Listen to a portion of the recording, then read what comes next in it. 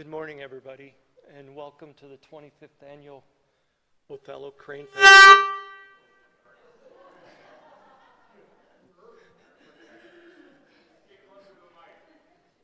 Okay, alrighty. My name is John Lawless. I'm a city councilman for the city of Othello, and also serving as the mayor pro tem this year. The mayor could not be here today, so I have volunteered to do introductions for the speakers here. And the first speaker of the day is Jason Fidorra, and he will be coming up and talking about burrowing owls. He's from the Washington State Fish and Wildlife, and he works out of Pasco. So, Jason.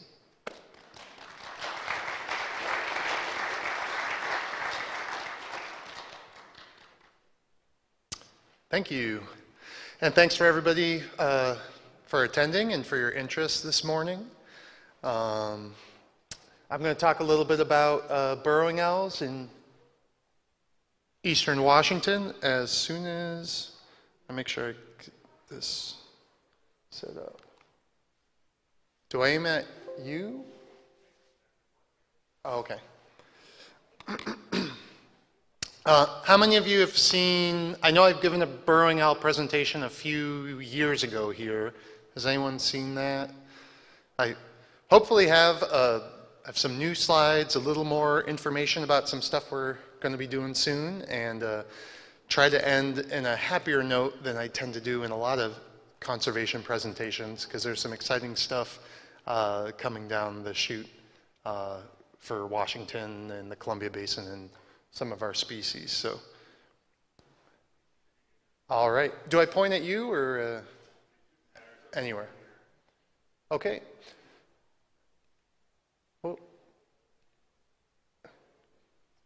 I guess I also want to mention that a lot of the information I'm going to share today comes also from partners, not just department projects. And the Global Owl Project and David Johnson and his team have contributed a lot of the research and information that I'm going to have some that I'm going to share today. So first, we'll just start off really quick. Burrowing owls are pretty unique and easy to identify by most people. I'd say the number one thing is habitat. I get a lot of people asking or saying, oh, I think I saw one in the tree in my yard, or it wasn't probably a burrowing owl. They're almost entirely restricted to the open country, farmlands. You're not going to find them perched in forests or leafed trees and things like that. Sometimes they'll be on a post on the side of the highway, maybe on top of a hay bale. They have no ear tufts. They have bright yellow eyes. You kind of get a white eyebrow across the top of them, and for an owl especially, they have long legs and short tail. Adults and juveniles during the summer are easy to tell apart. If you get a decent look, the adults have the speckled appearance. That's an adult on the left. And on the right, there's a juvenile. You can see the head solid brown, the back is solid brown. They don't have the bars and speckling on the chest. Like an adult, they have kind of a buffy cream plain chest, and that buff color is on the wing patch as well. So, and you can see that pretty prominently when they are in flight here. That's two juveniles, one on the ground going into one of our artificial burrow setups, and the one in flight, you can see that buff arc on the wing.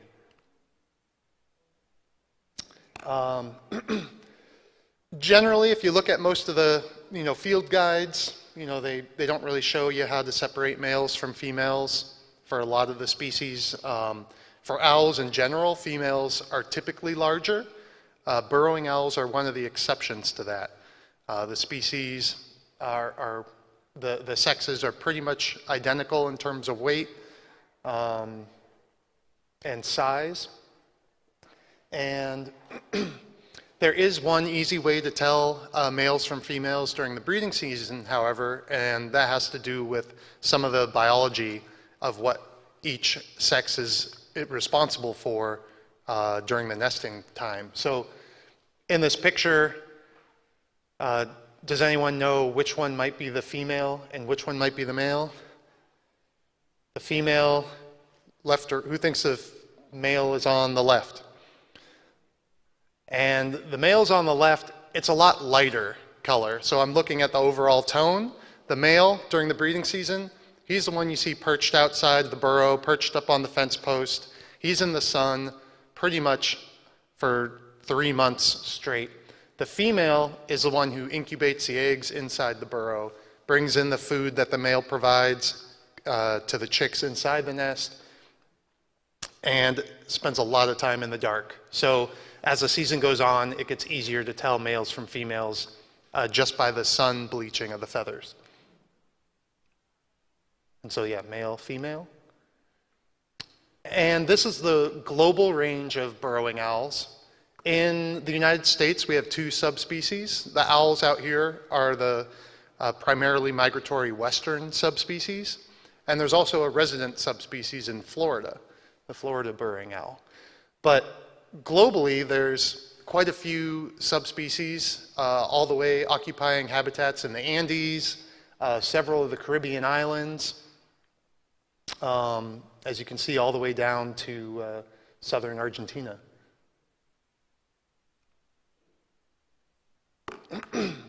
Now, the scientific name for the burrowing owl, Athena canicularia. Athena is the genus, and the last time I gave this presentation, there were only 5 species. Now taxonomy has changed a little, and they've added a few to this genus, but so there are currently 9. The burrowing owl, and that's the only fossorial one. It's the only one that nests exclusively underground. All the rest of them are kind of more typical in trees or cavities, ledges and things. Little owl is present in most of Europe and Asia. Spotted owlet, forest owlet, those are Indian species. And white-browed owl is an endemic to Madagascar. And that was the only one I just got to see of this genus other than burrowing owl on a trip this fall. I got to go to Madagascar, and this is my photo of the white-browed owl. So you can see kind of similar, but certainly some differences between our burrowing owl. That's perched up like 30 feet in a tree cavity. And then the Solomon owl group has been added, so that are those additional species. The genus name comes from the Greek god of wisdom and war, Athena, and it's pretty fitting when I think about it that, you know, she's often depicted with an owl,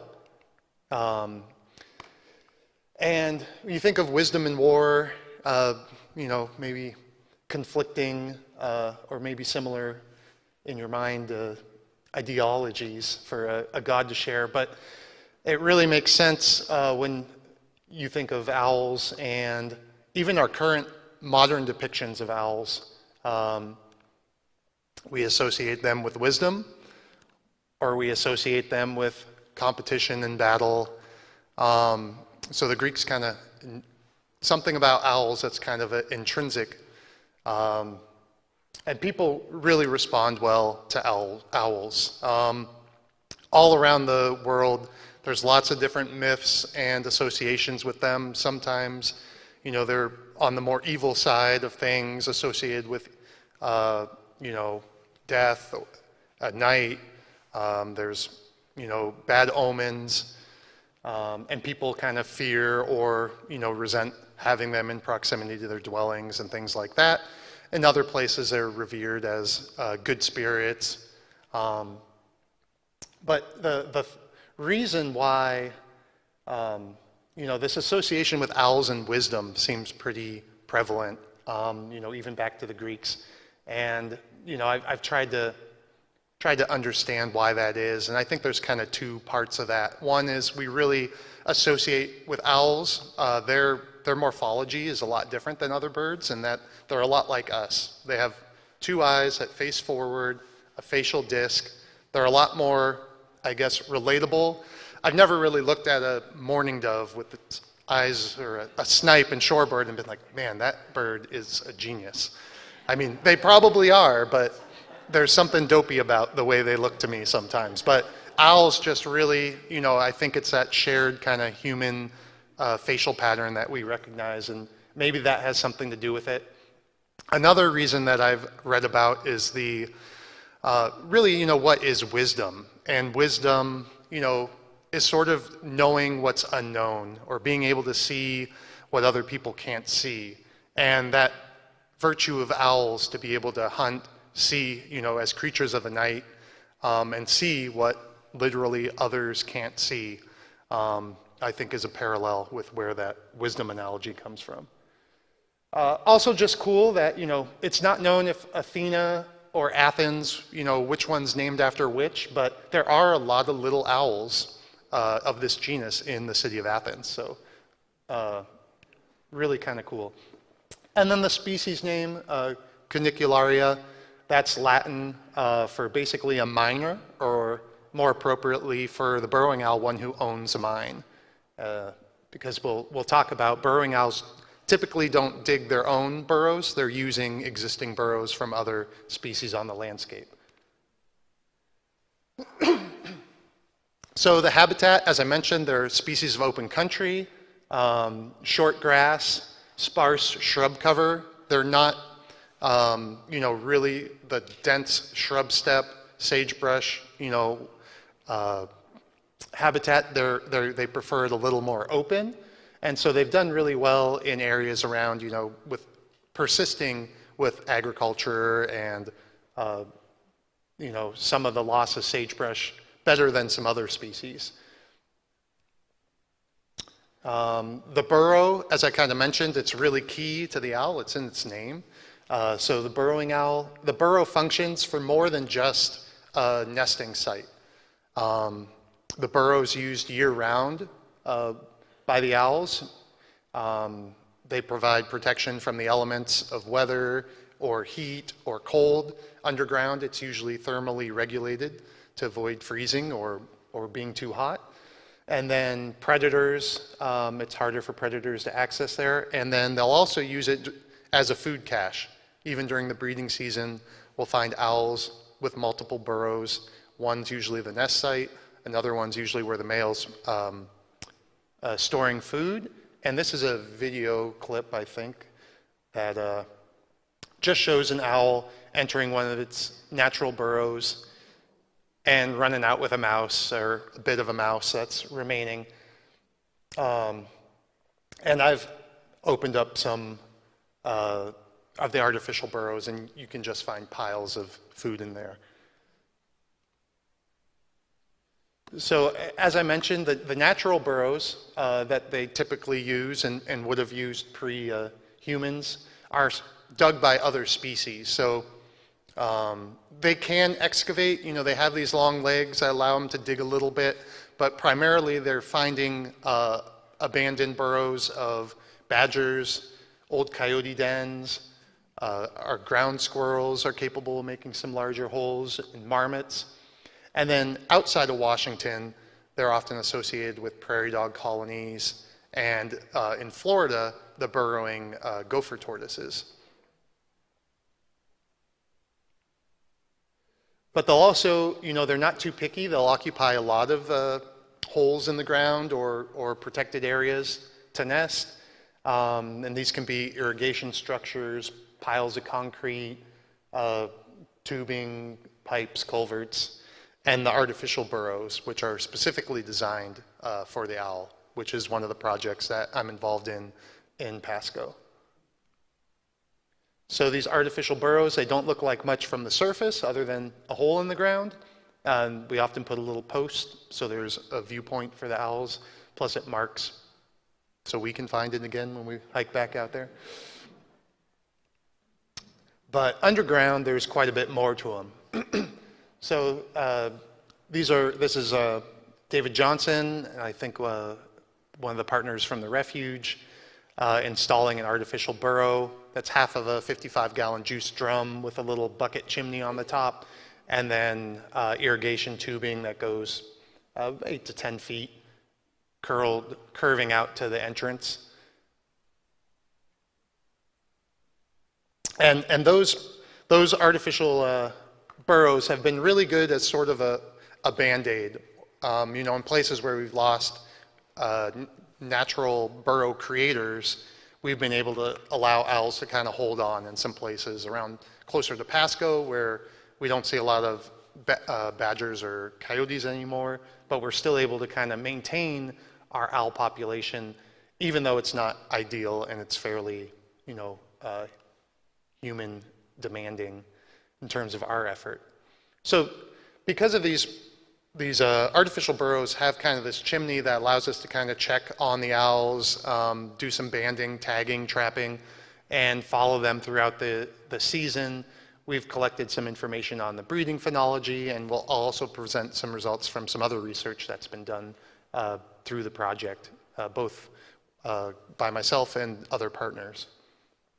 So in Washington, you know, they're mostly, a lot of the owls are coming back now if they migrated. A lot of them are still on site year-round, but we find that egg laying, they're just kind of gearing up for the breeding season, and we'll start laying eggs typically in April, average initiation date mid-April there.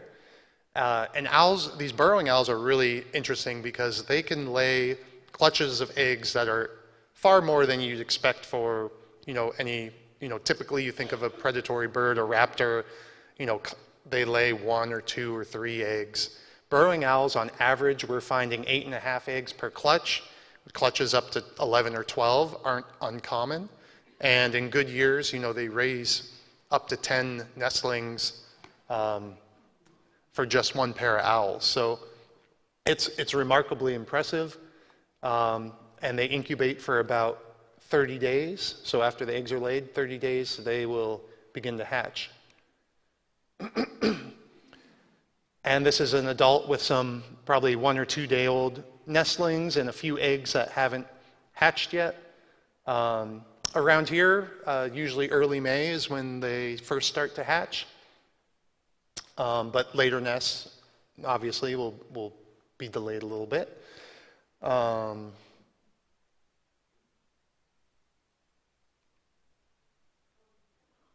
And as they get a little bigger, they you know, there's, you know, two kind of generally, you know, there's young, you know, some baby birds are really ugly and born blind and naked, and some, like, you know, chickens and things can run around as soon as they're born. Owls are sort of in the middle. You know, they're born with their eyes closed, but they're covered in hair, this white little cotton balls. Their eyes open a little bit later. And this was one that we were taking out just to age it and then return to the nest pretty quickly. At about 14 days old, they're in kind of their teenager-looking, awkward stage, but getting some of those brown plumage features that we talked about earlier. And they'll start moving around, coming to the entrance of the burrow, walking out, you know, maybe changing burrows if there's close by additional burrows. And then with the project, with the artificial burrows, we'll try to band them, you know, catch them and put the aluminum leg band on around 20 to 30 days old. And then that's shortly after that, they begin to be able to fly. And anywhere from 40 to 100 days old, they'll depart from the nest site and be independent. And this is probably about their cutest stage around banding, when they're probably 30 days old or so. And like I said, they will stay, often they'll stay with the adults until they reach up to 100 days old, but can depart quite earlier. Here, you can see the chick is in the middle there without the barring and the spots. Still a little small, so not quite ready to fly yet. Brown head instead of the spotting. And I can't tell which of those adults, the lighting isn't perfect, but the one tearing up the food is probably the male there, and next to the chick, and the female standing off to the left. But a lot of other things, you know, share these burrows with these, well, they don't share these burrows, but they compete, I guess, or would like to use the burrows as well. And we found, you know, ground squirrels in some of the artificial burrows. Sometimes there can be snakes, black widows, or I guess they do share with some of them. We have some sets where we'll have skunks hibernating in them during the winter, and then I have to come clean all the skunk they make huge nests, so I have to clear all this vegetation out so the owls can use it again. But it's pretty, remarkable. These owls are nesting in these, sandy tunnels that were created by badgers or coyotes, which also really like to eat eggs and owls. So the owls actually have evolved this kind of adaptive mechanism to help defend from these would-be predators that may be sticking their nose around and coming in, putting their head in a burrow. And, as I said, there's snakes and rattlesnakes in our area. So if you imagine being a coyote and sticking your head, you're going face first into a dark hole in the ground. Let's see if this works. Oh. And then this is the sound you hear.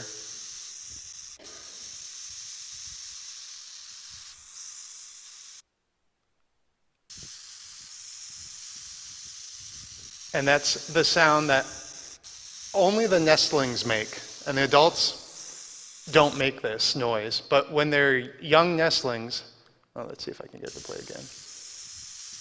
These are some that are in a bag that we're about to band. But when they get disturbed or threatened, or as you're opening the burrow and reaching your hand in, and then all of a sudden there's owls in there, but you hear that rattlesnake call, you just instinctively pull back. So it's very effective on me, and I even know what's going on. But just remarkable, adaptation. These owls obviously haven't learned that from hearing rattlesnakes. They've spent their whole life in the dark since they've hatched, but mimic that sound. Prey items, pretty much anything they can catch, depending what's around. Mostly rodents, occasionally some lizards. They're proficient bird hunters. I find lots of remains of horned larks, meadowlarks, other species, and insects make up most of the food. But I'm regularly finding spadefoot toads, some snakes occasionally in the chambers. This is a food cache that I cleared out and took some pictures of. I think there's 4 different species of rodent, from kangaroo rats to deer mice. I need to find out what that golden-looking mouse is. A bunch of small pocket gophers. This is hard to see, but that's a tiger salamander.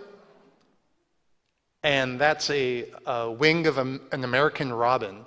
So the remains of a robin it had killed and ate. So they're pretty good predators. And this is a video again. And so during the breeding season, the male will bring food, place it outside the burrow. The female will come in and collect some. This is actually a chick coming and eating I think a cricket or something that the adult had flown in with.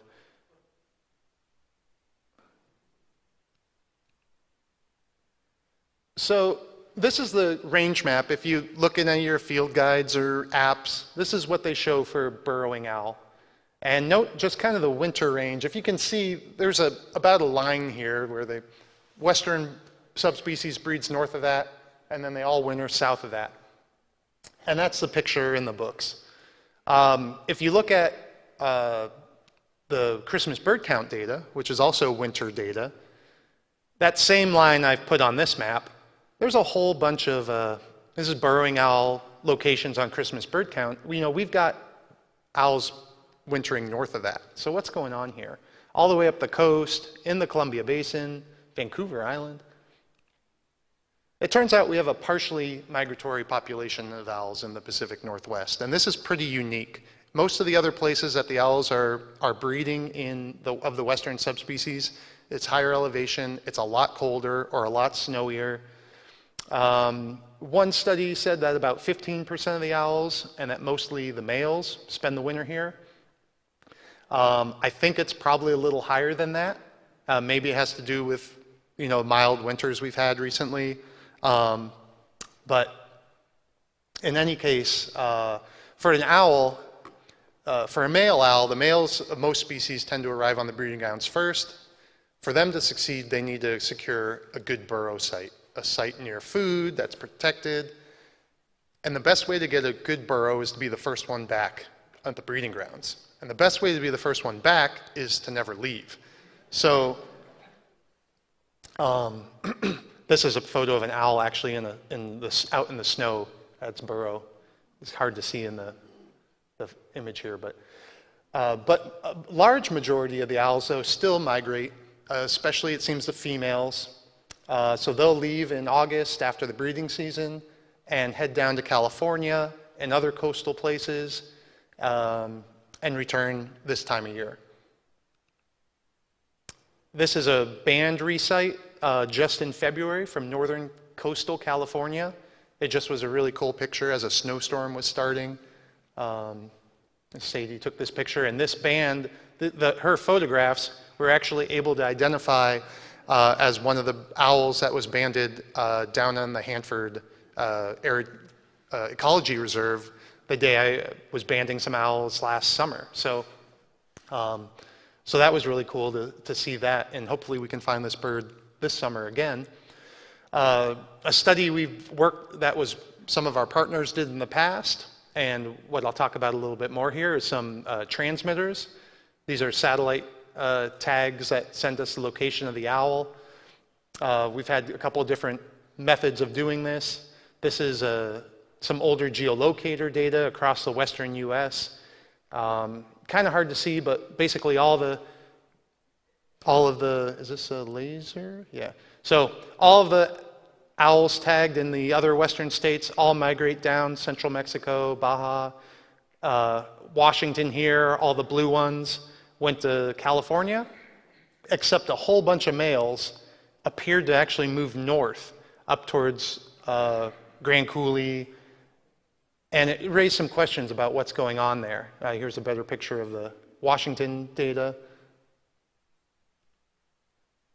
And they fitted some female owls with GPS data, which was backpacks, which are far more accurate. And the owls from Pasco went down to California and overwintered on the islands, off the Channel Islands, which was really cool for me to learn because I spent 4 years living on San Clemente Island, which is the southernmost Channel Island, doing some bird research, and we'd see owls in the winter, but we always thought they were just coming from the Salton Sea, which has a lot of owls here.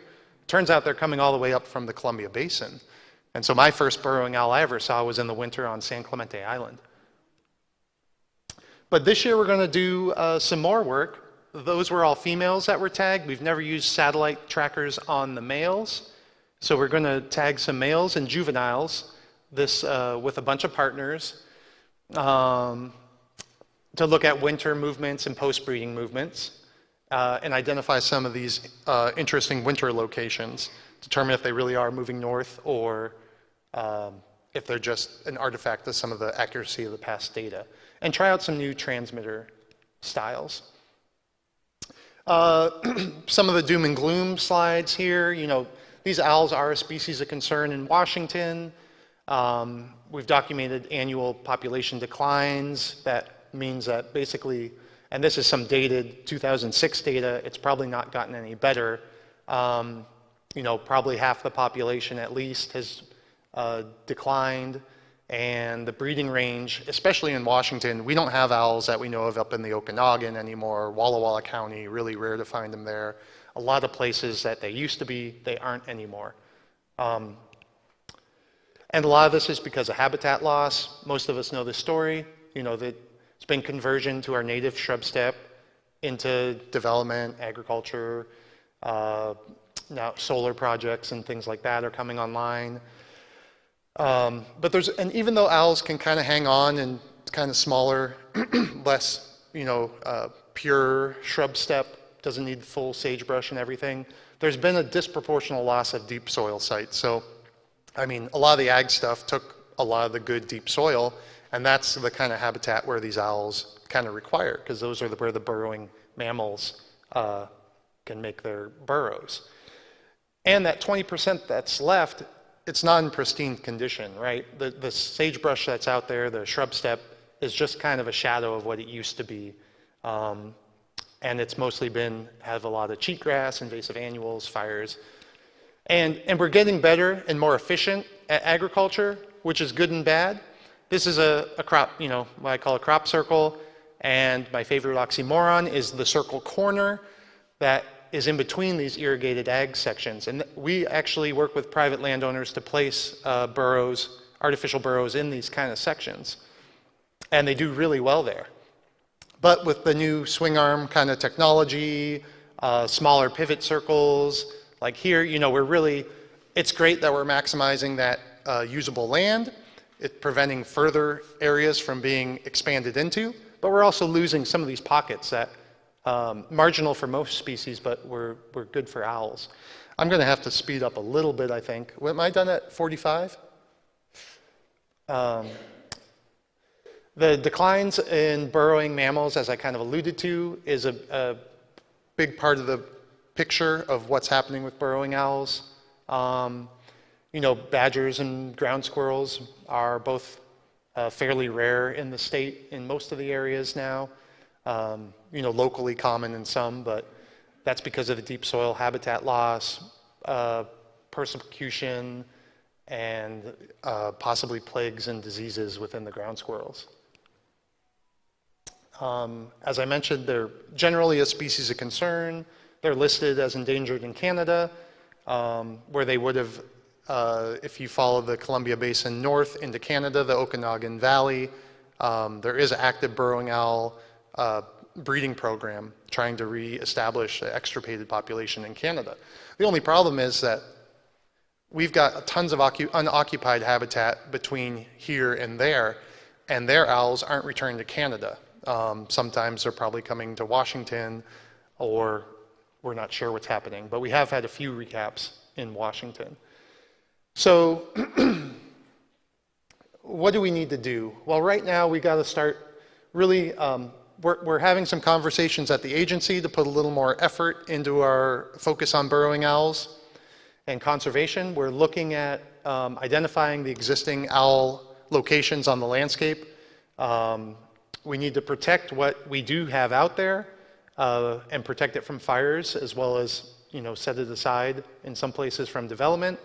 We need to work on restoring what's out there and degraded and improving the habitat, which can include artificial burrows. Coordinate across multiple states, because these are migratory for the most part. So what happens in the winter affects our populations here. And habitat loss in California has been a big part of our story as well. And do more to protect some of these burrowing animals. So the good news is I actually have positive stuff to report on almost all of these fronts. This year we are going to do a transmitter study. We've got funding for that. We're going to look at where some of these important wintering areas may be in Washington. We're going to be planning a statewide survey to see, where exactly we still have owls in the basin. There's a really exciting thing coming out right now about solar development, identifying the best places to put that and focus it, and what places to avoid. Audubon's kind of been leading that with a lot of partners. That's really exciting, and I think it comes live April 12th. Washington Fish and Wildlife has a new funding and conservation emphasis called WSRI, which is the Washington Shrub Steppe Restoration and Resiliency Initiative, which was funded and provides project funding for a lot of impact to combat impacts from fire. It can be applied on private lands, and that's just kicked off and is open for some funding, and so there's opportunity there to do things like expand the artificial burrow project. And a big picture is to use these artificial burrows, not that the owl population should be totally supported by them, but to provide these kind of safe holds, these anchor points across the basin that owls can kind of use as a base and stepping stones to expand and hopefully connect with the habitat up in British Columbia again someday. We're kicking off a Pacific Northwest Burrowing Owl working group with some other states and partners. And in relation to the burrowing animals, I'll be in the field all next month and the month after looking for ground squirrels. So more to come. Hopefully I'll come back in a year or two with data from the transmitters and maybe some more from the ground squirrels. And until then, thanks.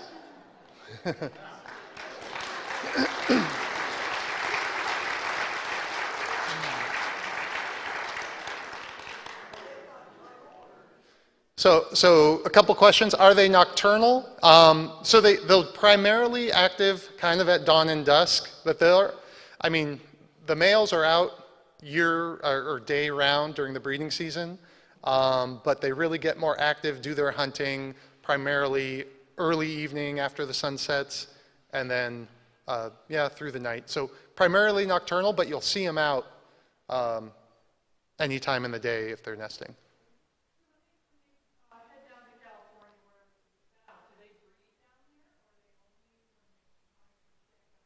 Yeah. So they don't breed down there. They just it's your typical winter migration. They're snowbirds, and but they do occupy.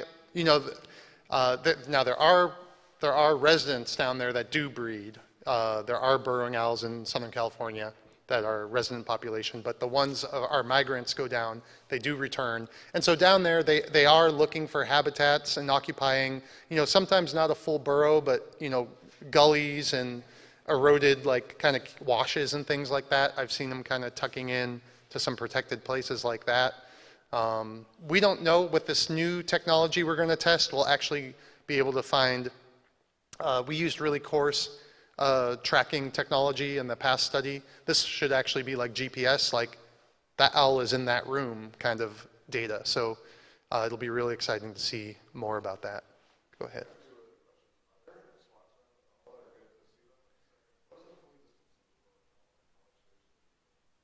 How much, so burrowing owls, I'll answer the second one first. In terms of how much space should they be given, like it really depends. It's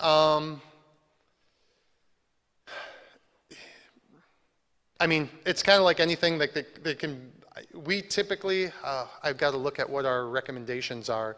We do have some setbacks for development and things like that. I can't be quoted on what it is right now, but in general, a couple 100 feet is usually adequate. Like I said, we're using these circle corners for them to breed in.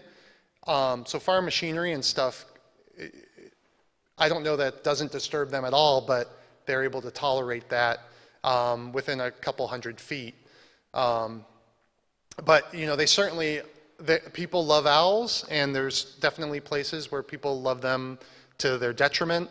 I regularly get calls about burrows up in the Othello area or Ephrata that someone needs to go out there and do something. There's photographers and there's birders, and they're 10 feet from it. And so I guess for that reason, they are, if you're in the area, ask some of the farmers. They probably know where the owls are on their property. I don't actually cover this county, so I don't spend a lot of time up here and know offhand where they are. The ones at the burrow sites that I manage are primarily on private land and not really that accessible, which is both good and bad. It'd be nice to have a nice viewing place for folks to go, but yeah, sorry. Let's go. An adult probably stands about like 8-9 inches tall, but you can still, I can hold, one in one hand, kind of I don't know if I had any pictures in my hand in there. But yeah, they're only, and when you're out there, their first instinct, they don't always fly first. If they're at their burrow and they see someone, they actually get into this like pancake posture that's like very flattened and low, and they just kind of look as low and flat as they can, and then, you know, if you get within 20 feet or something, then they might realize that you're onto them and it's past their comfort zone and they'll flush off. So,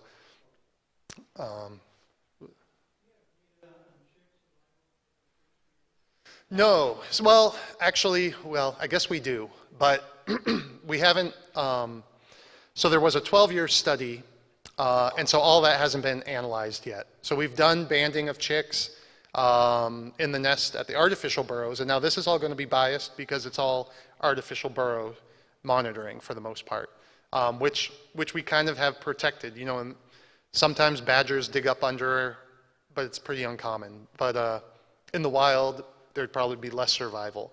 But we're David Johnson with the Global Owl Project is kind of synthesizing all that data now. There was a 12-year study and it just ended. But from the band recoveries and the continued work year after year, we'll have some of that. It's going to be, the takeaway is it's going to be very variable between years, and it's going to be very different between sites. We have years where almost all my owls have 10 chicks, and we have years where the siblings are eating each other or adults are predating on juveniles. You can go out and find starving owls dead by the burrow. It's really related to food availability. All right, let's take one more. Or we'll do two more. Go ahead, up front.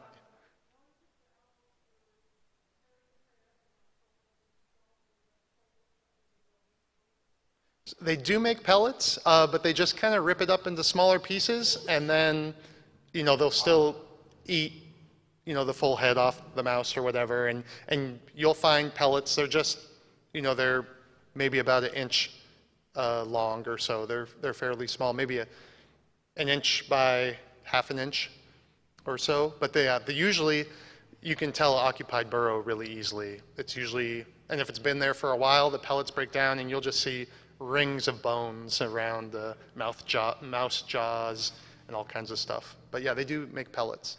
And there, one more in the back.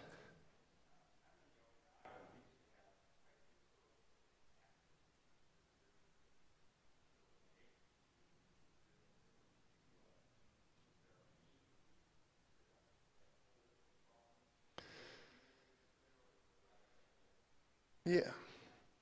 So I'm not totally sure. I have talked with the bio up in the Okanagan, and one thing he mentioned is that the ground squirrels from the lowlands, they're not seeing as many, and that they still have Columbia ground squirrel up at some of the higher elevations, but in the low valley bottoms, for whatever reason, they don't see them anymore. I don't know if that matches what you see, but.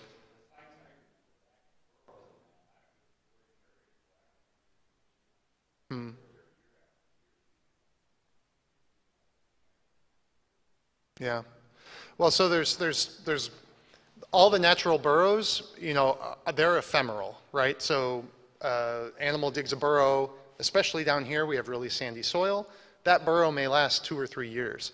So if there isn't an active badger population, or, I mean, there's coyotes probably up there, but they don't dig as prolifically as badgers do. And so it could be that, it could be, I mean, it could be a lot of things, but it could be that, you know, British Columbia and the Okanagan are sort of at the historic north end. And so as things get bad, things contract typically with a lot of species. So, but BC is doing a lot of work, and we'd love to kind of bolster our Washington population and get things reestablished up there. So it won't be quick, but there's interest in doing that. So, does anyone know what time I'm supposed to stop? Oh, 10:10? Okay. Well, I'm happy to stick around a little longer then. I thought it was a 45-minute thing, so.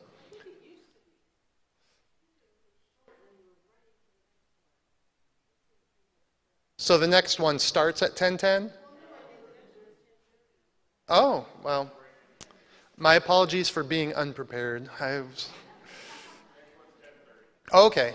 Well, if people want to schmooze in between things, go ahead and take off, but I will stick around and answer a few more questions. So.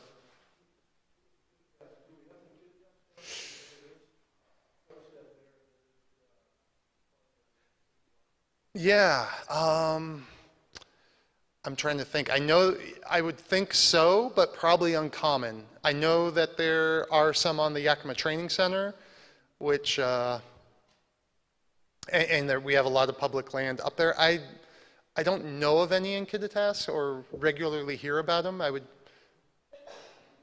But it's probably an area that they have more of a historic presence in, and maybe the population's a little smaller now.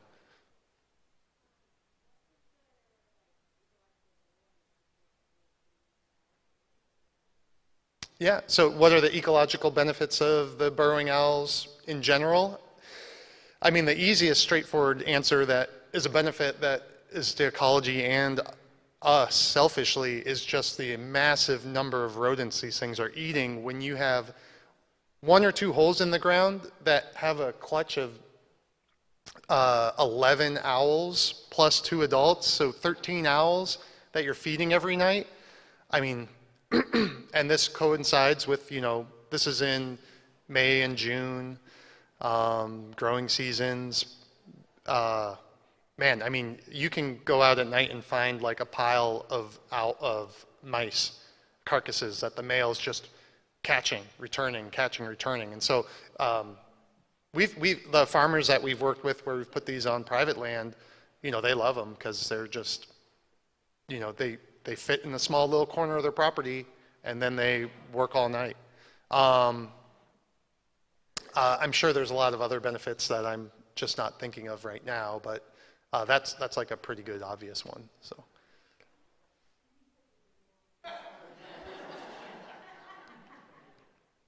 This little guy? You just put that on loop. I don't have to say anything next time. We'll just. Yeah, that's good.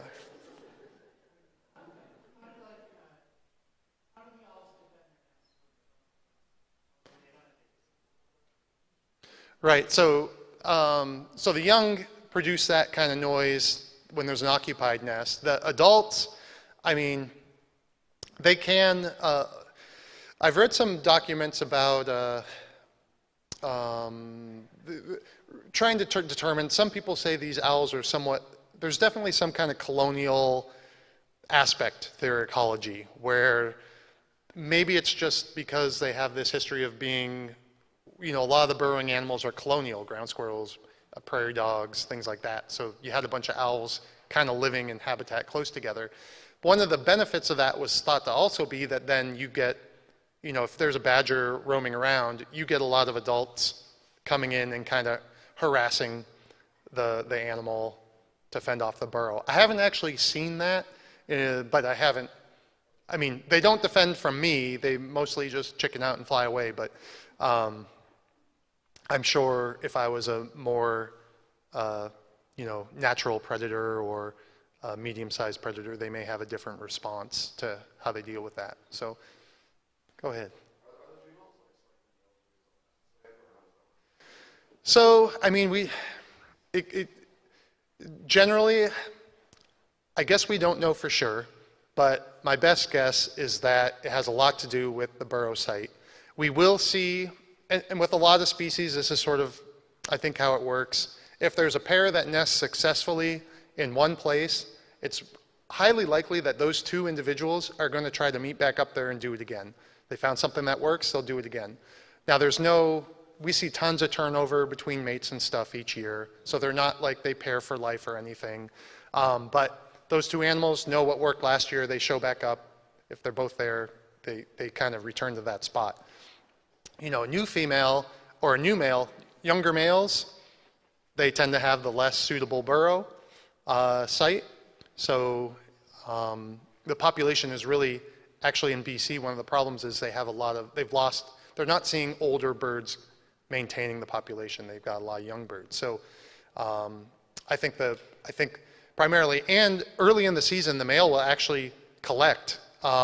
There's 2 things. One, they'll collect and store food. So you'll see these piles that cache with the tiger salamander photo, that was in like February. So pre-breeding season, he's stocking up to show that he's a pretty awesome hunter. They'll also start to collect, the males will decorate the outside of their burrow with decor. Beautiful items like coyote scat and beetle-like wings, often like little bits of tar and tire and moss and stuff. And they'll collect and put it outside there. So there's a couple theories on why they do that. One is that, you know, the scat and stuff actually attracts, you know, beetles and things. I like to think that it's just another way that he's like, not only am I an awesome hunter, I also have time for hobbies, and is just like a well-rounded owl. But you know, there might be some messaging on, hey, this is an occupied this is an occupied site. Look at all this stuff I have time to collect. I'm a pretty bad dude. But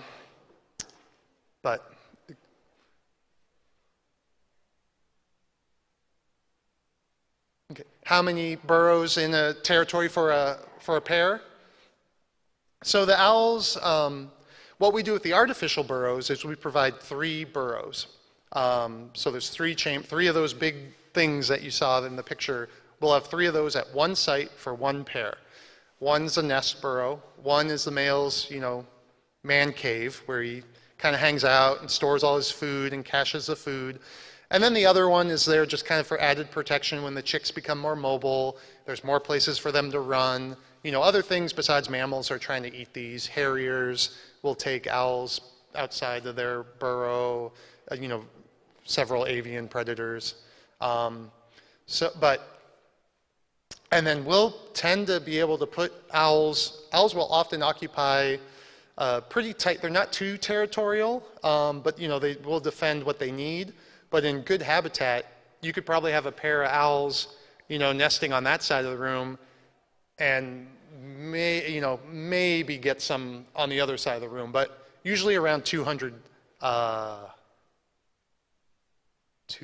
meters is, I think, what we space our clusters at typically. But now I forget if that was, I think that's meters, yeah, 200 meters. I'm sorry, well, I don't know if I can answer that right now. I'm sure, I just don't know it off my head. I'm sure there's literature on it. Sorry, but you had one more, what was that part? So longevity, how long do they live?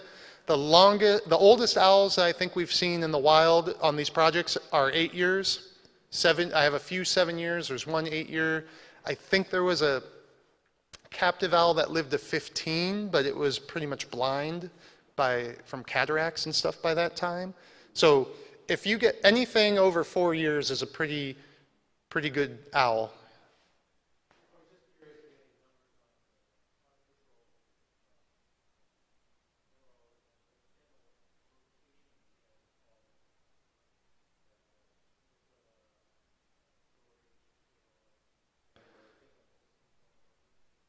Yeah, I can try. So where all do we have artificial burrows and how many burrows?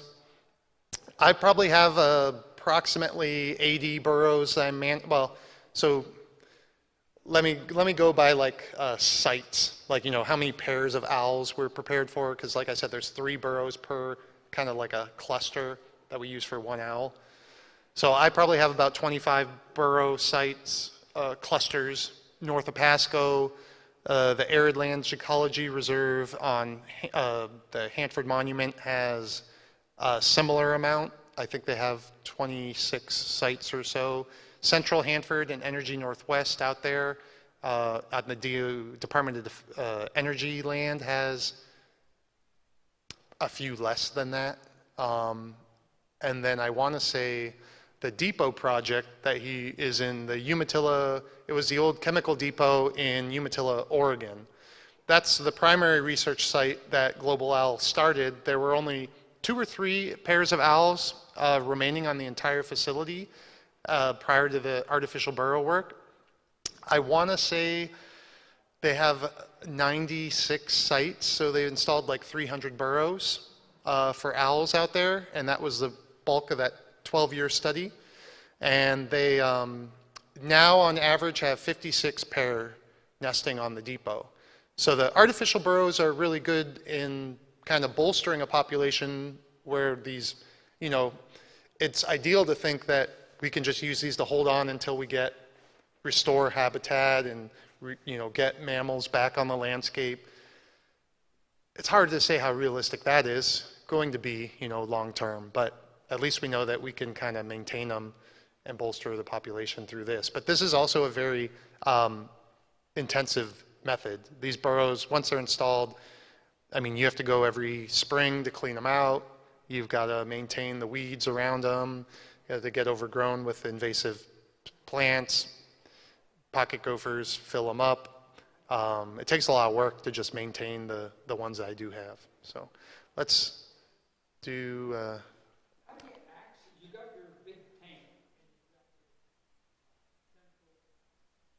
Yeah, yeah.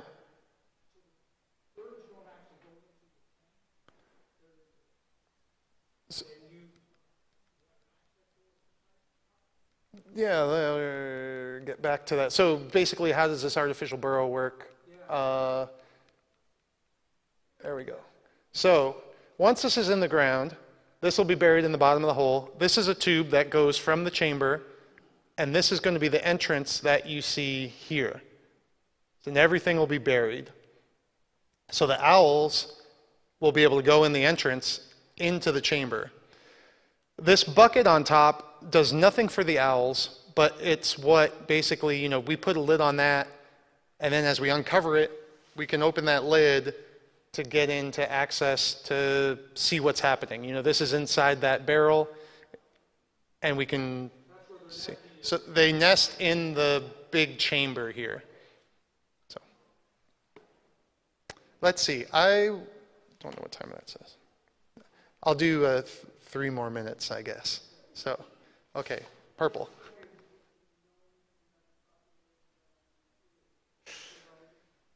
I've heard they had they have good numbers of owls there. I don't know much about the change. They are hanging on, and I just spoke with the biologist there. They had, contrary to up here, they had a report of a wintering burrowing owl back in February, and the bio had never heard of such a thing, and went out, and sure enough, they confirmed there was a burrowing owl that was there in February, and called me to ask what's up, and I was like, well, I've got like 10 or 12 owls that I could go look at right now, and they've been here since, you know, last summer. So it's really unique in the Columbia Basin that we have this overwintering population, because now here, I mean, they had a lot of snow then too. So, so I don't know entirely, but I do know that they have a fair number of breeding owls there.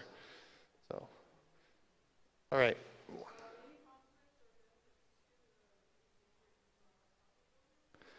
So the Mazama pocket gopher is almost entirely, now this is embarrassing, they're mostly around like the Puget Sound area, right? Okay. I'm pretty sure they're on the west side, where we pretty much in Washington only have burrowing owls breeding in the Columbia Basin. Some of the owls will winter more towards the coast, and we've had birds from BC winter in the Puget Sound. Every now and then a wintering bird shows up somewhere in the Seattle area, and 1 million people go get pictures of it.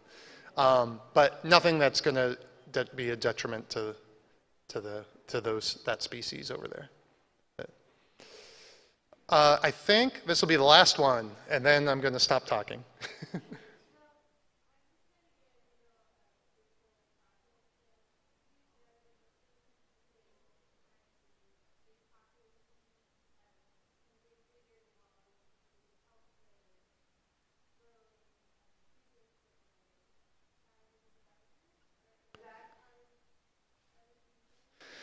Yeah, I mean, so this project with the artificial burrows just kind of started as a sort of emergency. Like, you know, owls were almost gone from the Army Depot down in Oregon, so they started putting in burrows. We had some development projects that came in and wiped out tons of burrow sites, and that led to just a little mitigation money that they were like, well, we're not going to, we can't do anything now. The development's already went in, but here's a little money. What could you do? So we started, that's kind of the origin of some of this work.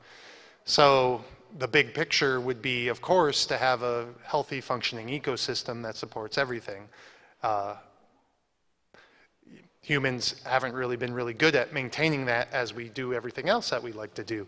And so, yeah, I guess the ideal would be that these, eventually, owl populations aren't dependent upon this. And currently in Washington, owls are not likely dependent on our artificial burrow work. They do still have naturally existing burrowing mammals, but at least in certain areas, this has been a tool that we've been able to use to maintain owls, such as in Pasco or on the Army Depot there.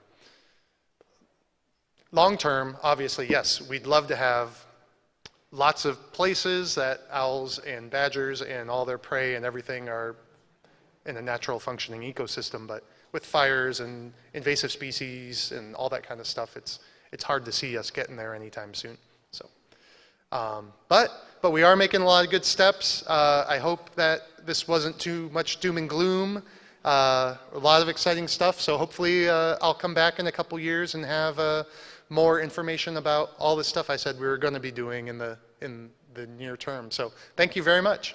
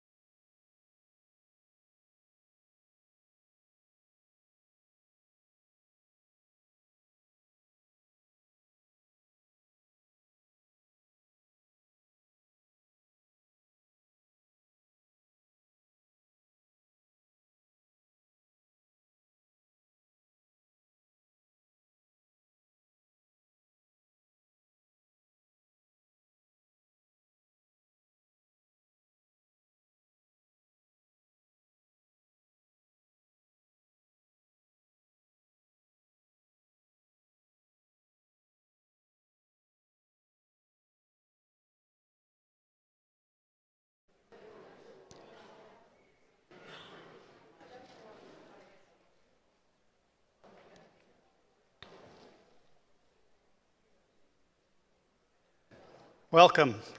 I'm Gary Ivey, and I'm here for the cranes. How many of you are here for the cranes? You know, cranes and other wildlife really generate a lot of money to these local communities and you know, through tourism and so forth and so on. They're an important economic force. Okay, we're ready to get going. So I'm going to talk about cranes of the Pacific Flyway. The Sandhill Crane, which the American Ornithologists Union decided to change the genus on recently, and there's still some debate about that. Grus canadensis now is Antigon canadensis, which puts them closer to the crown cranes, which are in Africa, and I personally don't think that fits very well, but that's one of the most abundant species.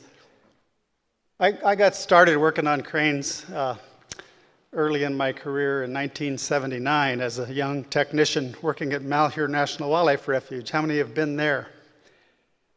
If you haven't been, you're missing out. Go in May this year. It's a good water year, and it's just Disneyland for birds. Go there.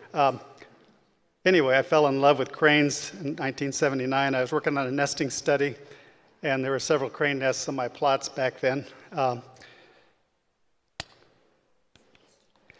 So I became a craniac, which is our term for people who like cranes and study cranes. In 1983, I was hired as a biologist at Malheur and worked there for 15 years, mostly on cranes, but all the birds that are there. And basically, we studied breeding ecology, the greater Sandhill cranes that are there, and nest success and chick survival. In 2000, I conducted surveys mapping all the crane pairs in Oregon and California. 2001, we did a satellite telemetry study on the cranes that winter along the lower Columbia River near Savvy Island and Ridgefield National Wildlife Refuge. If you live in that area, there's great crane viewing there all winter on Savvy Island, and also particularly the Columbia Land Trust has some property west of the Fort of Vancouver that's really good. I'll talk about some of these studies. I co-authored the state recovery plan in Washington State here. Sandhill cranes are considered an endangered species. In 2003, I worked with the Nature Conservancy in California on Staten Island, which is a very important wintering site down there. I finished the Intermountain West Waterbird Conservation Plan in 2006, which covers 11 western states, includes all waterbirds except waterfowl, but including cranes. And then I did my master's. In 2008, I finished my master's on nesting ecology of cranes using the data I'd collected all those years at Malheur, and then went on for my PhD. I wrote a little document that's targeted on private ranch lands about how to raise cranes on your cattle ranch, basically. Back in 2011, and then in 2012, I was working on the Bay Delta Conservation Plan with mitigation measures for cranes in the Sacramento-San Joaquin Delta, where they were going to put a big tunnel around the delta to send fresh Sacramento water south to the San Joaquin Valley and Los Angeles, basically. 2013, that winter, we mapped all the crane flocks all over the wintering grounds in the Central Valley, so we have a good handle on distribution of cranes. And I finished my PhD in 2015. I'll talk about all this a little bit in my talk today, but anyway, so I've been working on cranes. A little history. Back in the mid-1800s, once after the gold rush, and when people started trying to get out west to the new state of California and Oregon, the government paid for teams of surveyors they were called railroad surveys. They were trying to figure out the best railroad routes to get out west. And they had teams of botanists and geologists and various scientists. Anyway, those crews documented that cranes were encountered regularly during those surveys in the Intermountain West, between the Rockies and the Sierras and the Cascades. And even some of the Indian villages had pet cranes that were kind of treated like chickens. So they were pretty common. However, the people that came out west were very hungry, and there weren't a lot of grocery stores. So a big industry that followed soon after the gold rush was market hunting of wild birds. And they shot pretty much everything, but big birds were more of attraction and more valuable than small birds. In addition to the meat, the feathers were valuable, the quills for pens and so forth. But there was a huge industry on the wintering grounds in California selling cranes for food. And cranes were devastated by that. There was also some habitat loss associated with settlements, which had some impact, but I think the overhunting was really the big factor that almost eliminated these populations. In the 1940s, it was reported there were only 5 breeding pairs left in California. They went extinct here in Washington State. The last nest was documented in 1941 on Signal Peak, which is on the Yakima Nation property. And about 100 pairs survived in Oregon. Interestingly, in Oregon, the old Birds of Oregon talks about there were a few pairs in the Cascades and mostly in the Blitzen and the Alvord. The Blitzen is the Blitzen Valley of Malheur National Wildlife Refuge, which is the most important breeding site for sandhill cranes in the West. So they're endangered in Washington State, as I said, and they're also considered, the graders are considered threatened in California.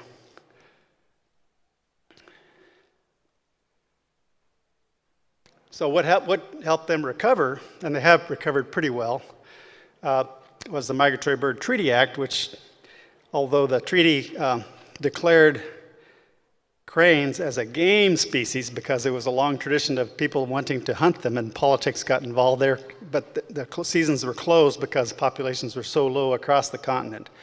So they were declared a game species. And in the 60s, the populations grew and mostly in the Central Flyway, which is between the Mississippi and the Rocky Mountains. Most of those states in that flyway have some level of crane hunting. But because they adapted to feeding and agriculture, I think really helped those populations grow faster. They've got a much better, probably more secure winter food supply with all the corn and wheat and rice that's available in the landscape now. There are some threats still.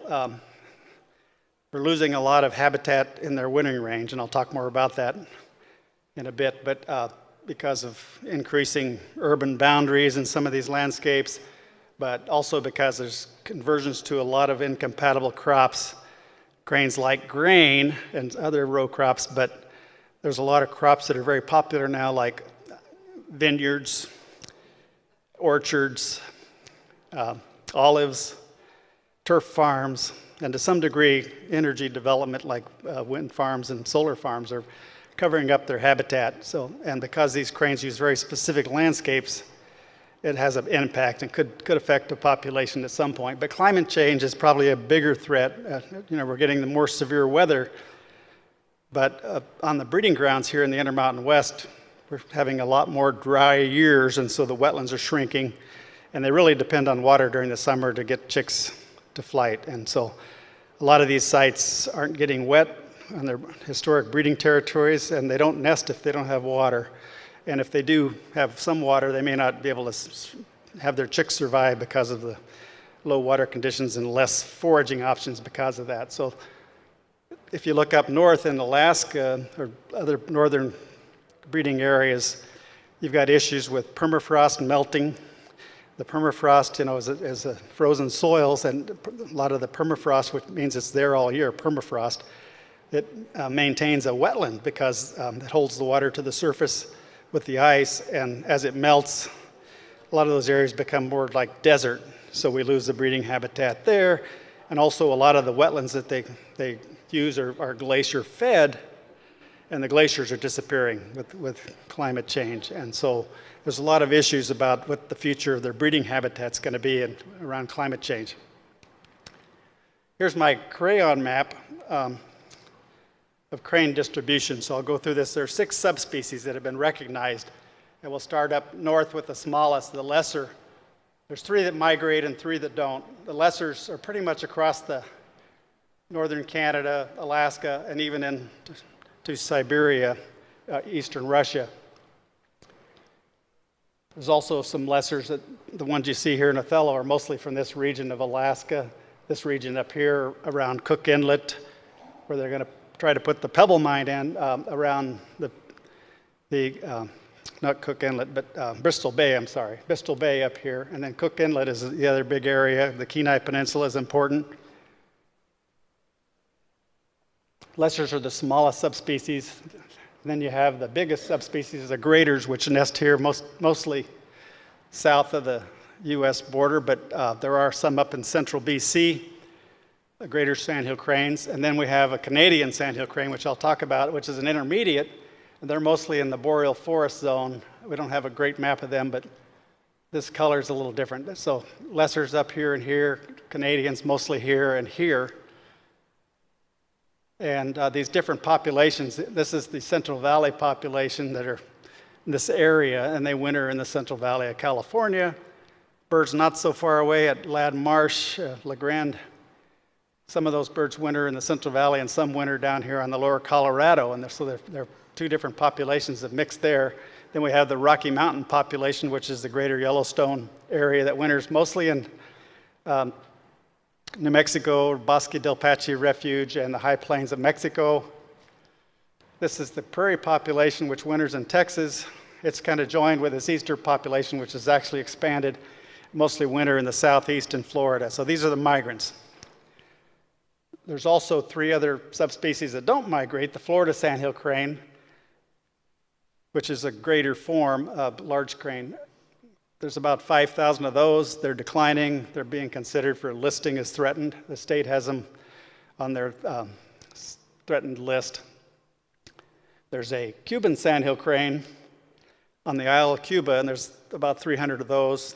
They're listed as endangered on the CITES treaty. And there's also another endangered group called the Mississippi Sandhill Crane. When there's 200 or 300 of those, about 300, they're being released still from captive reared birds so they can maintain that population, but most of their habitat is lost. Almost all of it's on the Mississippi Sandhill Crane Refuge, and they're still struggling to get that population, keep it alive and viable.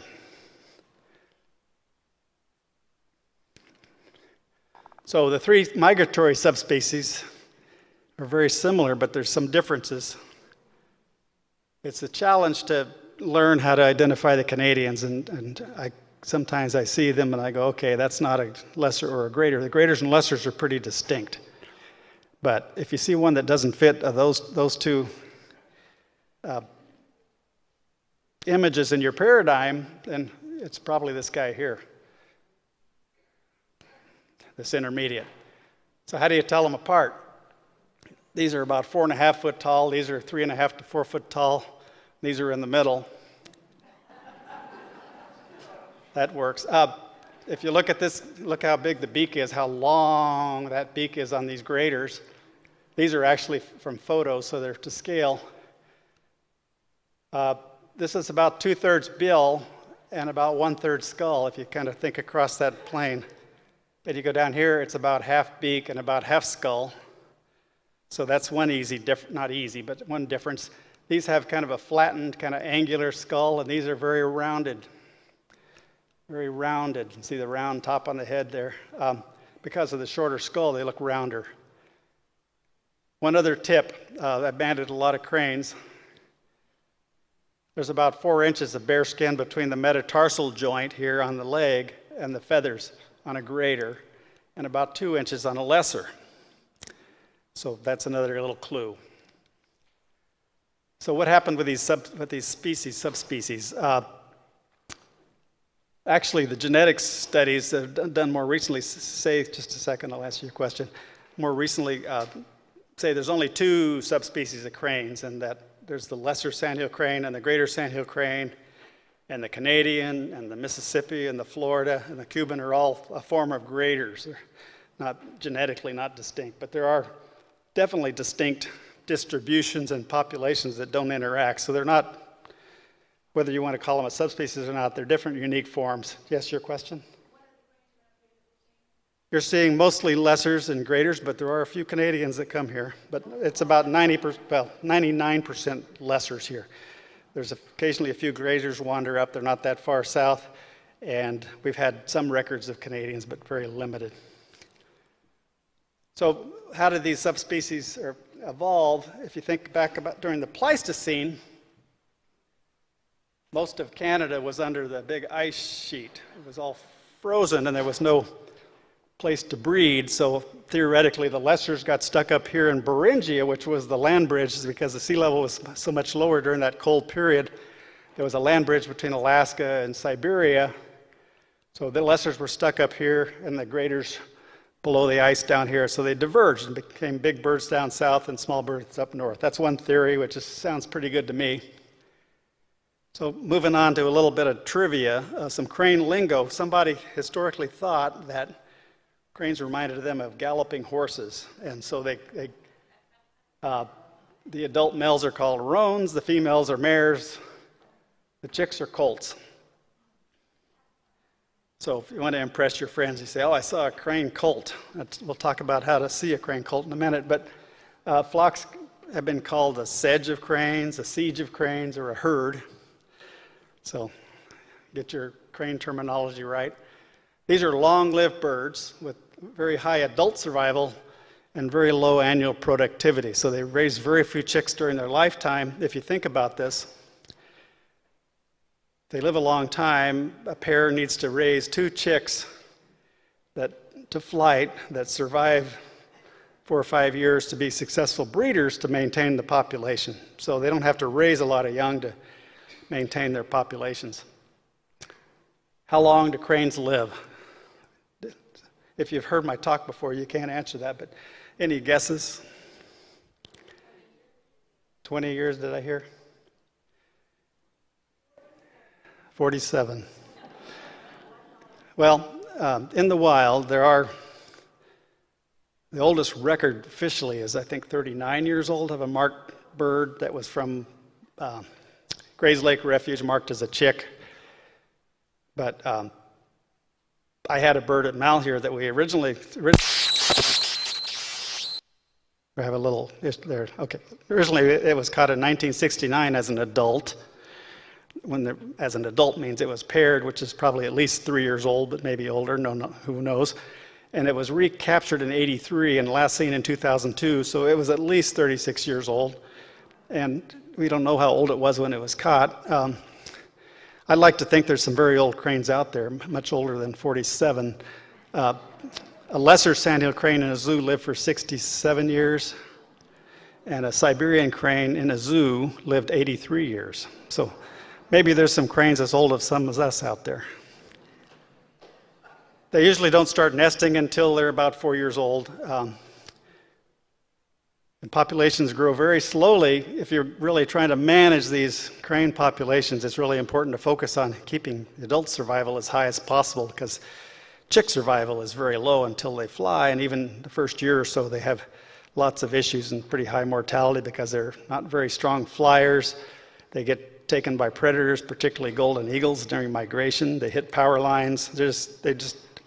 These adults, once they get to adulthood, it's important to keep them alive and long enough to raise families. I already mentioned this, 69 and 83. I got the lesser wrong, but there's some nice Siberian cranes. Whoops. They mate for life like people, which means that some of them stay together.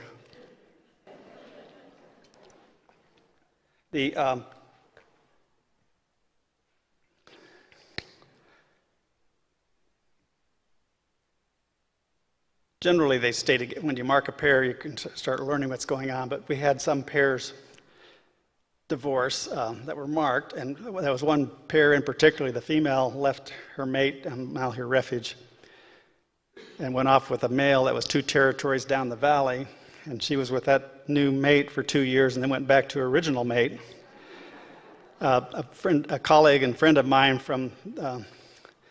who worked at the International Crane Foundation in Baraboo, Wisconsin, did his master's on genetics of crane eggs in the local population around Baraboo and found that 15% of the eggs were fertilized by the neighbor. So anyway, but it's nice to think that they mate for life. Cranes lay different color eggs. They normally lay 2 eggs, but you can see here's a 3-egg clutch. Here's another one. My friend Carol Littlefield, who studied cranes at Malheur beginning in the mid-60s, figured out that you could actually identify an individual female every year by her egg color, because they're consistent every year in the color eggs they lay. So he would get the old soil, Munsell soil color test chart, which has, it's like a paint color key, and he would figure out the number that color was, and he would write that down and be able to identify the same female every year. And then there's records of 3 and 4 egg clutches, and I've only seen a couple in my time. They're pretty rare, but I was speculated that maybe there's more than one female in some of those cases at least. And so if you look closely, this isn't the best light here, but these are a little darker than this egg. You can see more clearly here. There's a lighter egg here and a couple darker ones. Back in 2006, there was a young man, Chad August, was working on his master's down at Ruby Lake National Wildlife Refuge, Ruby Valley. And I went down and visited him, and he had a 3-egg nest. He was going to go check that day, and I mentioned to him that, you know, maybe there's more than one female. We went out there, and this is the photo of the eggs in that nest, and we flushed he was doing his nest check every 10 days. We flushed the female off the nest, and they do this wing drag, killdeer kind of distraction display, and I was taking pictures, and Chad was writing in his notebook, and I looked up, and across the backside of this wetland, there were 3 cranes doing the strut. That guy had 2 mates. Generally, brood survival is very low, mostly because they're very vulnerable. They're on the ground for about 10 weeks, and coyotes and owls and eagles and everything pretty much eats cranes. So they have a rough time defending their chicks, especially at night. Mink are a big problem. Whoop. I think I have a video that maybe I deleted it. Anyway, I had a video taken in Burns, which is north of Malheur Refuge, where these 5 cranes were feeding on this manure pile, which has lots of bugs and stuff in it. And there was a pair doing their unison call, which is their pair bonding kind of territorial call on the right, and there were 3 other birds on the left doing the unison call. I think that was another example of a male that had 2 wives there.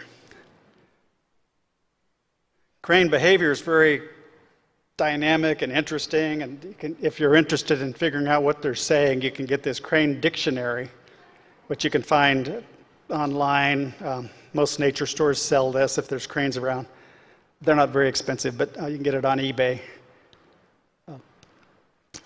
This is one very consistent behavior that says, let's fly. If you see a couple birds doing this, you can bet your partner that they're going to fly in about 20 seconds. So it's the lean. Whoop. What color are cranes? Some are red and some are gray. They're really only one color. They're this gray. These are, as you should know, these are graders and these are lessers. Looking at the beaks and all that, but this is the proper color of their plumage. This is not what happened here. Here's up in Homer, Alaska. It's one of my study birds there. Very bright red. They paint their feathers in the spring with mud to stain their feathers. So by the end of the season, they start molting out these feathers and start going back to gray at some level. Why do they do that? Maybe it's because they're more camouflage with that brown on them when they're sitting on the nest. The males also share incubation duties a little bit. Some people think maybe it's because they look pretty to their mates. Both male and females do it. Maybe it helps with feather mites. We don't really know. We can only speculate. The old name for lessers is little brown cranes. Early in the fall, October through mid-November or so, if you're on the wintering grounds, or even here in Othello, if you see the cranes going through in early fall, almost all the lessers are still red. And by that time, by migration, almost all the graders are molted into their gray silver plumage. So therefore, that's why they called them little brown cranes, because they thought they were brown at that time naturally, but they do molt through the winter and become grayer. But if you see a flock, if you look at this flock, say in early October, you can see here's a grader, there's a grader, these are graders, and you can see the red ones. So you can tell which ones are lessers and graders, and then you can look at the other formats, their head shapes and so forth. But there's always some exceptions. Here's a couple partial albinos. They're not really albinos, they're leucistic. Here's the mom and the chick. And here's a dark one. These two, this was about 6 years ago. I got a message from Casumnes River Preserve with a photo attached, and it had the cranes were kettling. It was in February, and they get ready to migrate. They do this big cyclone going up and testing the thermals, and there was this photo of these birds circling with these two little white dots in it. About a week later, I sent this photo from a photographer in Burns, which is near Malheur Refuge, of these birds. And 2 weeks later, unfortunately, he passed away, Dave Gecke, who was a retired manager from Columbia Refuge, but he was a great photographer. He took a photo of them here at Othello, these two white cranes. About a month later, I got another photo from Wasilla, Alaska, where they had been seen the summer before. So we tracked those birds pretty much through the flyway just because they're white and rare. This other guy, there's one of these around, because Randy, who's one of the tour guides, showed me a picture of it this morning. But these dark ones, you'd think they're melanistic, which is the opposite of albinism. But what I've been told, and I'm not an authority on this, but Steve Lewis, who did his PhD on cranes in Texas in the 1970s, figured out that these dark lessers were actually suffering from a fungal infection, which affects their feather follicles and causes the feathers to be dark. So this isn't it's a natural thing, but it's not a genetic thing. And here's a white crane at Lower Klamath Refuge. What does this photo tell you besides having an albino or a white one out front? What's this one? A lesser flying with a couple graders, obviously, so you can see the size difference. But so there's one grader in the flyway, at least, that's white, that goes through Lower Klamath Refuge and comes up probably through the Cascades somewhere. So here's a little test. What subspecies are these?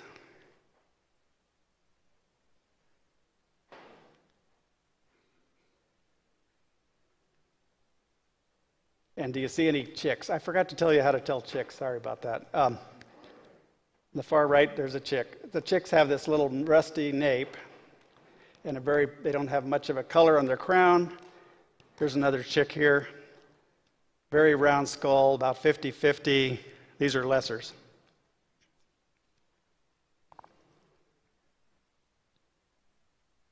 The sexes are identical, except the males tend to be a little taller, generally.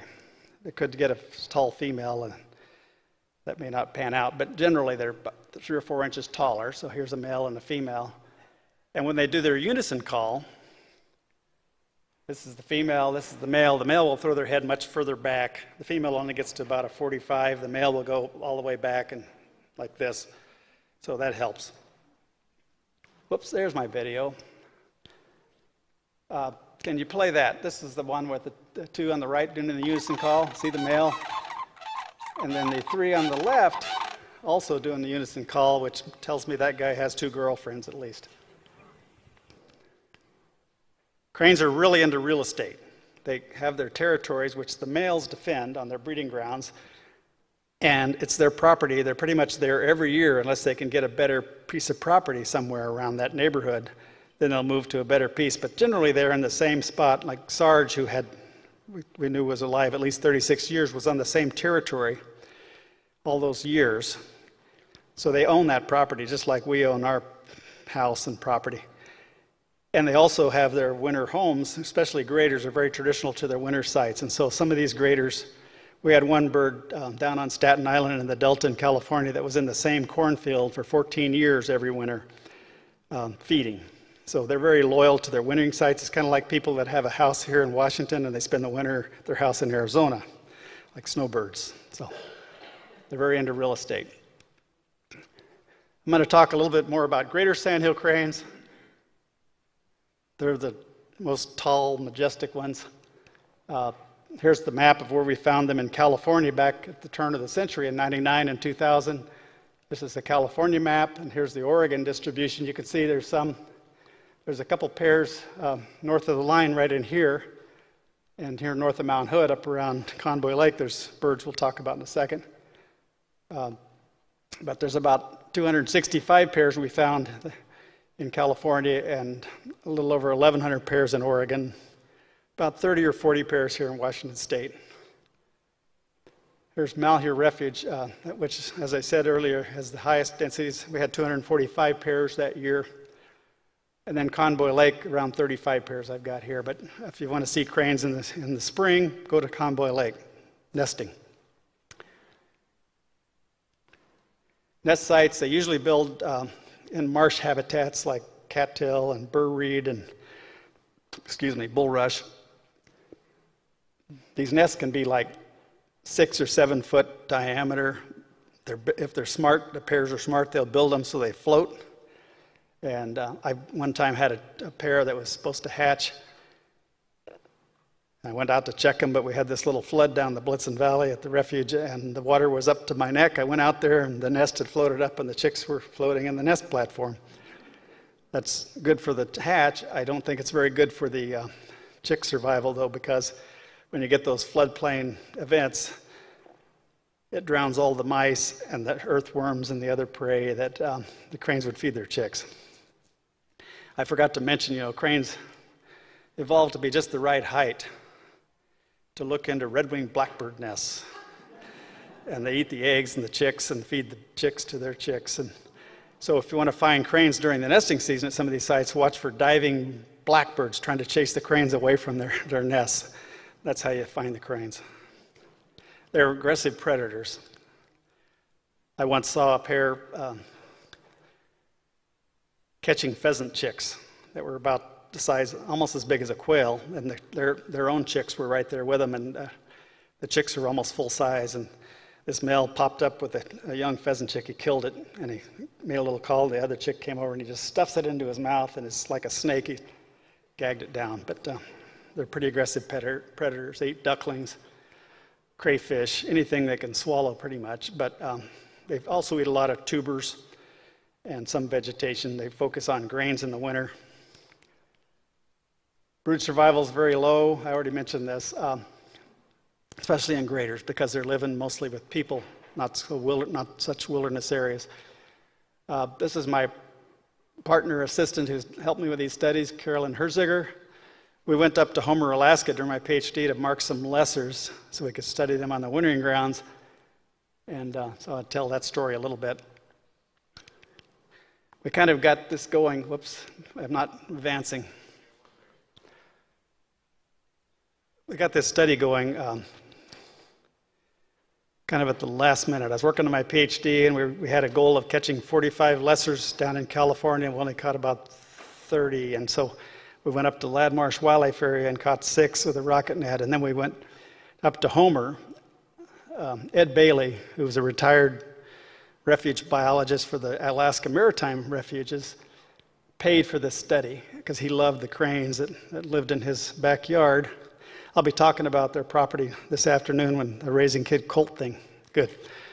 So anyway, we got going on this really late, and I was reluctant to agree to it, but I finally decided to. So we ordered these satellite radios, and we got all the gear and everything kind of rounded up in the middle of the summer. And I got the radios like 2 days before I flew to Homer. And normally we catch most of our cranes with rocket nets. And we couldn't do rocket nets because you couldn't take the explosives on the plane and have permits and all that. So we decided to try some snares, which we used to catch some cranes. And so we were a little nervous. And we had booked lodging because it was so late in the season at about 8 different spots over 2 weeks. The little cabins they had for rent. They had a day available here or 3 days there.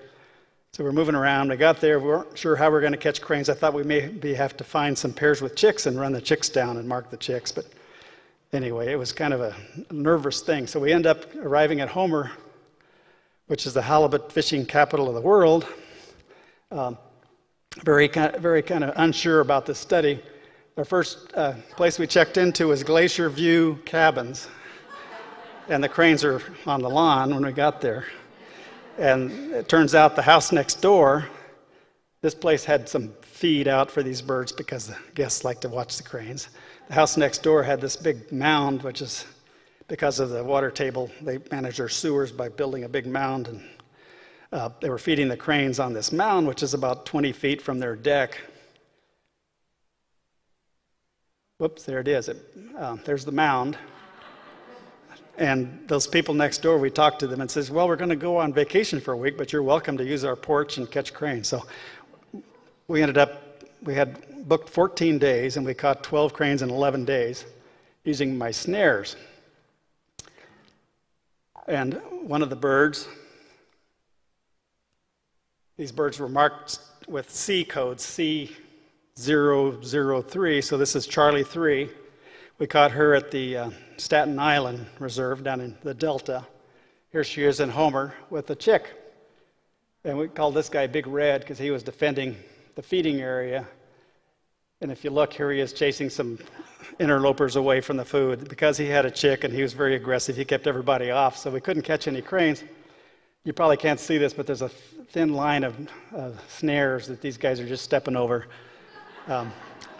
It's very frustrating using the snares because cranes actually pay attention to where they walk and they step right over them, they see them. We normally only caught them when they started fighting and chasing, that kind of activities. So here's what they look like. They're called noose lines. And, it's a bunch of snares on pegs that you stick in the ground, and it kind of avoids injuring the birds because they pull out one peg at a time. It takes the tension away, and you run out and put a net over them and band them. I just wanted to show the other method of capturing cranes that normally I probably about 500 birds I've banded over my career, roughly, and most of them with rocket nets. So if we can play this video, it's kind of dramatic. This is down at Salton Sea near Brawley, and we were doing a study using satellite telemetry on these guys. We caught 11 in that shot. No birds were injured, which is great. It's rare to have a problem with rocket netting, but we have, out of 500 birds, I think I had one that we had to euthanize because he got injured by the net. But anyway, that's how we catch cranes. But back to Homer. Cranes are kind of tuned into people in Homer, and they know where they're safe, and they know who has the bad dogs and who doesn't, and who feeds them. And so they hang out in people's yards, and it's a lot of fun if you're in Homer in May to just drive around the neighborhoods. In May, there's moose also walking around town all over the place. It's kind of like northern exposure, but you drive around these neighborhoods and see cranes all over the place, and it's very interesting. Whoops. We caught our last 2 cranes at this site. We caught 9 at that first site. No, 7. And then we caught 2 in a pasture, and then we caught the last 2 here. Oop, I skipped that. Okay, so here's the results of that study. Basically, we're looking at their migration. They basically staged up here at the north end of the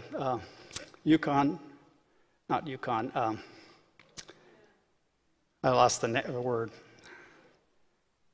Kenai, right. There's a little pass there that goes over to Stewart, and they flew through that pass, went down the coast of Alaska, and right about the Canadian border, right about in here, they turn up a couple different river canyons and go into interior British Columbia, right in here. And they came across interior BC. You can see a big star here for Othello. They stopped at Othello, most of them. And then they kind of spread out, going into southwest Idaho, some of them, and through eastern Oregon, northeast California, and ended up wintering in the Sacramento-San Joaquin Delta. We had one bird around Mendota Wildlife Area. Oh, that's San Joaquin River Refuge, Mendota Wildlife Area here. And this is the Merced grasslands. So we only marked 10 birds up there, so there's other lessers that go other places, but that's what happened with these. They pretty much follow the same route back in the spring. It took them about a month in the fall to get down to the wintering grounds. It took about 2 months in the spring because they're lingering, gathering more fat so they can store for laying eggs when they get back, because when they get back, generally around mid-April, there's still snow on the ground in Alaska at a lot of their breeding sites, and so they have to live on their fat for a while. The Canadian sandhill crane, this intermediate mystery bird, we mark birds. If you ever go up to British Columbia, the Delta area south of Vancouver, there's a little reserve called the Rifle Migratory Bird Sanctuary, which has tame cranes. In the winter, they'll eat out of your hand, but there's big signs up, be careful, they might get you in the eye.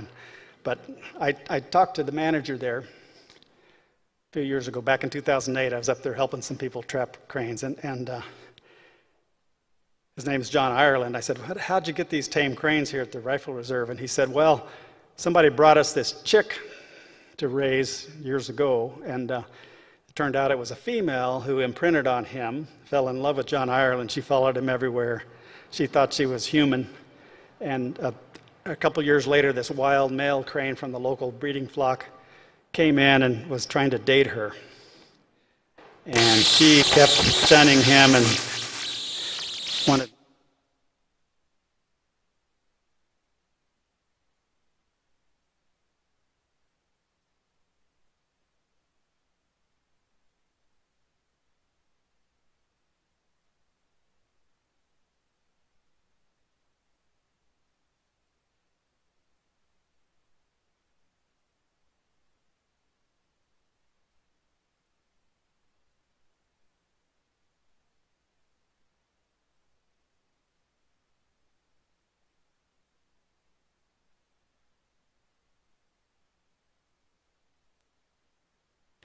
We're good?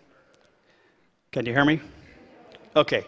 Well, anyway, she just kind of shunned this male and would have nothing to do with him, but he was so in love, he stayed with her all the winter, and she was tame and would eat out of people's hands, and he learned, hey, that's a pretty good deal, so he started eating out of people's hands. And when he saw during the nesting season, he kind of tried to set up a territory. They've got a bunch of ponds and some trails there. He set up his territory there, but she wouldn't nest with him, and he was just frustrated. But he would attack John Ireland if he saw him out on the trails, because he knew his enemy. And she died, and this male got another wild female, brought her in there. And this was back in the early 2000s that she died. And after they were nesting there for about 4 years, John was telling me he'd be out mowing the trails, and this bird would come out of the marsh and attack him, because he saw him as his rival. So that's how they got it. And now there's about roughly a dozen kind of semi-tame cranes. Some of them have been nesting nearby on golf courses, and it's kind of a bizarre situation, but it's parallel to what's going on in Homer, and also in Florida. The Florida Sandhill cranes have become urbanized because people have built towns right in the middle of their range, so now they're feeding out of bird feeders. And there's a cost if you have to live in an urban environment. With cranes, you know, there's lots of power lines that are pretty dangerous. There's lots of dogs that'll kill your chicks, and they get hit by cars. I mean, it's not the best situation, but that's what it is. So back in 2001, we had 6 satellite radios, and the study was focused on Ridgefield Refuge and Savvy Island Wildlife Area there by Portland, Vancouver. And, whoops. This was the result. Basically, the birds there, they measured as Canadians, and they went up the coast. And if you look at these squares, the color, the red one, it went as far as the southern tip of Alaska. The gold one went there. The purple one ended up right on the edge of the border there, and the yellow one. So you can kind of see they're basically in this region is where they all ended up, the coast of BC. Yeah, the numbers are the radio numbers, yes. We had a different other color. So there's still one bird there, if you're looking for a marked bird that's got an R6 or something from those days. But anyway, they winter at Lower Columbia and then around Ridgefield and Savvy Island. In the fall, only 2 of the radios lived long enough, unfortunately. Then one of them spent the winter, the red one spent the winter here at Richfield, Savvy Island, and the purple one went down to the Sac Valley between Marysville and Chico. And my other work down there, almost all the Canadian Sandhill Cranes in the Central Valley are in this rice zone between Marysville and Chico. So that's kind of their wintering range. But there's been a trend, more and more, there's about 5,000 in that flock, and more are staying on the Lower Columbia and not going to California anymore. And the project, Columbia Land Trust, I've been consulting with them since 2005 on the mitigation for the expansion of the Port of Vancouver. There's a property they manage called Cranes Landing, which is just west of the Port of Vancouver. And they're holding a couple thousand cranes there on that property most of the winter. They've got a bunch of food plots, different grains and such that cranes are using. So if you want to go birding, that's a great place to see cranes all winter. After that study, I got interested in their distribution, and I interviewed a bunch of biologists up there in the southern Alaska, and these red dots are where, red and yellow is where they had records of cranes during the breeding season. So I got that, pulled that data together, and I talked to the Fish and Wildlife Service. Bruce Conant was the pilot biologist out of Juneau. He volunteered to donate flight time, so I spent a couple days up there, and we flew all these sites I had mapped, and plus the sites that cranes that I had marked. So here's some aerial photos of that habitat, but here's the saltwater in these sloughs and estuaries, and then up on top of these little benches, you've got these sphagnum moss kind of perched wetlands that the cranes are nesting in. And one of my colleagues, Kristen Rosing, did her master's on the nesting ecology up there around Bella Bella, Shearwater area, and documented these cranes nesting in these bogs. I think I forgot to point out, here's a bird nesting on one of those little mounds out there. Anyway, they were marching their chicks down these deer trails down to the beach and feeding in this intertidal zone, which is pretty interesting. There's probably a lot of crustaceans there, but that's a lot different than the cranes further south here in the States and what they're feeding their chicks and where they're nesting. I'll talk a little bit about my PhD. This is kind of boring maybe, but focus on how do you conserve habitat for cranes is a big issue of loss of winter habitat in these crane, I call them cranescapes, the landscapes that cranes depend upon. They're focused, this is a historic map of where cranes were before settlement.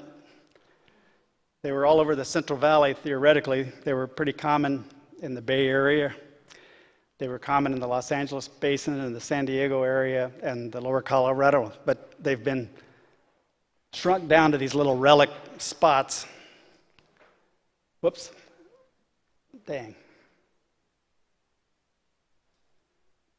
Back in 2000, the winter of 12-13, we mapped all the flocks. These are the flocks locations. Plus the historic data I had. So that's, if you zoomed in here, this is the Delta region. Shows the crane distribution. If you zoom out, this is what it looks like. So the crane, this is where the cranes are. Pretty accurate, at least at that time. It hasn't changed much, and that's because these cranes depend on secure roost sites, which are mostly on national wildlife refuges or other preserves, which are protected from disturbance to some level. Particularly waterfowl hunting. Most of the wetlands in California are hunted duck hunting mostly, which keeps the cranes away. So that they're limited to these spots that they traditionally go to and they know it's safe. This year with all the flooding in California, cranes have a lot of options when that happens. They can roost just about anywhere. Earthworms pop up everywhere it rains, and it's good for cranes more or less. But generally they're confined to these limited landscapes.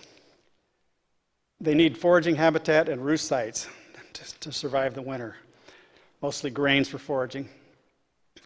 Historically, there were a lot of seasonal wetlands in California, and seasonal wetlands have a lot of food, and that's probably what cranes focused on.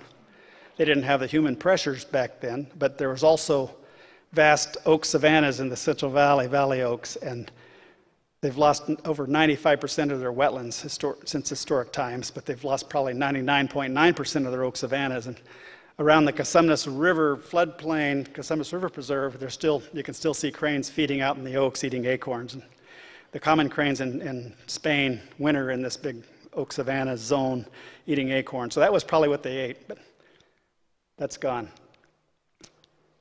Looking at the subspecies difference, which is what I focus on, graders are much more traditional and have strong fidelity to their wintering sites and wintering landscapes. Commuting distance is how far they fly from their night roost sites out to feed, and lessers flew 2.5 times further than the graders. The graders went about a mile on the average to feed, while lessers went about 5 miles on the average. And why is that? Also, the home range was 10 times larger for lessers than graders. Lessers can fly further because they're lighter, so that it takes less energy. So the cranes are limited by how much energy they spend trying to get out to food sources. If you have to fly too far, you can't make it up by the food. So that's what limits them around these roost sites.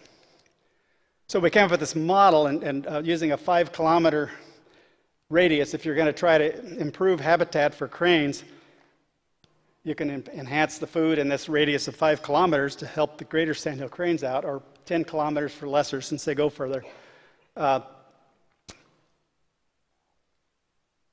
So if any kind of conservation you do, you can focus on that radius. Another option would be to put a new roost site at the edge of this, which gives them access to some new landscape. And so those are kind of strategies we're still working on. I'm working on a conservation plan for the Delta right now, which includes some of these concepts. If you want to favor use by cranes, the benefits you can provide are focus on grain crops, reduce or delay tillage, which is disking, plowing, because that buries the grains and makes them unavailable. Slow, shallow flooding of grain fields in late winter after the grain's depleted. If you flood those up very slowly, you push the earthworms and other bugs and things up to the surface and give cranes a better feeding opportunity. Irrigating some crops in the fall when it's dry, like alfalfa and pastures, is really attracted to cranes because it brings the food up to the surface also. And particularly for corn, which is common in the Delta, mulching of the stubble is really good for cranes. That's chopping it up and kind of making a litter layer that's on top of the soil. It's good for the farmers because it helps maintain soil moisture through the winter. It helps prevent weed growth, which, since it's warmer down there, they get some grasses that grow all winter. But it's good for the cranes because it attracts the earthworms and the invertebrates up to the soil top, and it also hides the corn from the geese, which are high competitors because the geese are more visual. The cranes are good at digging. So it's a real benefit to cranes to do that. For the roost sites, they like very shallow wetlands, and also they flood grain fields down there, which works well. But 2 to 4 inches water depth, the bigger the better, and minimum human disturbance, and away from power lines, which threaten the cranes with mortality. This is kind of a model that we put together showing the crane densities in the Delta and the conservation sites where roosts are. And we use this model for that mitigation for the Bay Delta plan, which never went anywhere, but to predict where the big threat were and how to avoid take by the agencies with that project. And the model I came up with, I'll try to talk about this quickly, estimated mortality based on the new lines they were going to put in for the project, based on some other data in the literature about how many cranes were killed per thousands that flew over a line daily. And anyway, I came up with this model and estimate how many they kill. And to mitigate that, there's already an existing framework of lines in the Delta that's killing cranes. To mitigate that, I use the same model to say, okay, if you want to mitigate that and you want to save 100 cranes, you get so many credits for burying this line or eliminating that line. And so they could use that model to come up with a way to completely make it a neutral effect. And so that's a useful tool. So to summarize, this is basically what we've learned. Here's our lesser Pacific Flyway lessers, which are the birds that are here in Othello. Here are the range of the Canadians. Here's the range of the graders. They're pretty much all wintering in the Central Valley.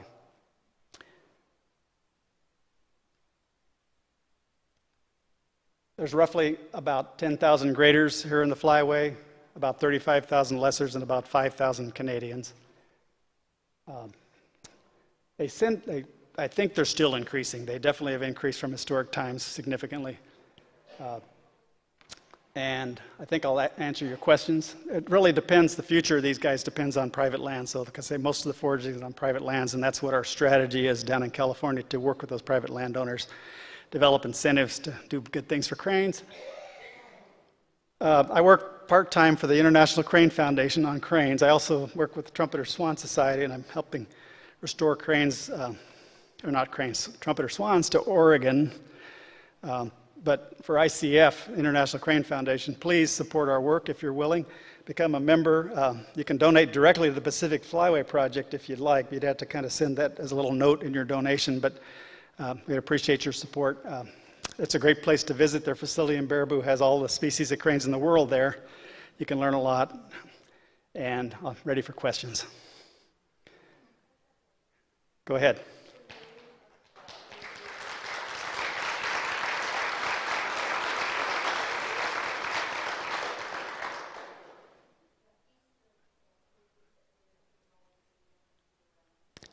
Not year-round.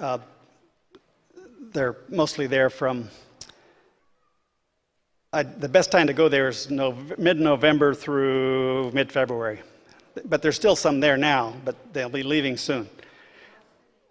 If you go to Columbia Land Trust webpage, Columbia Land Trust, there's some details there, but it's called Cranes Landing, their project, and they're building some elevated viewing platforms eventually, but there's a little park there right next to it. I forget the name of it, sorry, but a little regional park. Frenchman's Bar, that's a great place to watch them. There's also thousands of snow geese and cackling geese there in the winter. If we don't get time to answer questions, you can catch me in the hall, but go ahead.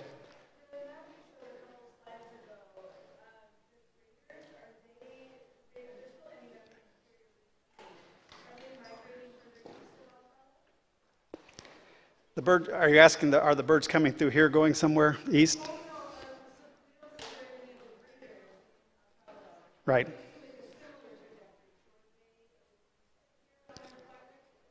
Well, the graders that are breeding here in Oregon and Washington, they're focused on the Cascades in Washington, and there are some up north of Convoy. There's more and more showing up, different places up Ellensburg area and so forth, but the other graders are south of here that are breeding. So if they come up here, it's just because they want to come up and feed on the corn here. And actually, about 4 years ago, a pair that were marked at Malheur were seen here, but their nesting ground is at Malheur. So there's some that do that, but it's pretty rare that they come up here because we're kind of out of the loop. But there are birds that are nesting up in BC that are moving through here. I haven't spent enough time personally here to look how many graders there actually are here, but I know that they also get seen moving through Turnbull Refuge over towards Cheney, toward Spokane. So they may be going a little further east. And there are also graders in the panhandle of Idaho and a few in the Wallowas on the Washington side as well that aren't well documented. Now, catch me in the hall if you have more questions. Thank you.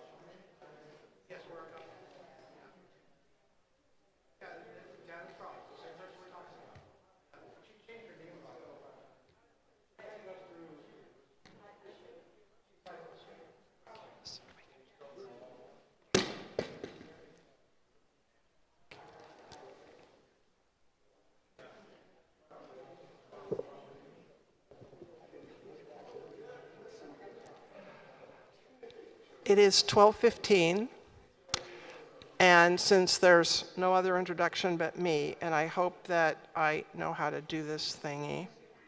I'm Martha Jordan, and I am a wildlife biologist, and currently I'm with the Northwest Swan Conservation Association. Is this better? Oh. Okay, so I'm Martha Jordan, and I'm with the Northwest Swan Conservation Association, and we're a conservation-oriented organization, but we do a lot of work with partnering with the Department of Fish and Wildlife or the U.S. Fish and Wildlife, and we look at a lot of different issues that are out there regarding all kinds of issues with swans. And then because of the snow goose situation, which has changed over the last several years, we do a lot of stuff with snow geese as well in terms of understanding the management, because they're really codependent now in how one manages waterfowl in both sides of the state, as it turns out. So let's see.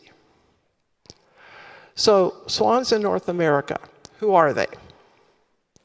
And I'm going to try to get this right.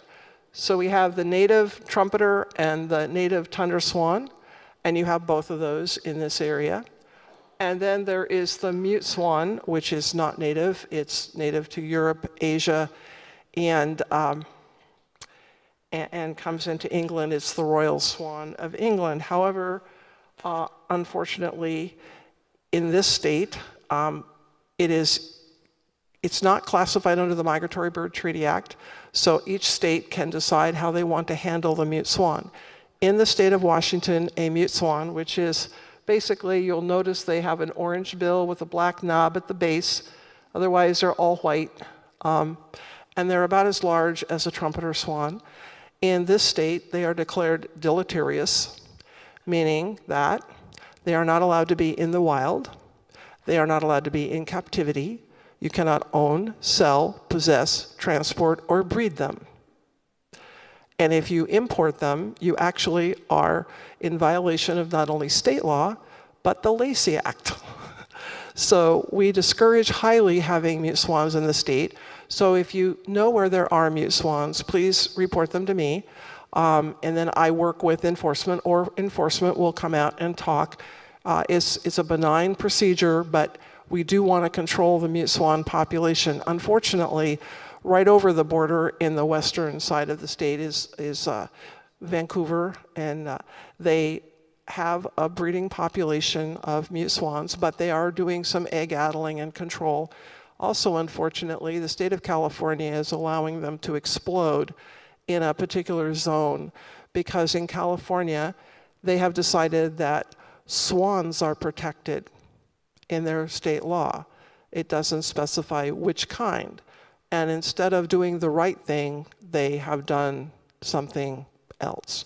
So we're trying to work with them as well and educate them about, we don't want them being migratory all over the place, which they can be. And they do hybridize with our native swans. So this is the mute swan. Again, typically carries the wings over the back. Sometimes the juveniles are brown and have kind of a orangey pink bill, but it's black at the base and kind of knobby. And here is a mute swan as a juvenile, much more brown, has this kind of knobby in their first year. Our trumpeter and tundra swans, it turns out, yesterday I got a photo that somebody had sent to some friends, and they said, look, a photo of two swans flying, a trumpeter and a tundra for comparison, perhaps. No, it was two tundra swans.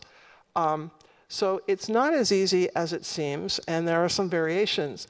So trumpeter swans, the eye is not distinct from the bill. There's never yellow on the lore. They have red on the mandible. And here is a key characteristic. This line here in the trumpeter is a curve that is straight, a straighter curve. Whereas if you look at the tundra swan, it has an eye that's distinct from the bill, usually has some yellow on the lore, although it can be up here, small, but the line comes down and then it bends sharply. to come down into the mandible. That is a really good characteristic to use. That sharp bend is really out there. And the other one is looking at the head of these things straight on.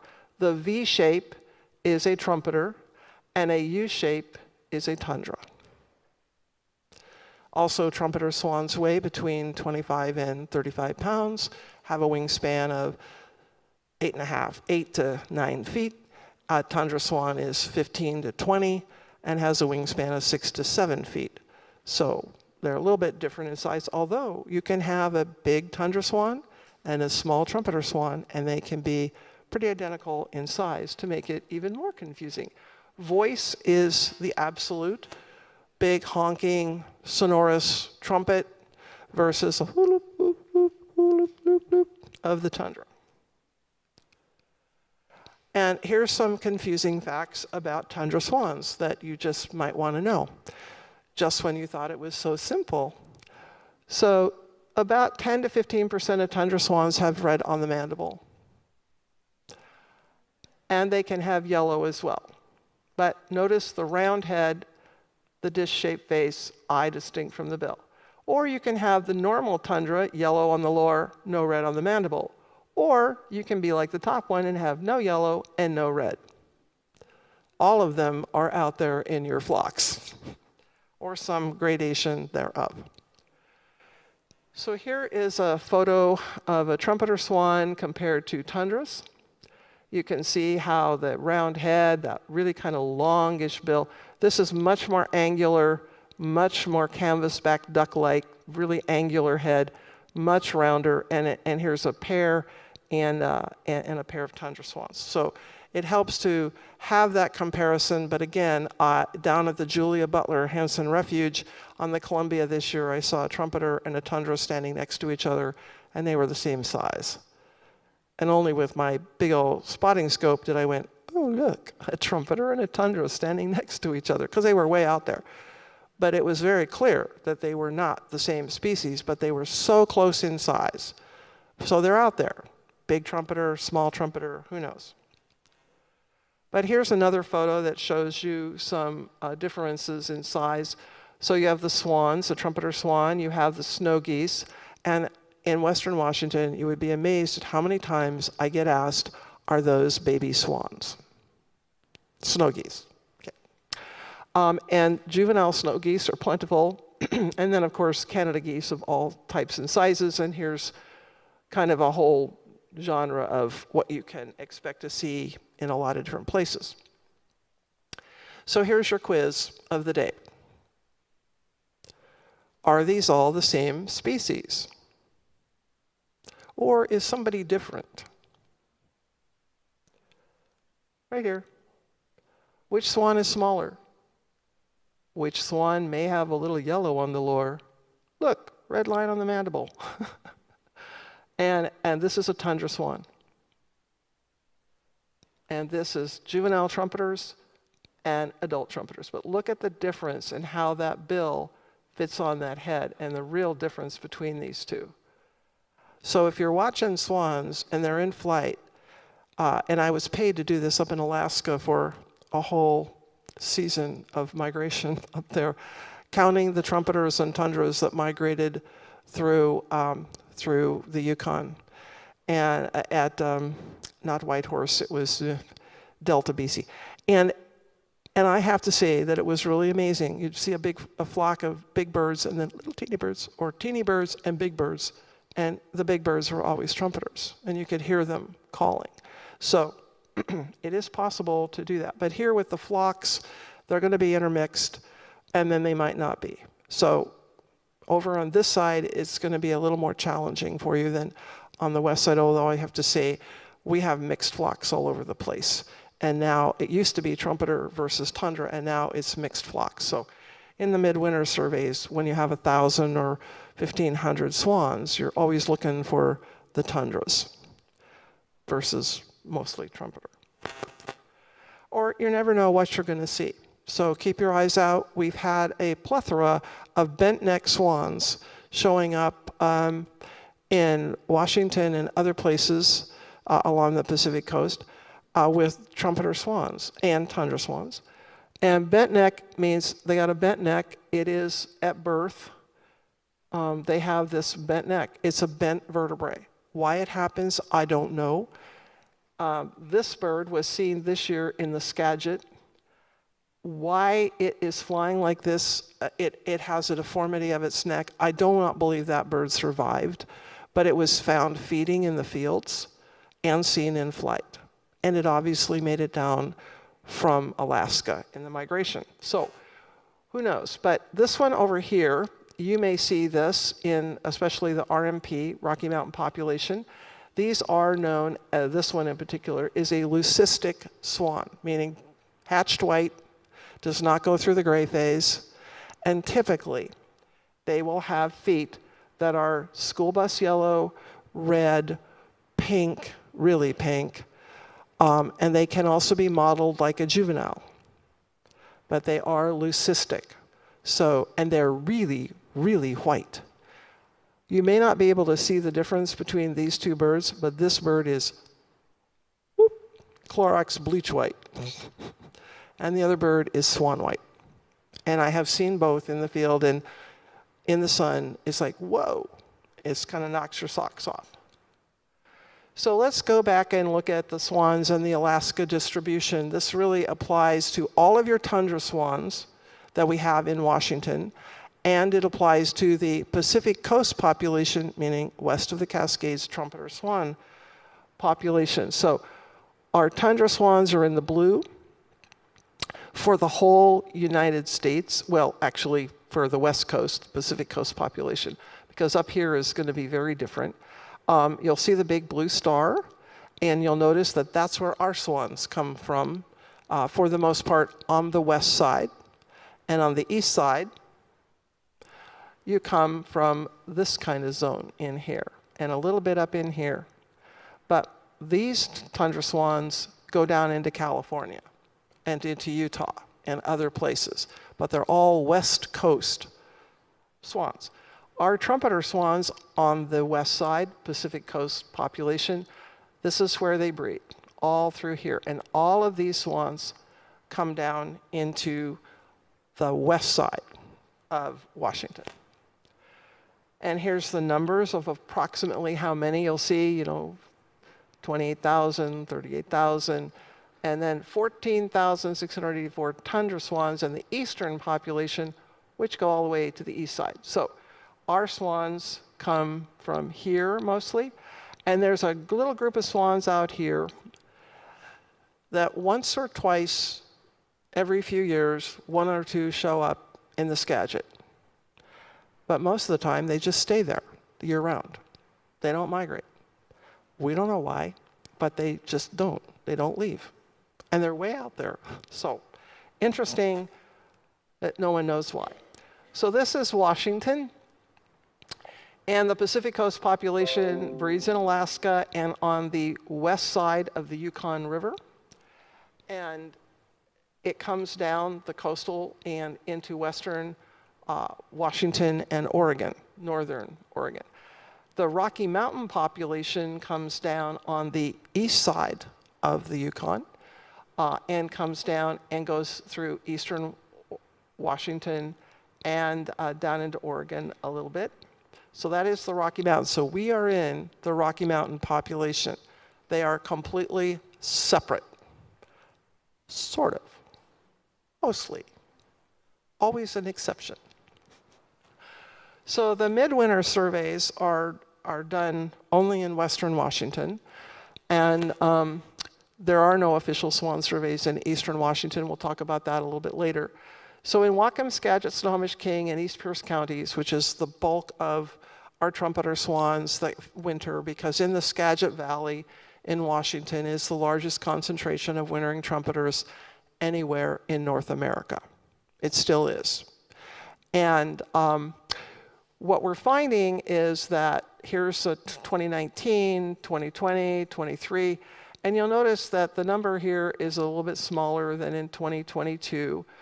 This was the comprehensive 5-year survey, so a lot more energy was put into surveying areas. this year in 2023, they truncated the surveys by about a third in those counties. So we didn't count those birds. The other thing that happens with our counts is in Whatcom County, we're also right up against the Canadian border. And if the swans happen to be on the Canadian side the day that we do the survey, they don't get counted. But they're flying back and forth all the time.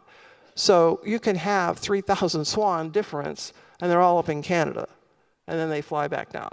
So unfortunately, Canada and the US, in Washington and BC is more to the point, have rarely ever coordinated a survey, no matter what. We try, but it just doesn't seem to work all that well, it seems. So we do what we can in the Sumas Prairie area of Canada, which is right over the border. And, you know, it is what it is. And we know the limitations.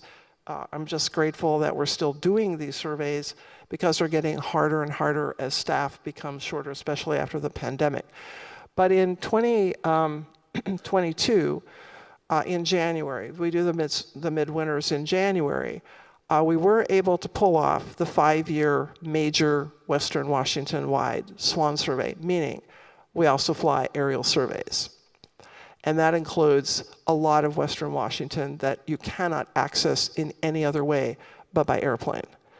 And the Oregon Department of Fish and Wildlife contributed to that by flying the Columbia and other areas, which we'll see in a moment. So the swan population in terms of trumpeters and tundras in Western Washington is fairly stable. It's growing at about 4 to 5% a year, and it's becoming much more widespread. The birds are beginning to really move around a lot, especially through the agricultural areas of Western Washington, meaning they're moving further south in the Skagit. And the tundra swans are, interestingly enough, when I first started my swan surveys back in the 1970s and did the first work on trumpeter swans and tundra swans, tundra were the most prevalent swan in Western Washington. And then it began to shift and change over the decades. And now what we have found as of last year was 85% of the swans in Western Washington are trumpeters. And that really surprised all of us, including in the Chehalis, which there are flips that happen with these swans as well. So in the Chehalis Valley, which is west of Olympia out toward Aberdeen, it was tundra swans, 300 or 400 tundra swans every year. Tundra swans, not a trumpeter to be found. 3 years, 4th year, you couldn't find a tundra swan to save yourself. But there were 300 trumpeters. It just, flip, went from one species to the next.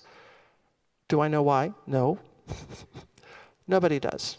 It was just, And several years after that, there was a big flood that happened up in the North Skagit in the early fall season. And what it snoqualmie was it took the tundra swans who came down a bit early and it shoved them over into the Snoqualmie Valley there by Monroe and coming down into Fall City and that kind of thing. And we ended up with tundra swans down at the south end of the Snoqualmie Valley, 300, 400 of them. And they stayed. And the next year, 300 or 400 tundra, 300 or 400 tundra. And on year 4, flip, there wasn't a tundra to be found, but there were 250 trumpeters. Yeah. They're not even close in geographic sense, but they flipped. Why? I don't know. No one knows. What happened with the whole weather? I have no idea why it just flipped. And we didn't find a tundra swan in those flocks for about 2 or 3 more years. And the tundras never came back. No idea. But it is what it is. So this is why we keep doing the surveys, and we do them every winter in these counties, but we want to do more. And we'll talk about that in a minute. So we're going to talk about tundra swans. And tundra swans, here is the breeding range of all the tundra swans in North America up here, the migration, and then you'll notice that they're either on the East Coast or they're in the West. There's very few tundra swans that use any of this. Oops. So here are some satellite transmitter data that show here's the North Slope of Alaska, here's all the rest of Alaska, here's Cold Bay, and you'll notice that all of these swans up here are going that way, and all these swans are kind of going into the Central Valley or Utah or some places, and a few of them come up into here. So how do we simplify that little map? We do this. And you will see that the North Slope is here, and that these are the Atlantic Flyway swans. Keep in mind, this is the Brooks Range in Alaska, and it comes down like this, and it forms the Rocky Mountains. So the North Slope of Alaska is the Atlantic drainage in terms of how birds behave.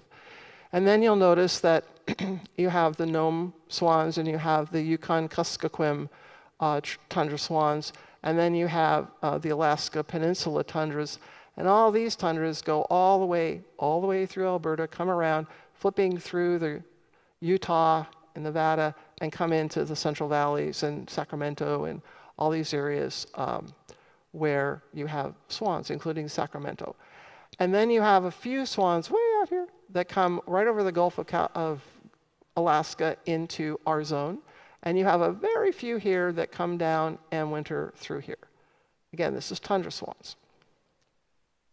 And then there's even a stranger thing that tundra swans do. And we're going to talk about right here in just a moment. So here is a map that I threw together because I'm not the super PowerPoint maker that some people are. And so you have tundra swans that are down in here a lot. Lewis and Clark journals talk about the black and white swans in the Columbia. Those were trumpeters. The dark, dark gray of the juveniles, and the white, because they also talk about the sound they made. And there were a few tundras which were coming down the coast and all that, but now basically the tundra swans that breed up in the Cold Bay area and all that, they come down through western Washington and they winter in this zone here. And then in the spring, and a few of these come down through here. And then in the spring, a few of them go back through western Washington. But the majority hang an easterly direction going up the Columbia, come along, and then they go through Kalispell Lake and up north to the Yukon. And some of them break off around in here somewhere and go up through northern Idaho. Why? We don't know. They just do. But where do they end up? Most of them end up in Whitehorse, up in the Yukon, at Marsh Lake, which is the big gathering spot for waterfowl migration in this part of the earth. And at the end of April every year, they have the most amazing festival, the Swan Festival. So if you want to go on a really big birding trip, you might want to plan to go there. But this is what our tundra swans do. Now, you have tundra swans that are coming through here, and they will now, and Kalispell is a great place to see them because this is what you'll see. At Kalispell Lake, that's spelled with a C, it's near Cusick in Pend Oreille County. They have a tundra swan festival, not this year. They've had them in years past, they skipped this year, but next year it's going to be a 2-day. It's going to be awesome, might be the same weekend as this, but it's amazing because 10 to 15,000 tundra swans are out here. But last year we found at least 200 trumpeter swans in these flocks. 200. Blew my mind away. I'm counting them. I give up. You know, they're out there. And we have lots of photos, thanks to the Polshuks. And we need to know more about the migration through Kalispell because it's awesome. There's also ducks and geese and all kinds of stuff. So it's a pretty amazing place. And these are some of the things that you'll see at Kalispell Lake. The birds are in full breeding array, and they are hot to trot, trying to find a mate, and having lots of arguments. And the geese are just really interesting. I watched two Canada geese having a fight for what, more than 5 or 6 minutes, and the swans were just like, just stop, and they were like trying to get the geese, and lots of activity happens at Kalispell. So now we're going to go on to trumpeter swans, and before I go on, so you see how birds can preen. How many vertebrae do you think are in a swan neck? Anybody can guess? 27 to 30. Every mammal has 7, even a giraffe. But the swans and the birds all have different amounts. But swans can do this because they got 27 of them in the trumpeter, which I think is pretty cool. So here is the trumpeter swan, and it's divided much more dicily. So all of our tundra swans belong to the Pacific Coast population, and they are managed under the Pacific Flyway Management Plan. Our trumpeter swans are in fact managed under the Pacific Management Plan. However, they are divided into 2 breeding populations for management purposes. So we have the Pacific Coast population, which breeds in Alaska, and I don't know if you can see the blue areas, but it's there. And then here is the Canadian portion of that, with breeding on the west side of the Yukon River. And on the east side, you have breeding RMP birds all up in through here. And then the wintering is down in here into Oregon and Washington. And the Rocky Mountain population, of course, is eastern Oregon, eastern Washington, Idaho, parts of Montana, and the Dakota, and Wyoming. And they breed up in here and in the tri-state area right here of Montana, Idaho, and Wyoming, where the Red Rock Lakes is, and that whole tri-state Yellowstone, the greater Yellowstone stuff. So there is all that information, but we have the Rocky Mountain population coming through here. And it used to be that, I mean, not very many years ago, that trumpeter swan sightings in the Rocky Mountain over here were not that common because no surveys have been done and we have random sightings. But in the last few years, things have been changing drastically. And then last year with the 200 and something, maybe 300 that showed up at Kalispell, Kyle Spriggans of the Department of Fish and Wildlife and I just look at each other and go, so where did they come from? And the answer is, I don't know. We don't. We can speculate, but we really can't say for sure where they're coming. We know kind of where they're not coming. There's too many for just Oregon. And so they're in the flocks somewhere in Utah and Northern California, and we're not finding them. Or they're going somewhere else that we haven't discovered yet. So we'll see what happens. And then we have the interior population, which is a completely restored population, and that's in the Central Flyway and the Atlantic Flyway. And all of this was done in restored flocks. And I participated in sending more than 70 birds into Iowa and Ohio and over the border in Canada to help them with their restoration. And it's been a resounding success. And there's more than 30,000 wild trumpeters out there now from pretty much zero in the 1970s. So it's really a great success, and you know, a lot of good things have happened with that. So here's Washington again, and the division that we have on the Cascade for trumpeters, PCP here. And I kind of put together kind of where we have trumpeters in these yellow zones. And the big concentrations, of course, are up here in Whatcom, Skagit, and Snohomish Valley, and the Snoqualmie Valley now. And they're coming down here into the Chehalis in Olympia, between here and Aberdeen, a few in the Grays Harbor, and then you have a few up here in the coastal zone, and Squim is growing in popularity with especially the Olympic Peninsula Audubon Society. I call them my Energizer bunnies. I started a swan survey for them because they had a couple of lead poison birds with money from the U.S. Fish and Wildlife Service like 15 years ago. And when that ran out after 2 years, the Audubon people took it over, and now it's a driving force of really great collection of data. I still, along with the Department of Fish and Wildlife, we're the overseers so that the data remains very true to what it can be, apples to apples to apples to apples. But these volunteers, I have to give them a shout out. They're amazing. That organization has really done a lot for understanding swan distribution, especially when the Elwha River dams came out.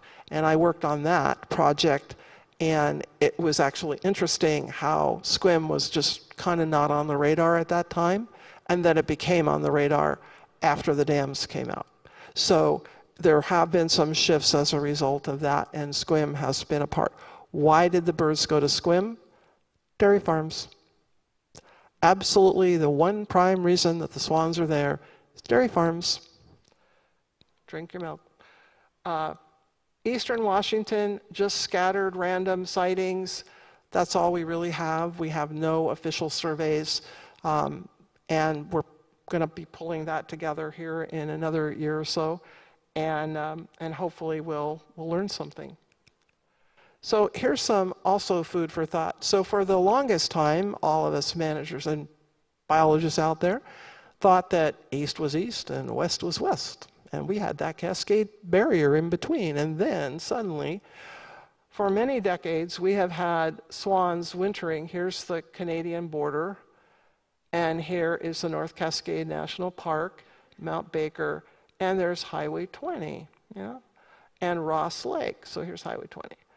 And for the longest time at Baker Lake and Ross Lake and Diablo Lake, we always thought that some trumpeter swans from way down in the valley decided to go cold for the winter and move up, until someone about 10 years ago said, I just saw 12 trumpeter swans flying through the pass, and they landed on Diablo Lake, and then they moved to Ross Lake, and now they're there at Baker Lake.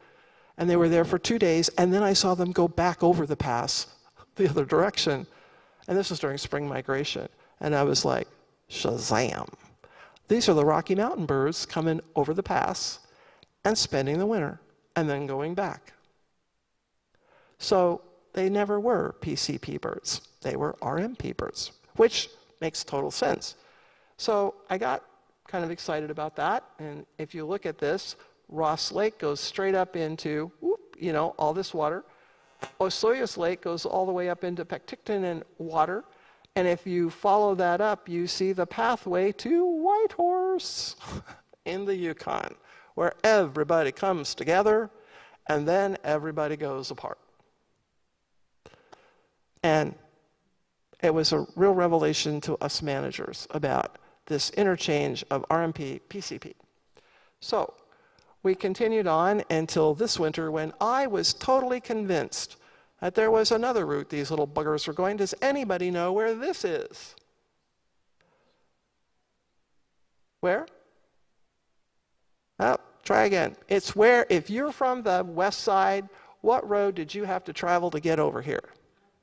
I-90, December 6th, this last year. And a man I now know was driving over the pass, east to west, in that little fog period that we had up there, and 9 trumpeter swans flew over I-90. And he had the wherewithal and the equipment in his car. He stopped and he got pictures, more pictures, and observations. These are trumpeter swans with ski lifts in the background. It is so wrong to have ski lifts and trumpeter swans in the same photo. And this shows that trumpeter swans are in fact flying from eastern to western. But we also know that swans have been staying at Cle Elum, the lakes around Cle Elum during the summer, as well as the fall and winter. And then this year, we also had sightings of swans coming up into the high lake where Rattlesnake Lake is, even though it doesn't have any water, but they were flying south over Rattlesnake Lake and seen going over the hills to the south into the Enumclaw Valley, which now we have more swans than we ever had before. I don't think all of those are PCP birds, but we don't know for sure.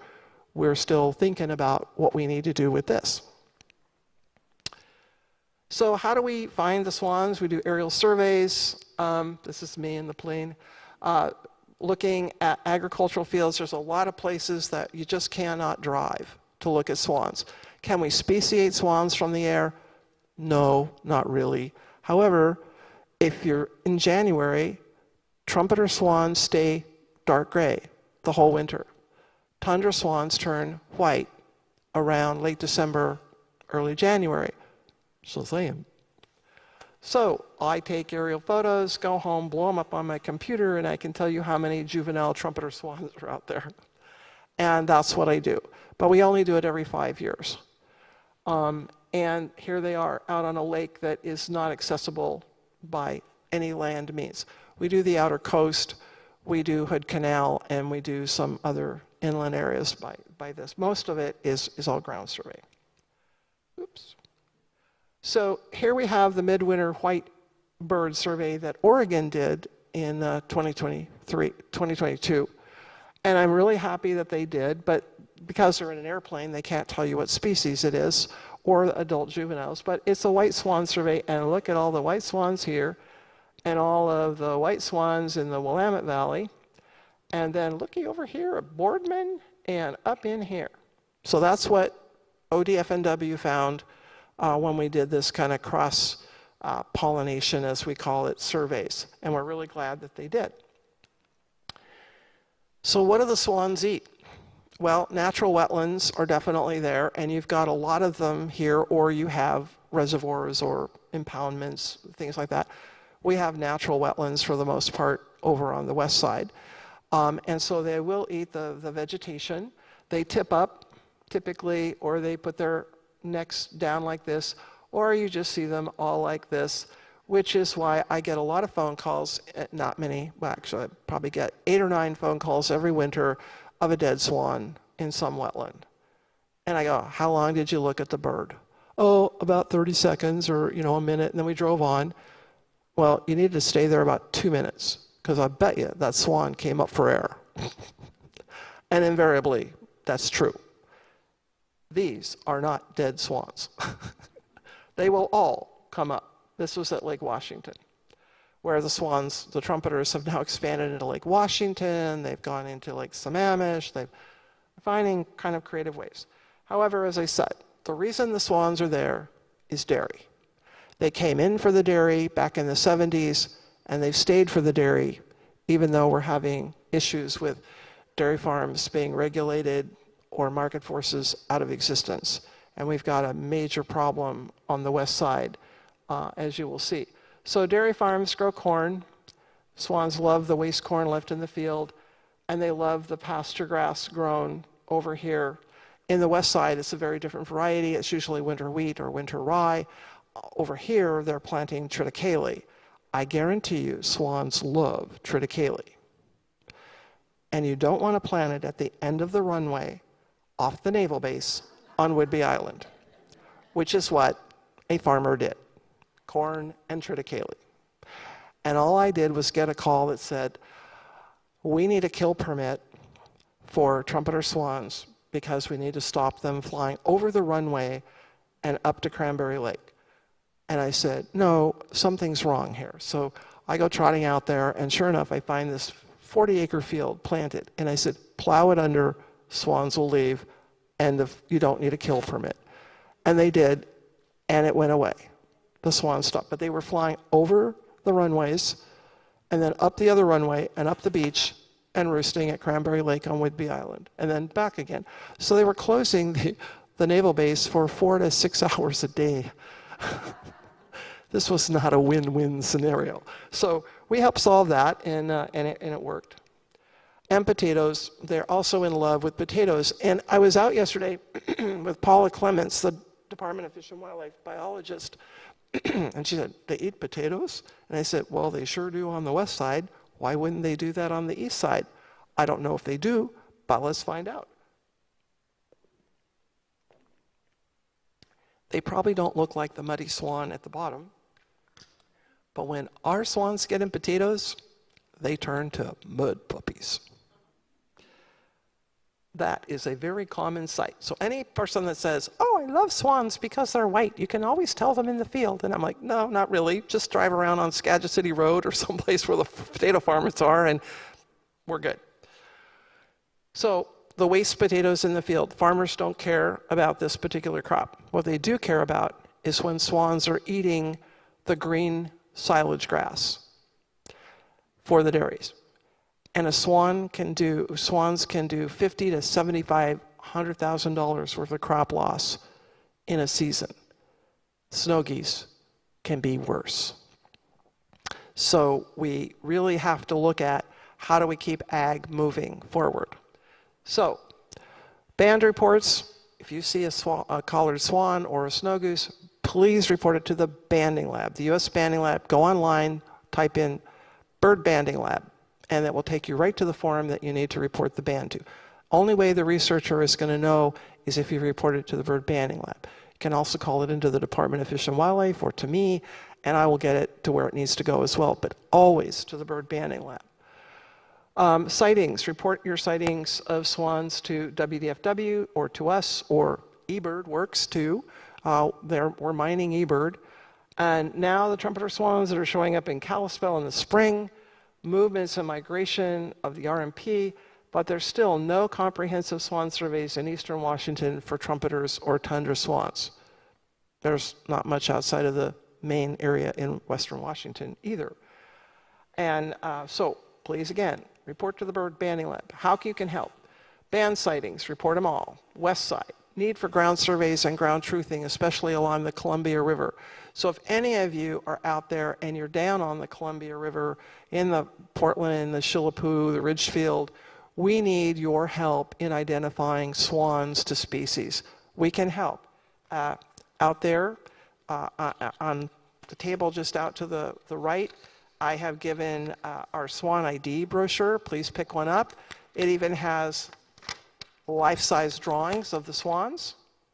And we're going to be reprinting it next year with even more info on it. Also has snow geese and pelicans on it because they got black wingtips and they're all white. So a lot of really good information in this Swan ID thing, and it's free. And if you have friends, take a few more. And if you run out, let me know. I have a few more. So now we'll go on to the other white bird, and that's the snow goose. And here they are in migration coming out of Alaska. And here they are having a blast off. And if you've ever experienced it, I got to see them out on the Pot Hills yesterday, and it was awesome, but I've never seen them so far away in a blast off before in my life, because where I am in the Skagit, that blast off is probably about 100 feet from my face, not a whole mile out there. And so this is what it looks like in a blast off. It's really spectacular. And that's what it looks like when they get a little closer. And this is why I tell people that when you go snow goose birding or photography, wear a hat. Because that's what birds do when they take off. And if you have about 10,000 of them, guess what? So snow geese, they're great. They come in two forms, the white and the blue phase. The white phase is all white with black wingtips, pink bill, orange feet. Blue phase is dark blue, or kind of a bluish color. White head, pink bill, orange feet, black wingtips. And they have a grinning patch. The Ross's goose does not have a grinning patch, and it looks like a snow goose, but tinier. And just so you know, the Ross goose range for Ross geese, eastern Washington, far east Washington, barely touches their normal range. So when we have a Ross goose here, it's out of its normal range. It's not a rare bird alert. It's just a bird that kind of went this way a little bit. Occasionally, you can put it in the rare bird, that's fine. They're not a rare bird in terms of a rare species. It's just that they're out of their range. The population is doing great. It's fine. It's very productive.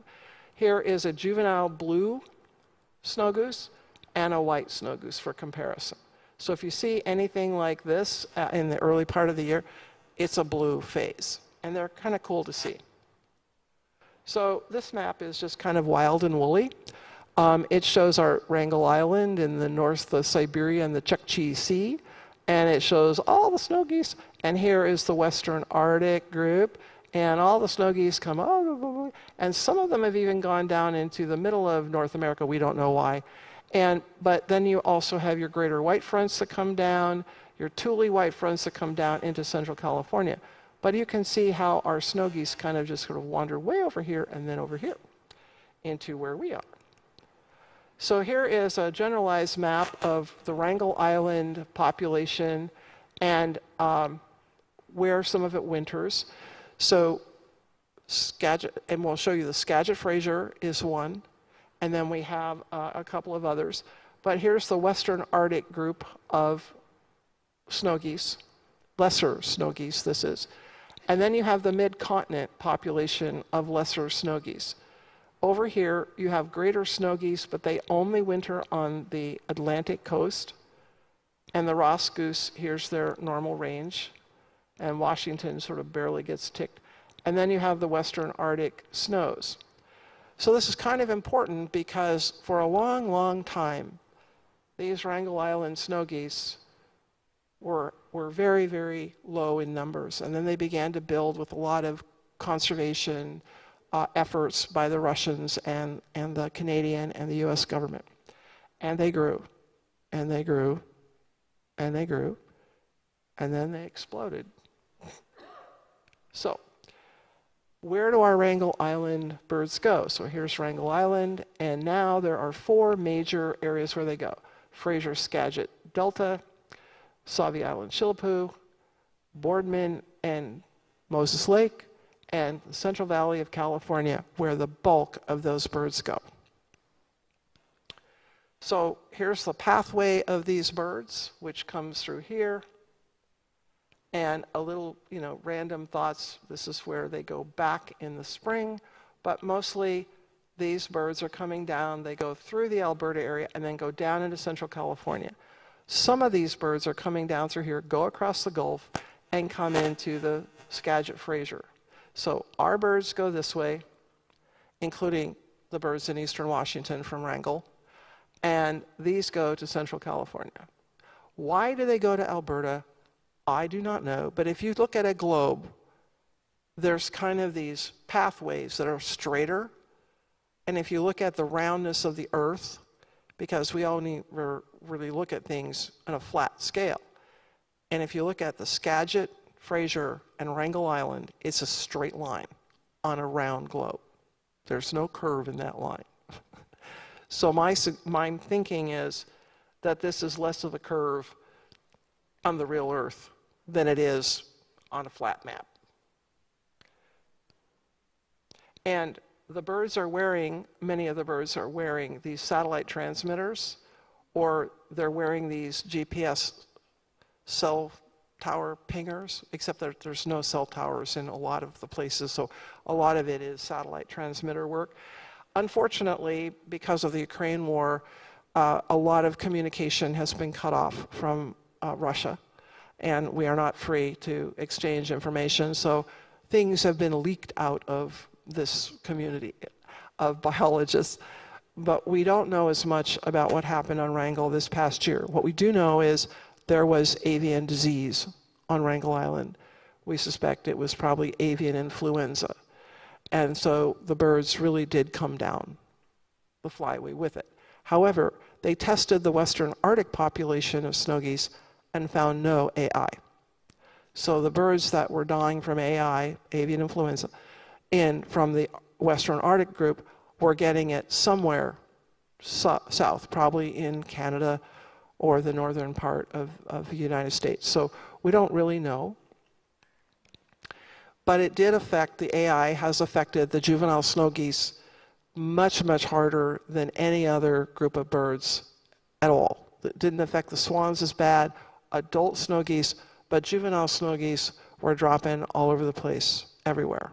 So we lost many thousands of them in Western Washington, and you lost them in Eastern Washington, and you lost them in California. Everywhere there were snow geese, there were these thousands of birds that died. So here's the compilation for Washington, Skagit, Fraser in 2023, about 150,000. In 2018, it was only 109,000, then it was 135,000, then it went to 138, now it's 150. Columbia Basin, where you guys are, in 2015, you had about 20,000 snow geese. You now have 154,000. It went up exponentially. Why? Because on Wrangell Island, returning to Wrangell Island in May of 2022 was about 1.4 million snow geese. What came off was 1.6 million. Keep in mind that 3 years ago, what went back to Wrangell was 445,000 snow geese. What came off Wrangell was 1 million. 55% juvenile. The next year, 55% juvenile. Unheard of reproduction. The population just exploded. And then the next year, it was only 40% juvenile. Oh, whoopee. So that's why certain management actions have been put into place. But why are the birds? Oh, and then down by Sandhill Island, what you saw was in 2021, there were 25,000 snow geese. And last year, there were 35,000 snow geese. So 10,000 more than before. So now you start to see that we have these growing populations of snow geese spreading out and looking at all the agricultural use that's down there and competing with all the other species that are there, other ducks, other geese, and the swans, and the cranes, and the shorebirds. So it's becoming sort of a bigger issue than you think. So why the shift of snow geese to eastern Washington? Well, you used to have like 250, 300,000 snow geese consistently down at Summer Lake in Oregon, Central Oregon. And that was great.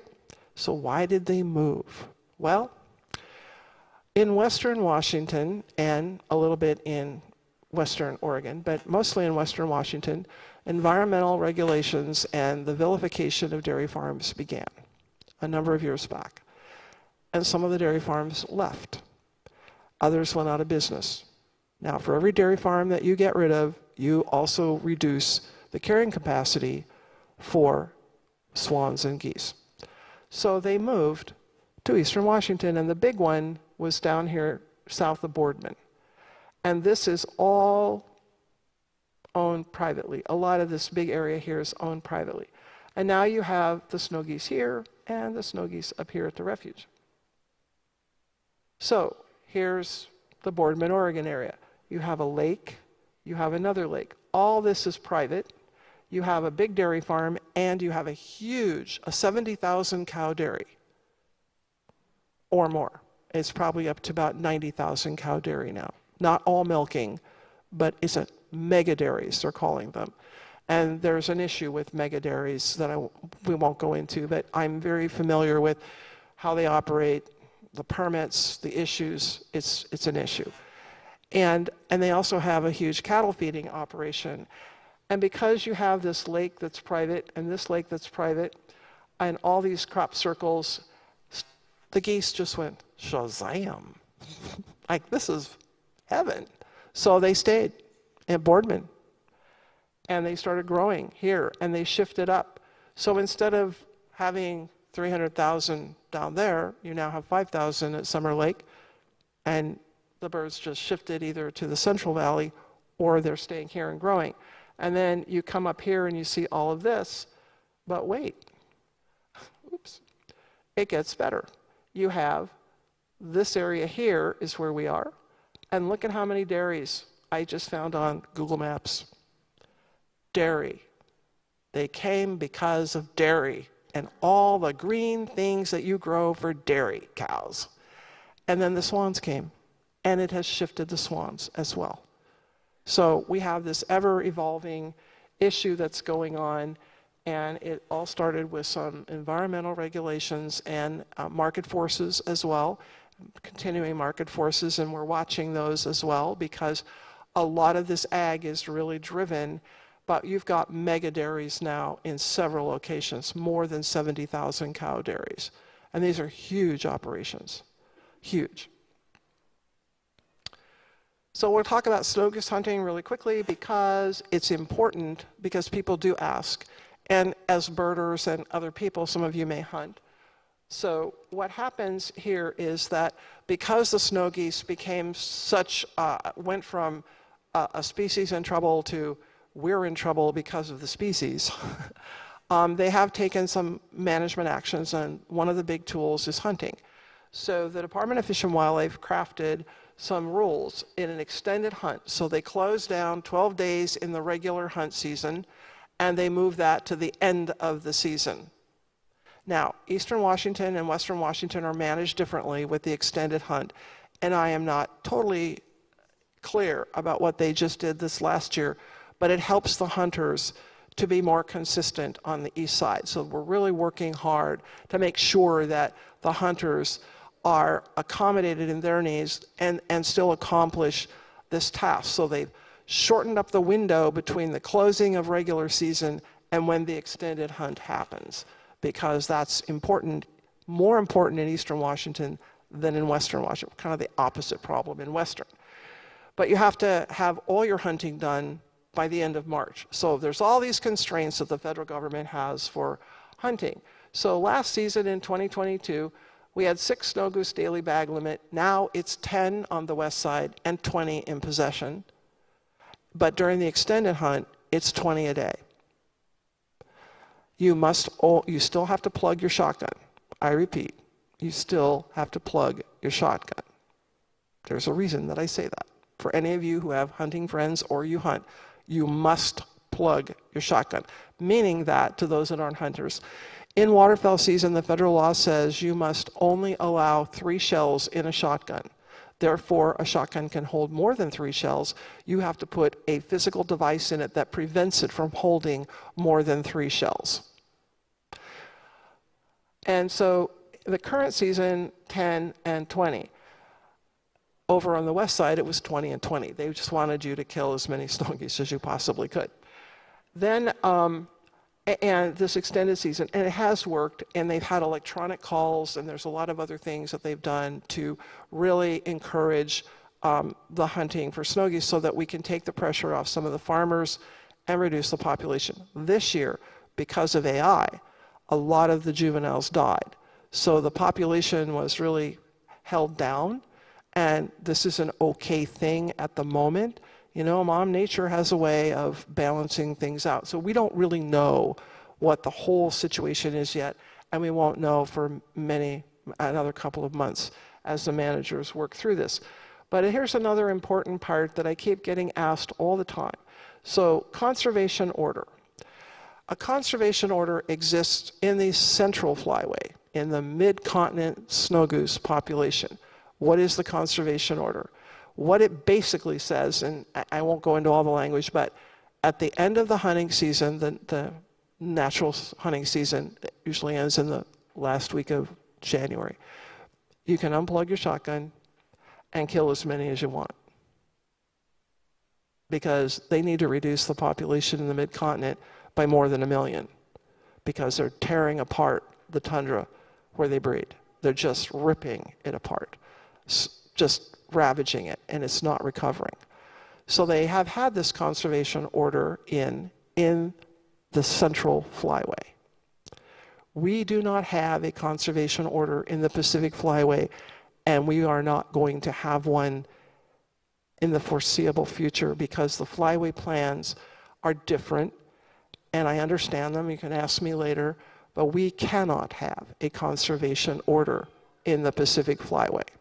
So they give you the 12-day, taken out of the regular season to the extended season, and the hunters are good with this for the most part, and it is a management tool.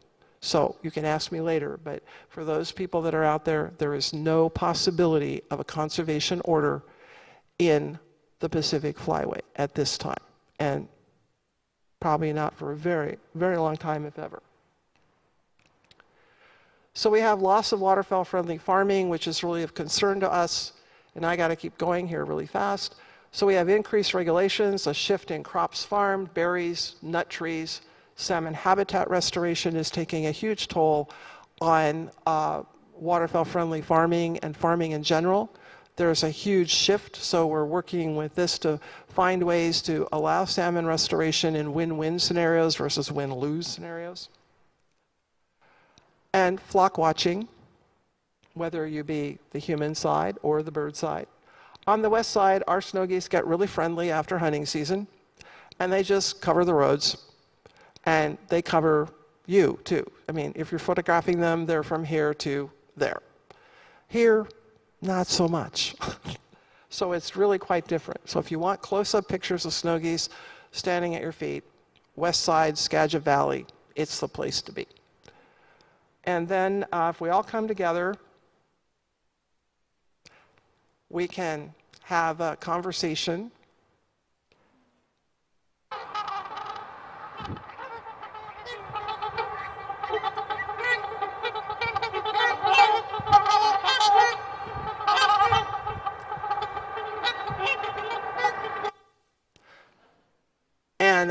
And get together and solve some problems, talk about things, and educate each other in the conservation and management of our white birds of winter.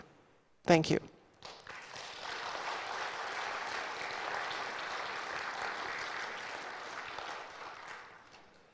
I didn't get to talk about lead poisoning or other things. I have lots more slides. If anybody wants to see any of that stuff, you can catch me out here later, and I can show it to you on my laptop computer, because I think this thing keeps going. Questions? Yep. One of my babies that I sent to Iowa. And then our information, but lead poisoning, really quick, it's shot and fishing sinkers. If you choose to shoot, you choose to fish for freshwater fish, less than an inch, less than an ounce, use lead-free fishing and lead-free ammunition for everything you do with a gun. Everything. There's no excuse for lead anywhere in our environment. It kills songbirds, water birds, it kills everything. So if you have a shooting range and it's been shot over heavily, the earthworms will get, the lead will leach into the soil, earthworms will eat that soil full of lead, one robin, one worm, one dead robin. So it's not just waterfowl that are being killed from our lead ammunition. So it's a bigger problem. Old lead, new lead. I dog train too. And this is what happens when we have die-offs. And that's me, my dog Moss, who's now retired, best swan dog ever, me. And this is a bunch of people that have come out to help pick up what turned out to be 85 dead swans in 2 weeks from lead. So, thank you very much.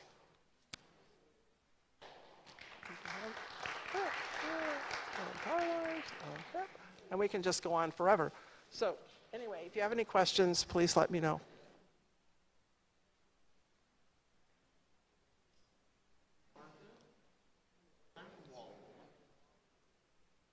Name. What? I'm from Walton. Yeah, right. And we are out 2 or 3 times every week onto the Columbia area. Yeah. And we e-bird everything we see. Yeah. So if you're an e-bird, you have your swan ID there for the whole winter. Yes, I know. And what the problem has been is that I'm one of me. And there's one Kyle, you know, our waterfowl section manager. And he is really struggling to figure out how we can find time to do that. And we have a graduate, he has a grad student and an employee, same person, who's coming next year. Part of her job will be to do that. I've been so busy over in Western Washington, just trying to survive this mini die-off at the beginning and the end. And now we have lead fishing sinkers all over the place, and it's like, what is it? And we had a mini die-off, and avian influenza, we've lost a year of data for a lot of reasons.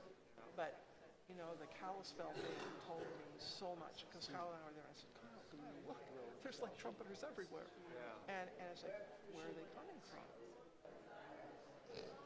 You know, there's not enough in Oregon to make up for this, and they weren't banding. There was not a band out there, and all the birds in Oregon are banded. So it's like, you know, like, okay, so they're coming out of Utah. We're seeing them now. Yes, All so over McNary Refuge. be sure you pick up one of these, and will you write me an email Sure. and remind me of this, because my brain is like major overload after so many days of everybody's input, and then with Doug Zimmer showing up, one of my longtime mentors over the decades, and what's been happening, and what we want to do, and what the department wants to do, is to do more on the east side. And how do we form maybe a network, including you, of a more formal, volunteer-driven survey within like a week period. And then that would be our midwinter. And then we would do something for the migration. We still don't totally really understand tundra swan, so please understand that tundra swan stuff is just as important. And we've all been given this spiel for so long about trumpeter. And the reality is we don't need to be introducing trumpeters to Eastern Washington. They're doing fine on their own. We just need to know where they are. And all this stuff that's now, they're going east to west, and I'm like, whoa, this is so cool. And where are they coming down from the Okanagan, and where they're going back. And then we're getting all these reports, going up to Whitehorse. And I've been to Whitehorse twice. That's a place you gotta go. Oh my God, the waterfowl migration, stay a week. It is beyond your wildest imaginations. So we have the history of swans in the Columbia Basin. When I got there, it was mostly all tundras. Yeah. And now the trumpeter swan numbers have just gone through the roof. I know. And this is the part that we're all going, and where are they coming from? Where are they going? We know they're breeding in Alberta. Yeah. But They're up in Kootenai. You see them up there? Yeah. Kootenai River. And so what is actually happening with this whole scenario, and that can impact the tundra swan hunt in Utah, because it closed 6 weeks early this year. 6 weeks early, because they hit their 20 trumpeter limit. And next year I'm saying, well, maybe they'll have a 4-day season next year. And I'm just kind of like, well, this is really interesting what's happening with all this. And, sitting in my closet right now is a collar of the first trumpeter swan that they collared. It was shot in Nevada at Ruby Lakes. And it has the little ping marks from the pellets. But it was one of the first collars they ever put on trumpeters in the Nevada area. And it was like, wow, this is really interesting. So I have this whole history, but now we want to know more about Eastern Washington. And it's people like you coming forward, like why I'm here is, who are you out there that have this information? Please tell us who you are, because we want to know. And it's not all just mining eBird, it's about mining the connections and who is the right person. Because what they sent me yesterday with the photo, it said, this is the greatest, little picture of, comparison of trumpeter and tundra, and I'm on, no. Yeah. I know it. Yeah, and I wrote her back and I said, no, it's a tundra swan, and this is why. And so it really comes down to, you have to know your swan ID. If you take the photos, I'm grateful. Send them to me. I will tell you if they're trumpeter. Arizona sends me things, and then they go, we wanted it to be a trumpeter. I said, I'm sorry, it's a tundra swan. And why is it a tundra swan? Because if you look at its legs and it's a juvenile, and you're in December, and the legs are black, I'm sorry, it is so not a trumpeter. You can't make it a trumpeter. No matter what you do, this is a tundra, and this is what. And the birders down there just go. And I go, I'm sorry. And then they get a trumpeter, and I go, and this is why. And it's an adult. And I'm like, totally excited. And then I said, but don't expect more. But you never know what you're going to see. But one of the problems that we're having is all this ag land disappearing and all this other habitat issues. And your population is very different than our population, and they have to be managed very differently. So it's a challenge for our organization, for me to understand all this stuff. And outside of the agency, the reality is I know more than any other person outside the agencies. And I probably know more than any individual agency person just because people talk to me. And like you, it's like, okay, so send me an email, remind me, and the information and where to go look for it in eBird. And it'll be in the queue because I know something's coming. I just don't know exactly how Kyle is going to craft it. And I'm really excited that it's coming. And he's working on it, but this grad student that's coming, she's amazing. I really like her. And I think we'll do well. I wanted to say, Yeah. now, Mike, I like Danny. Okay. He's out doing birding all the time, and he sees, I was just thinking of, I'm a biologist. I was thinking that Mike has, I think, I don't know how many years Oh, of since So- 78. So you're a biologist where at? I'm retired. That's right. I teach at Lowell Community College. Oh, okay. So, Well, what I need to do is to put together and stick it on my YouTube channel, my Swan ID program, because you didn't see anything close to what I've got. And to help your students and whoever to hone in on it, how to ID these swans. And the other thing is they can take pictures at the highest resolution they can and send them to me. And I will help you to learn how to do this. I pretty much got Swan ID. Yeah, I've been doing it for years. right. But we now have 35,000 snow geese living here. Yeah, I know. They travel every day between Cold Springs Refuge and here, back and forth. Yeah. And it's corn they're after around there. Yep. Beating like mad on the field. I'm learning a lot when I'm over here because it's so different than Western Washington. It The corn is It's the a whole driver. different world. Green grass is the driver, and then the triticale, and then they were saying, well, the swans were here, and now they're gone. And then yesterday when Paul was driving me around, she said, well, they had triticale, but they plowed it under, and this field is plowed under, and that field is plowed under. And I said, isn't it any wonder the swans are gone?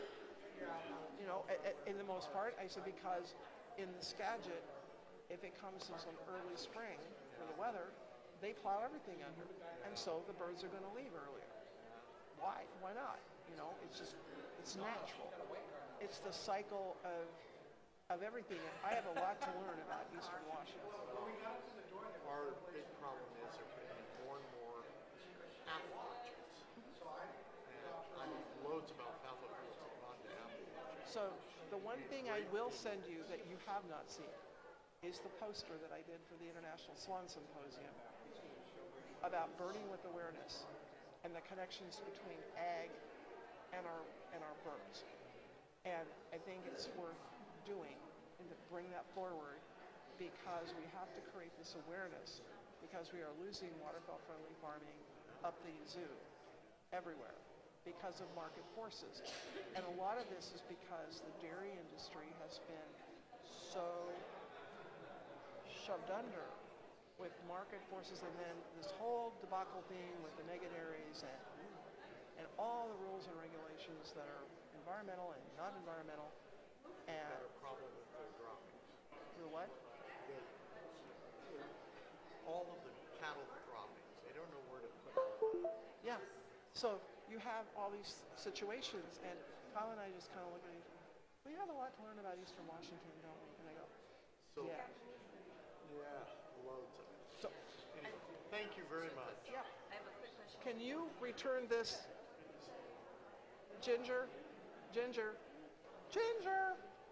Can you return this to, what's his name? I promise I'm quick. Well, that's okay. I live in Portland, and you said that getting these going for the Richfield, Chilliwack, and Sylvia Island. Oh, yeah, and points thereof on the river, too.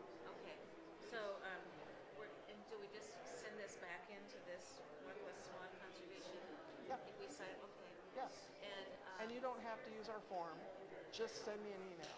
okay. Yeah, an email is easier. Some people use the form, but if you've got a lot of sightings, don't bother with the form. So I'll get your name and email off of the program. But also, you said White Horse. Is there White Horse Spring White Horse in the Festival? yeah, they have a swan festival at the end of April. Okay. It's an event that everybody who's a birder should I went back again.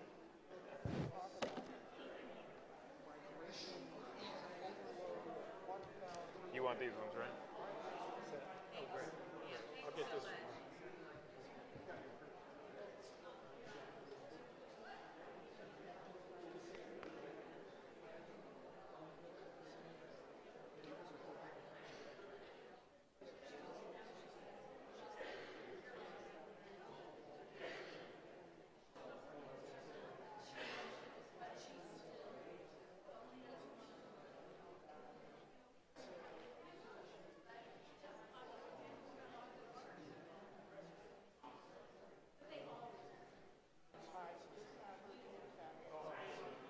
Gotcha. I totally missed it.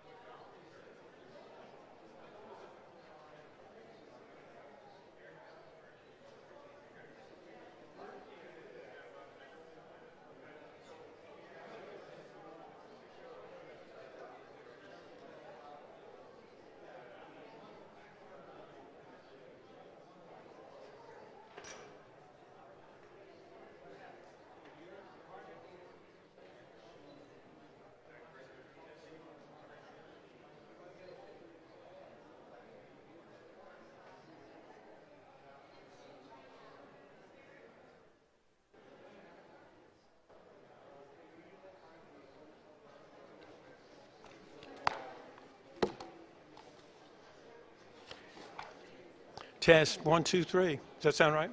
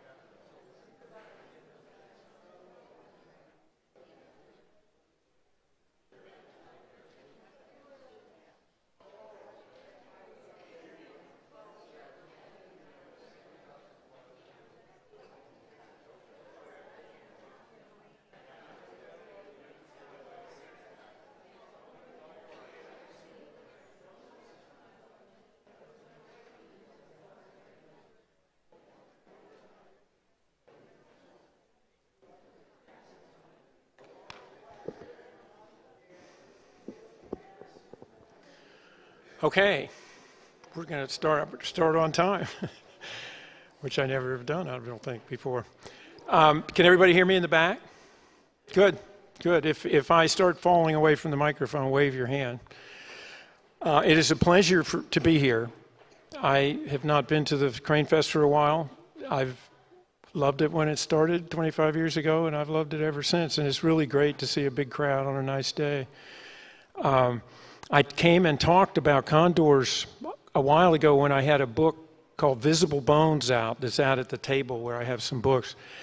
And I guess what I'd like to do today is run through pretty quickly some of what is in that, some of the early records from the Northwest, and then get into what I've learned since that came out. I don't know if I've ever published a piece that had as many comments and people writing me and coming up to me and saying this and that and this and that, and sort of expanding my knowledge about it. And again, this is an ongoing story, so I just want to take us up to a place and see where we are, which is a long way away from 20 years ago. I think that turns out when I was here. So most of you probably know, but maybe not everybody, that Lewis and Clark saw condors when they were in the Northwest. And there's this famous journal page that William Clark kept, not Lewis, that has his map for the few days camping near the Wind River, and he drew this astonishing head in it and says that he sees these large buzzards, and they're clearly condors. There's some identification things that he does that make them condors. And that is, if you're a bird person, that's just this revolutionary thing. It changes your whole life to think of them as a big part of the Columbia River scene. And when they spent the winter, they saw more and more, and they were all over this beached whale on the Oregon coast, and the hunters brought one in that was wounded but alive, and there's some amazing descriptive writing that they do. They're both terrific naturalists. And this one has the hook of the beak and where the nares come out and the ear hole and this ruff are diagnostic. They're all diagnostic for condors. So they saw the identification points like you would see them in a guide and just drew them out. It's a fantastic thing that we have that to start with. And they do some very interesting behavioral descriptions of what the condors were up to when they saw them. And I guess the parts that I like best, that anybody would like best, is that we think of them now as this dying species that's, humans are killing them. They're sort of far away. You got to keep them at a distance or you'll disturb them. These condors are going and tearing up everything. Like the hunters will go out and kill a few deer and cache them so they can come back and get them later. The condors will come and rip apart the cache and get at the meat. That's the bird we want. That's the bird we like. They're just really noisy and squawking all over the place on this beached whale. They are they're a top of the line feeder in this giant chain that is the Columbia River system.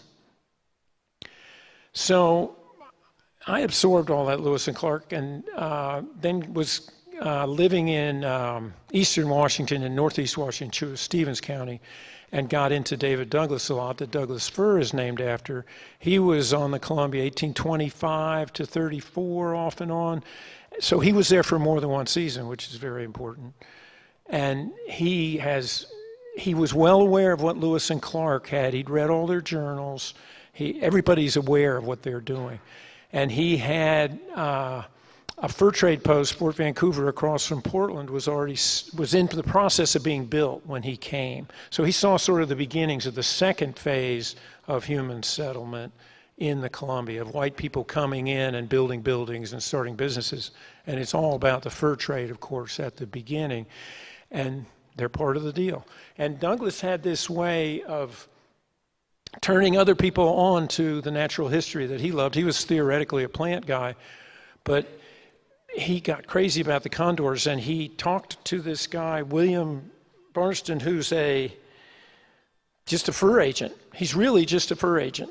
And he wrote eloquently about the condors, and he and Douglas hung out at Fort Vancouver during a hard winter, 1825-26, and when a cow dropped dead or a horse dropped dead from starvation or cold, the condors were immediately on it, And that really got away with them. How are they finding them? Where are they coming from? Are they using their sight? Are they using their sense of smell? You know, the kinds of questions that a curious naturalist asks about things. And they did these experiments that showed that they were using both. And there's very, very recent papers saying, oh yeah, buzzards and condors use both. So they really, what they're doing really reads well now. I really like the way they were thinking about it. And he did a lot of other things also, Douglas did. He took a specimen, he put out a bounty, and so that the hunters brought him in another specimen. He thought about capturing them and trying to watch them. He talked about when they were full, you could get up and hit them with a club and kill them. Most of them were stories that mixed blood hunters told him. And that becomes this whole thing in the whole world of where the information comes from, how you get this information is he's hearing oral stories, not written stories. We know what Douglas saw because he writes it down and tells us, but he has all this other natural history information.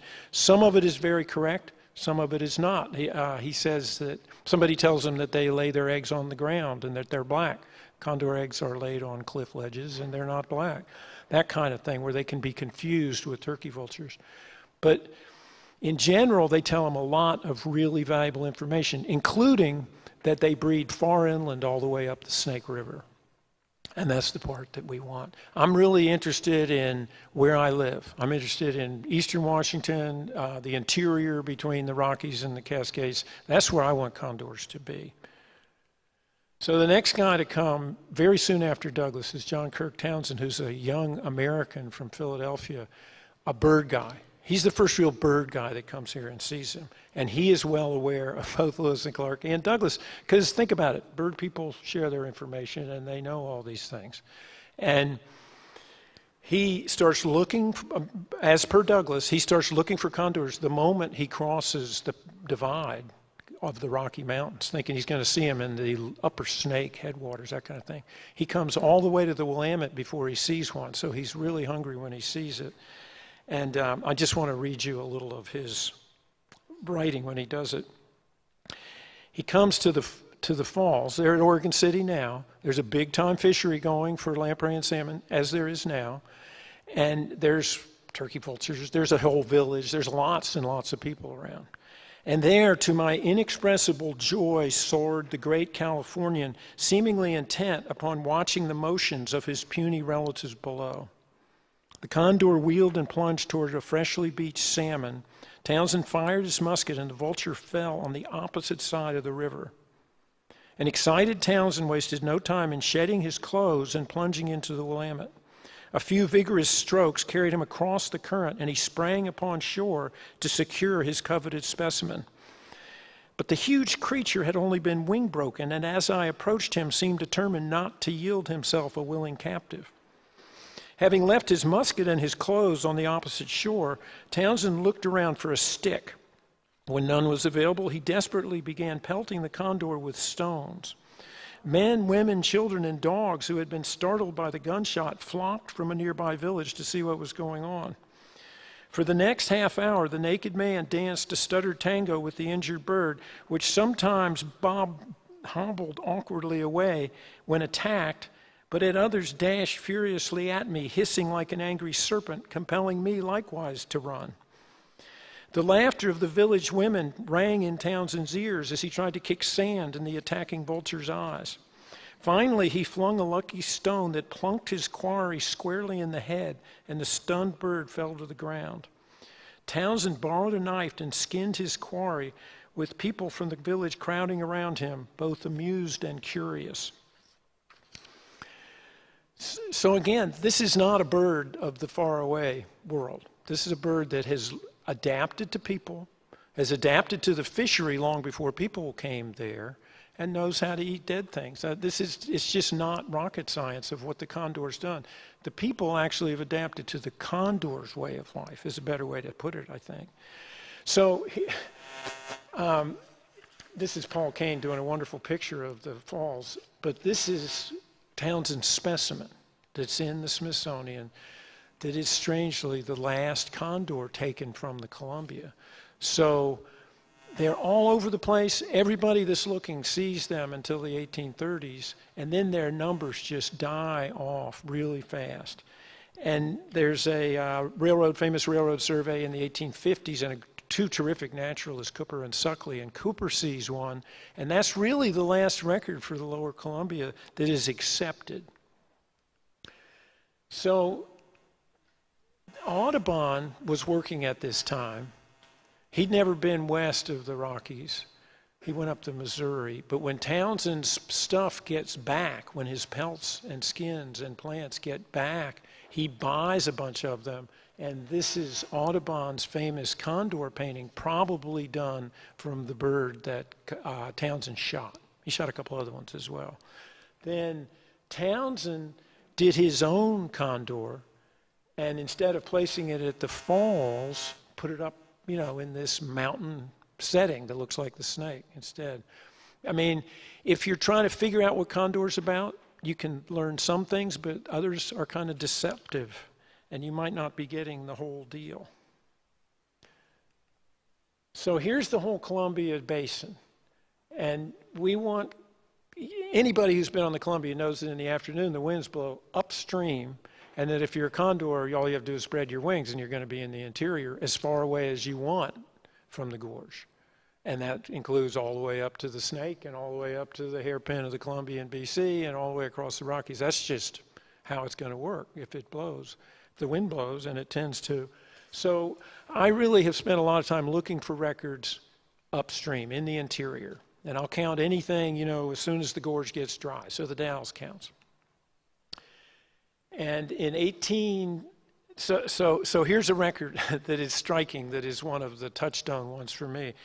In 1879, there's a man, a retired Army person named General Wilcox, T.E. Wilcox, who ran sheep in the Boise Basin on the Snake, between the Boise River and the Snake. And he wrote an autobiography all the way up into World War I times. The timeline of the autobiography goes. But he says that in 1879, 2 California vultures, I saw them feeding on the carcass of one of my sheep. They hissed at me and ran along the ground for some distance before they were able to rise in flight. They were much larger than turkey buzzards, with which I was quite familiar, and I was very close to them, so I could not be mistaken in their identity. The cattlemen said that the California vulture or buzzard was not uncommon there before they began to poison carcasses to kill wolves. So, again, there's all these bells and whistles that go off when you trace one species around, and there's these totems of the Northwest that get all the political dander up, and salmon and wolves are right now the 2 hot ones. But then you think, wait a minute, if you go back 12,000 years to after the last glacier, there's these totems are just part of the scene. The condors and the wolves and the salmon, they're just around, and they're all around together. And the only way to break that chain is first by poisoning wolves, because any carrion eater gets really hurt by poison, really, really hurt by poison. And strychnine is a very effective poison. And the second one is dams, which is what comes soon after this. So it's hard not to see all that and think, okay, it's all over, right? 1879, it's all over pretty soon. But then there's this guy, Seahart Merriam, who is the U.S. biologist, the head biologist for the whole country, based in D.C., but he is a remarkable man who grew up watching birds and travels all over and got addicted to the West early on with his sister Florence. And Florence is a piece of work, if you've never heard of her. She wrote one of the first, really the first, what I think of as a real bird guide to the West, a field guide to birds of the West. It's published in 1905 or something like that. She took many trips all over the place in the West, mostly in California, so she would have been really familiar with condors, and Arizona, where there were a lot of condors at the time. Seahart took a lot. His friends called him Clint, so we'll call him Clint. He took a lot, but he came up here a lot too. And he had a crack field guy named Bailey, Fred Bailey. And Florence married Fred Bailey. So it's really three people that are really terrific at birds, just sort of wandering all over the West. And I was working on a book about a guy named John Lieberg who did these plant surveys in eastern Oregon and eastern Washington in the 1890s. And one summer, Clint Merriam is going around there trying to figure out all the ground squirrels in eastern Oregon, which takes some doing. And Lieberg was giving him specimens. So that's in 1895 when that happened. In 1899, and he started spending all his summers doing field work in the Northwest. Really amazing stuff. But in 1897, he came to Mount Rainier specifically to come to the volcanoes. All these guys back east are fascinated with Hood and Rainier and all the big volcanoes. So he spent most of the summer there. Then he got done, and in late August, September, he worked his way north and came down through the Loomis Forest in the Okanagan. And then took a horse, came on to Coulee City, where there was a train terminus. Whoops. There was a train terminus. Wait a minute. This is a cartoon that Florence did of her brother. I just thought that was cute. This is a train terminus in Coulee City where you could pick up the train and go all the way to Chicago and D.C. So he's going to pick up the train and go home, right? And again, he describes it as a little nowhere town with mostly empty houses, but this is only 2 years later, and you can tell there's a crowd of people living here. And he was a big believer in local knowledge. That's what you have to like about both Florence and Clint Merriam. He wrote, he would prefer, he always came and hired local help when he was doing his field work. And he wrote that he would prefer to have the farmer's boy who knows the plants and animals of his own home than the highest graduate in biology of our leading university, because local knowledge trumps everything. And when you think about it, the best work that David Douglas did and the best work that Lewis and Clark did was based right on that premise, that they had somebody that knew their way around. With Douglas, it was often a 12-year-old kid, and that they could help them out.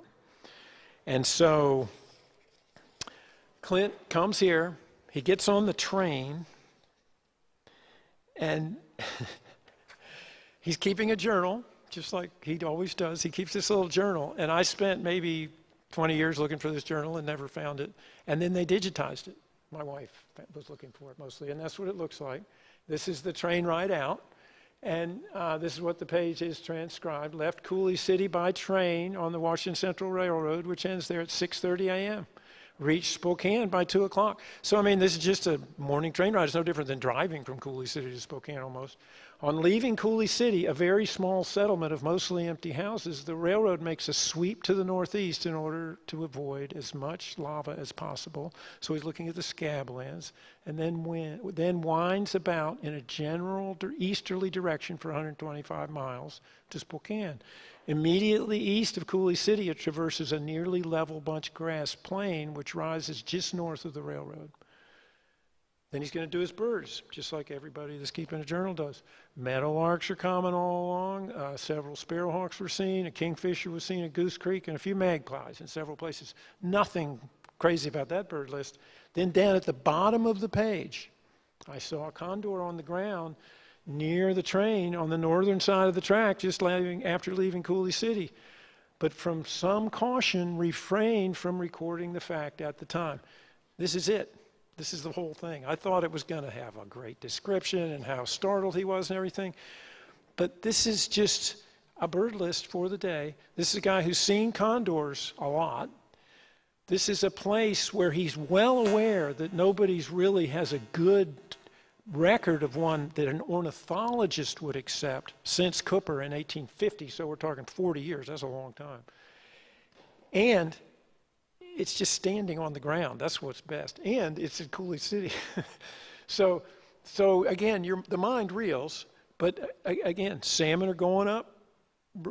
There's good salmon runs on the Columbia at this time. There's all these new dead cattle and horses from stock people. There's stuff to eat for the condors. Is it a hard identification? Here's a condor on the ground. Is it a hard identification? Not for somebody who's seen condors before. They are half again bigger than the biggest golden eagle. So he's not going to be a mistake. He waits to put it down out of caution, hoping he'll see another one. because this is a very unusual bird to see. We love it. We love it. And then this would have stayed in his journal forever, except when Jewett was doing the sort of standard birds of Washington that I used when I started, that was published in the 50s. He wrote letters to all the guys, and Miriam was still alive. He wrote letters to everybody saying, well, you know, you've seen this, you've seen that. And Miriam wrote back in a letter and said, yeah, I saw a condor once in 1897 near Cooley City. And that's how it appears in the Jewett. The journal entry does not appear there. That's how it appears. That's just this floating record out of nowhere. And it still is, really, when you think about it. But I believe him. But now you start going, but now, wait a minute. He's here for one day. What about the people who live there? What about these local people that he's really supposedly leaning on so much, but he wasn't there long enough to go ask around? Who has been here all the time to do it? That is the tribal people that have been here. That is the people who get outside all the time. So I was doing a talk like this quite a few years ago, 20 years ago, to an Audubon group in Spokane. And a guy came up to me afterwards named Bill Brown. And he said, he was born in 1915. His dad was a district warden in the Umpqua National Forest. Between 1930 and 35, during the Depression, Bill was aged 15 to 20, and his dad got him to work in the fire towers in the forest district there, because there was no work. White Rock, Dutchman's Butte, North Sis, and Silver Butte in the South Umpquas, if you've ever been down in that part of Oregon. He worked from July 1st to October 15th during fire season. During this time, Bill said he saw single condors flying more than once. Often, the birds glided below the level of the lookout tower, so he was able to see their heads clearly. He knew turkey vultures and golden eagle and was certain these birds were much larger. But even better, there was a radio phone connection between the towers so that the people manning them could communicate with each other. And Bill said they would alert one another to the presence and direction of condors. So he would just call up the next lookout tower and say, got one headed your way. And you could stand in the tower out on the railing and watch them go by below you. And this was like after a talk like this, I spent a lot of time afterwards telling him I wasn't sure to believe him, whether to believe him or not. And he absolutely convinced me. I mean, he totally convinced me as much as William Clark or David Douglas, for sure. He was a smart guy who was outside all the time for his whole life. He knew what a condor versus an eagle versus a turkey vulture were. And he knew that it was a funny thing to see. And he knew that the last condor record for Oregon was in the Umpquas. Two California guys, a father-son team, had shot it, a couple on a bad weather day in 1902, I think. But better than that, David Douglas went down to the Umpqua in 1826 fall and saw a lot of condors and realized that they must winter. He thought he'd found a wintering ground down there. He was seeing double figures at a time, like people used to see them at Sespe Refuge when they were going extinct. So it makes you want to go to the Umpquas and hang around for sure. But again, they aren't, there's no records after this. Bill Brown, nobody knows his record because he's not the kind of guy who would fill out a bird list or a chart or anything like that. So it's just one of those stray things. And I became very interested in these stray things. So the way to do that is go to language, because language always works. And which interior tribes have a word for condor? All the ones on the river. All the ones on the river. And it gets more nebulous as you go further upstream. The Okanogans Okanagan Salish is a very viable language, but their word for condor is a little fuzzy because it kind of is the same word they have for crane, both big birds with white under the wings and black and white pattern. You can sort of start getting confused, especially if you're not a specific bird person.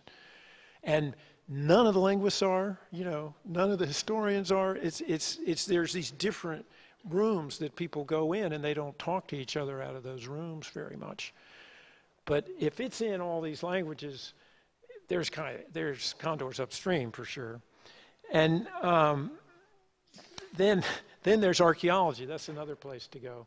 This is some rapids around the Dalles. The Dalles is, when you think about the rapids that we're looking at, you can just think of from Celilo to the Dalles, what they called all those things is a series of really rugged river with fish, with a lot of fishing going on, and a very natural place for dead fish to be on shore.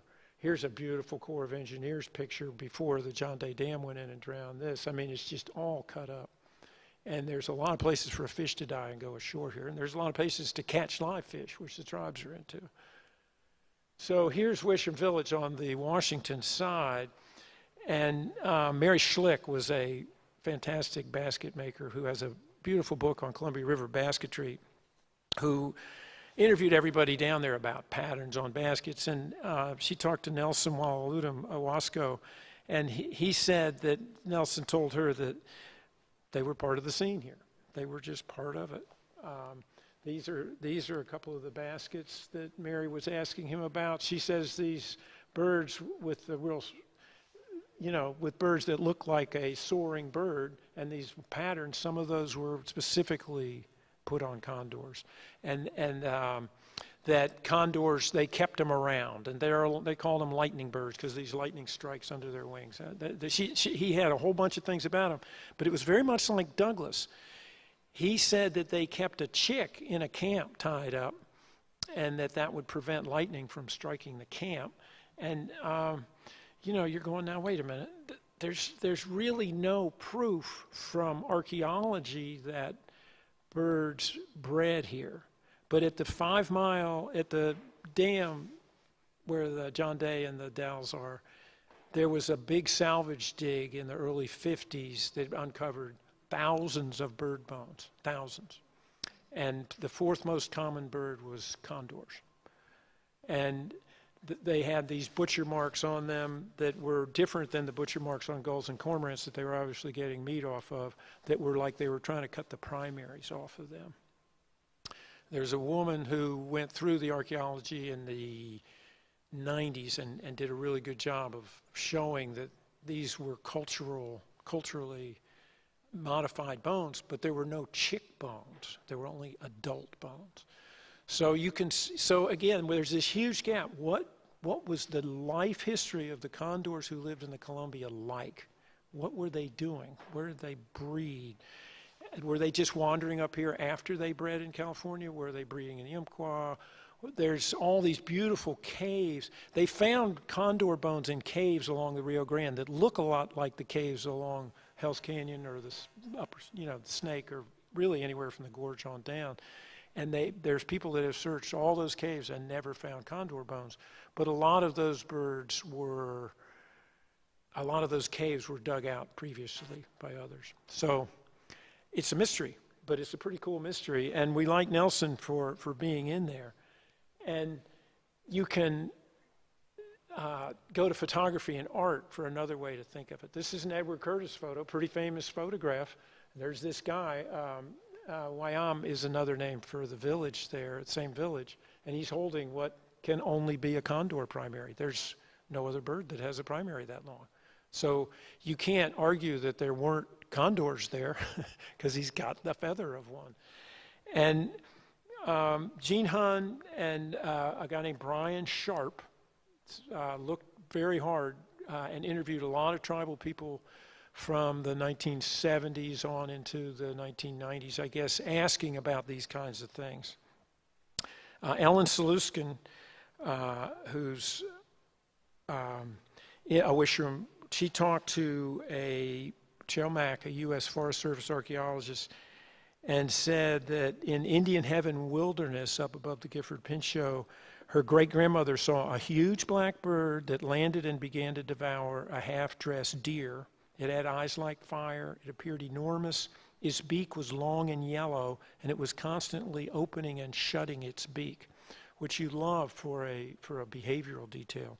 And the yellow works also. Then she also talked to Mary Schlick, and Ellen Saluskin did, and told her that her grandfather had killed a condor attracted by an elk that he had killed. Then he carried a condor tail feather with him as a talisman for the rest of his life.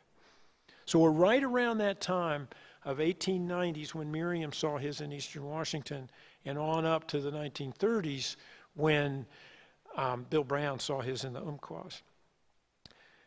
If you're at the Dalles and you look north or get up on any kind of elevation, Mount Adams becomes this incredibly prominent landmark. And it's the, Helen's is to the left, it's the one on the right, and of course it borders the Yakima, it forms the boundary of the Yakima Reservation. So this is Josephine Andrews Smartlet talking to Gene Hunn. She was born in 1914, so we're getting late here, and she used two different words for condor in interior Sahaptin.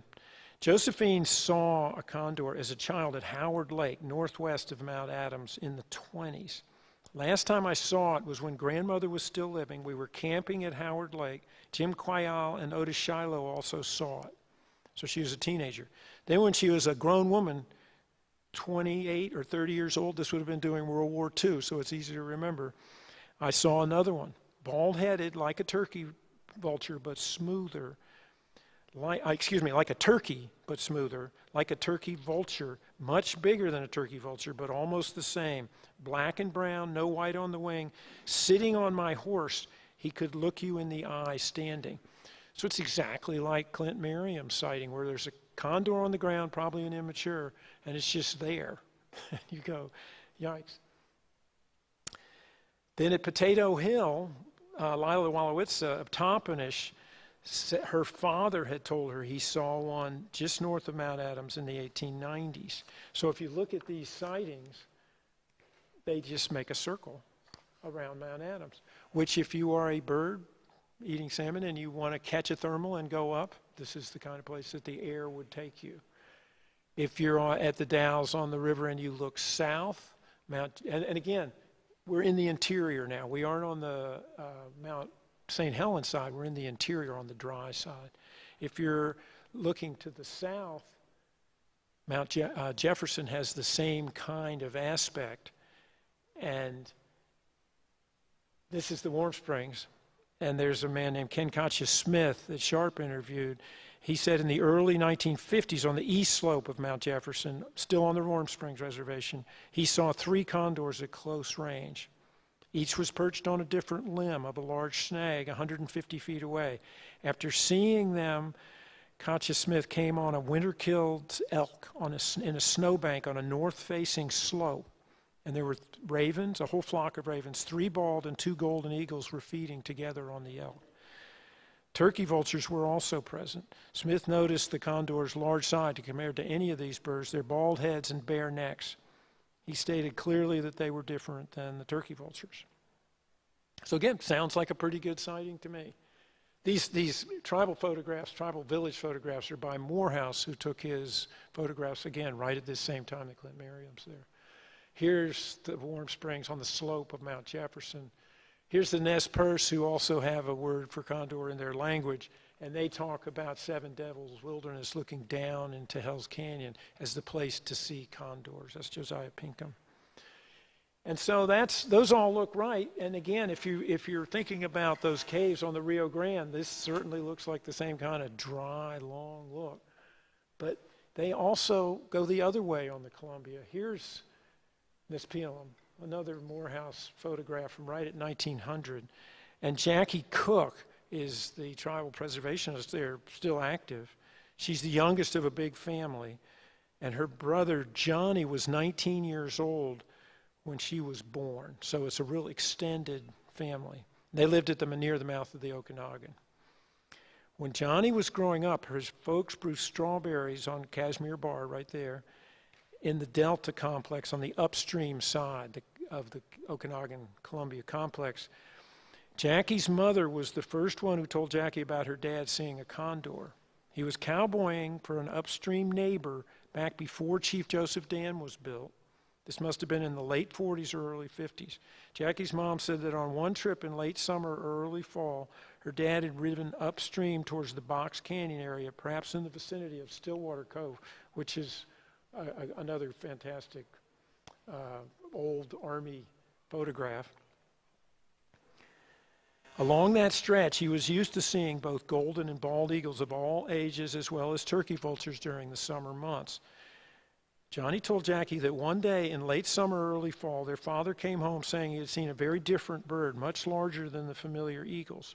The bird was flying in close circles, and he was able to watch it for a long time, taking careful note of what made it look so different.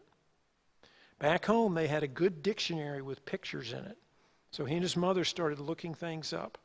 And as soon as he saw the condor picture, he said, "That's it. That's what I saw." So, again, you can start thinking about who gets to have a valid sighting.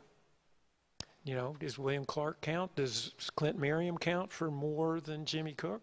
Just because they came through in one day and happened to see one when Jimmy Cook had lived there his whole adult life and knew that he saw something different than he usually saw. That's what I'm interested in, I think. So here's the whole basin again. The red is sightings that we've talked about. And the ones on the other side of the divide are from this anthropologist named Claude Schaefer. Worked out of the Blackfeet Reservation in Browning in the 30s. Amazing guy who never wrote up his book. Somebody was just telling me about never getting their book done. Claude never got his done. And he read about an ornithologist, a real bird person named John Fanning, who was a BC ornithologist. And he went over to Calgary in 1896, 1 year different than Clint seeing his in Cooley City. And he saw 2 condors flying over the Bow River outside of Calgary.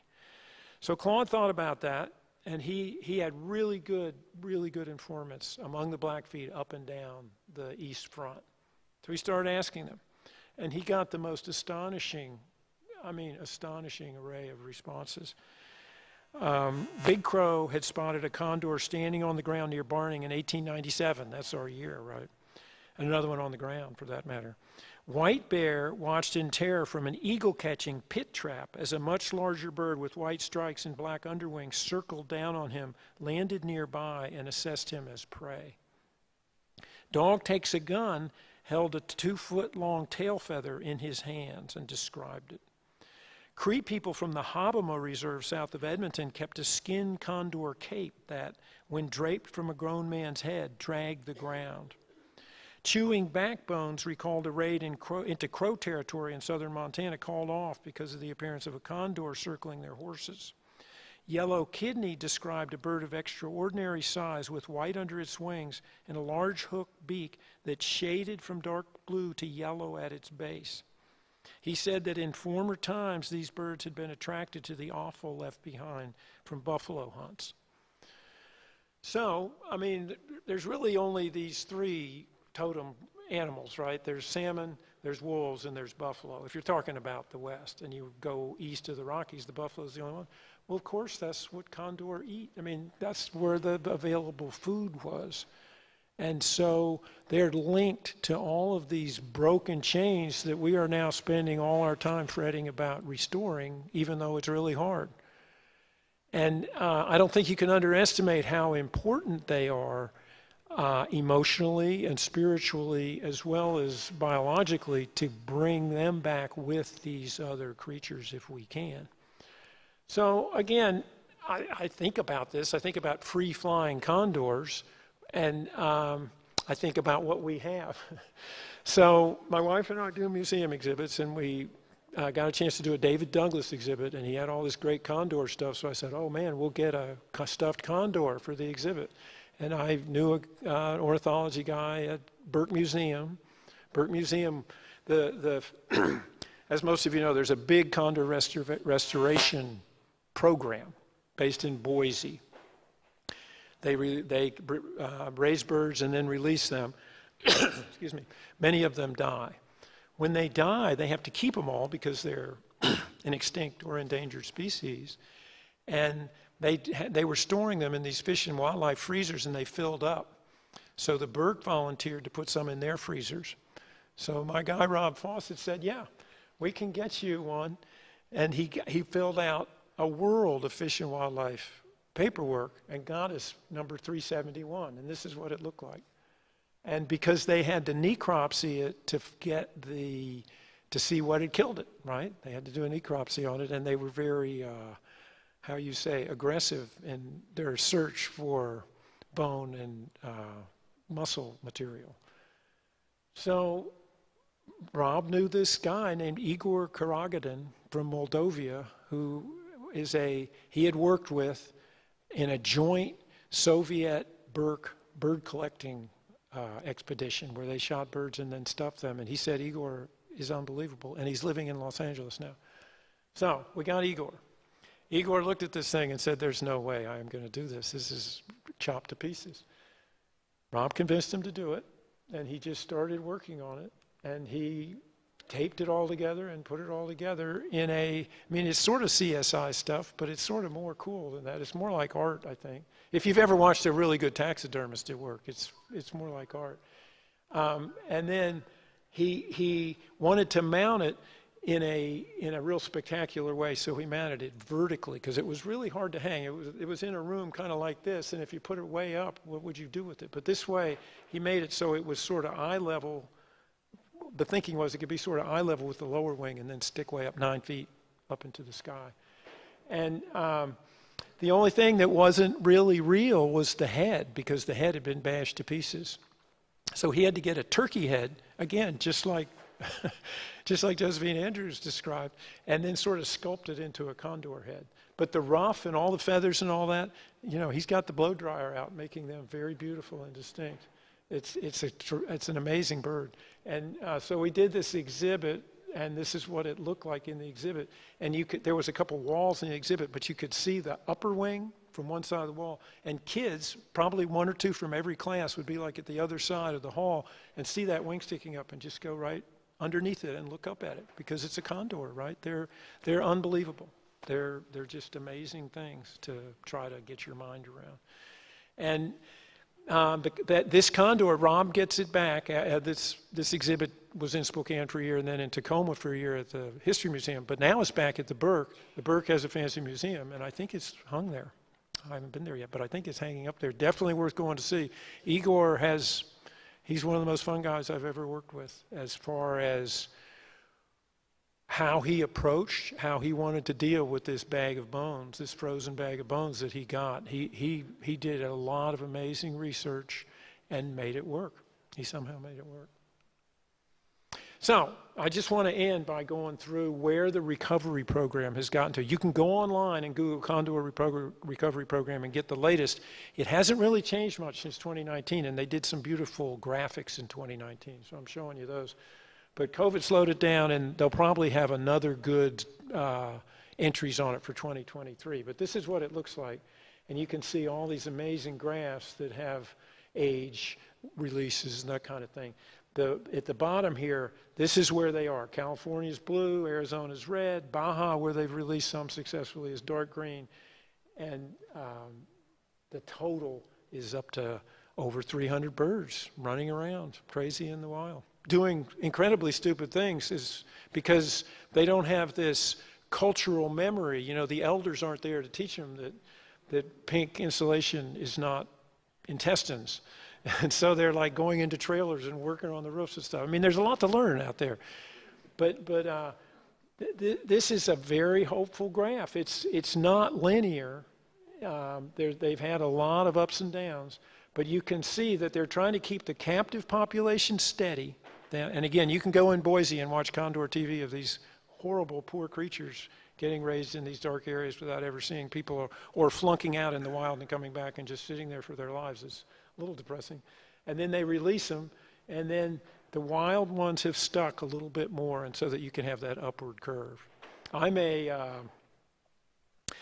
old enough that when they took the last 20-some condors out of the wild from Sespe, I thought, well, this is ridiculous. They should just let them die like you let your grandmother die. Why make them suffer? And, why take them to the San Francisco Zoo and torture them? I think I was wrong. I think that this is a pretty reasonable program, and that anybody who has seen one, and again, plenty of people come up to me and say, man, I went down to the Grand Canyon and saw condor, and it was a religious experience for me. I'll never be the same. Plenty of people have that happen to them. And if you go to Big Sur or Pinnacles or the Four Corners and see these things, I recommend it to see how it affects you. But this is what I'm really interested in is who gets fledged, who dies, who stays alive, who gets released. You can see from this much more that it's not a linear process, that they have bad years and good years, and that there's a lot of things that can happen. And this is what shows it. Is there's all these ways to die if you're a condor. Like drowning definitely intrigues me that 7 of them have drowned. These are the ones from 1992, so I don't know why they've drowned. And you can see all the other ones. You would think wildfires maybe in the last 4 years since this was done have taken out a few more. All that's nothing. All that is nothing. What's killing condors is lead poisoning. And that's what, the moment that Lewis and Clark showed up with lead shot, every carcass has got lead shot in it, and that's what's killing them. And until we figure that out, we are not going to have a viable condor population. The graph might look good, inching, but not the kinds of birds that we're talking about that get out there and, chase you around if you're naked kind of birds. So this is the graph to keep in mind to me. And California somehow passed a lead shot law. Nobody in the West, no other state in the West is going to pass a lead shot law in our lifetime. But you have to think about this in geological time. That's the only way that you can think about this. This is a bird that was successful all through the Pleistocene, eating big megafauna. It was completely fine eating buffalo and salmon for 10,000, 12,000, 14,000 years after the Ice Age. There's this tiny slice of us, 200 years in our case, where we've managed to get rid of them, but we haven't. They're still here. They're still alive. And that speaks to the resilience. Anybody who watches birds knows that there's a lot less of some of their favorite birds out there than there used to be, but at the same time, birds are astonishingly resilient, as are all living things. It's really hard to kill something off completely, even if you want to. So they're out here, and they're doing stuff. This is the mouth of the Klamath River, where was the last release. They released 4 birds there. When you see them, they'll have these tags on them, and you can let that drive you crazy or not. But it's cool that they're big enough to read the numbers, and you can see number 45 and think about it. And again, the Klamath is a big salmon river, big-time salmon river, that goes into the interior, that cuts through the Cascades and comes to Klamath Lake in eastern Oregon. So if these birds hang in there, they'll get blown into the interior, and somebody in Baker will see one. And that's the same thing with us.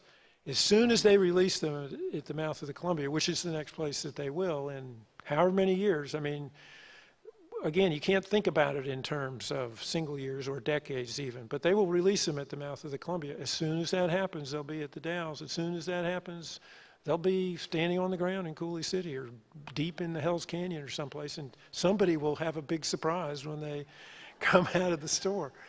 That's a start. That's a real start. And if the name tags go away eventually, that would be great. But I'm okay with the name tags being on there right now. And I would just like to close with this. Is Florence's husband, Vernon. To come upon the California vulture alive and free is like suddenly coming upon a giant sequoia towering over the forest. The sequoia awes you with the feeling of immensity, and the forest trees that you had looked up to as very large are suddenly dwarfed. The same thrill strikes you when overhead the great wings of the vulture spread out and with mighty strokes carry the huge bird in wide circles up through the sky. And as you look down, the turkey vultures sailing below seem like little more than circling swallows. That's the bird that we want. So thanks a lot for coming.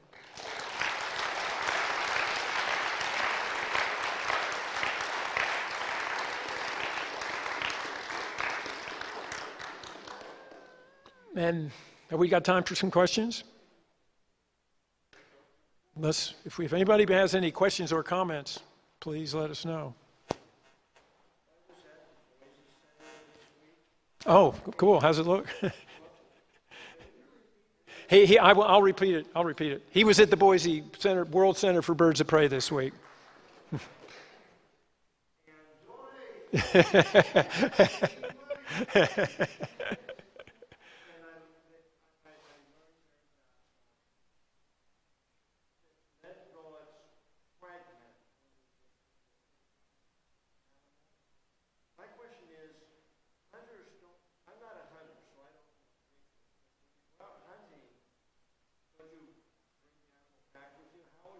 Oh, these are not, oh yeah. So we're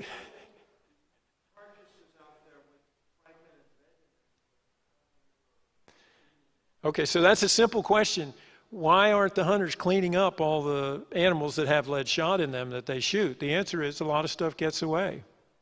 It's that simple. You don't, if you talk to a hunter and really get down to it, how many animals have you had to let go where the deer just skulked off and you tracked it for 5 miles and could never catch up with it? That happens.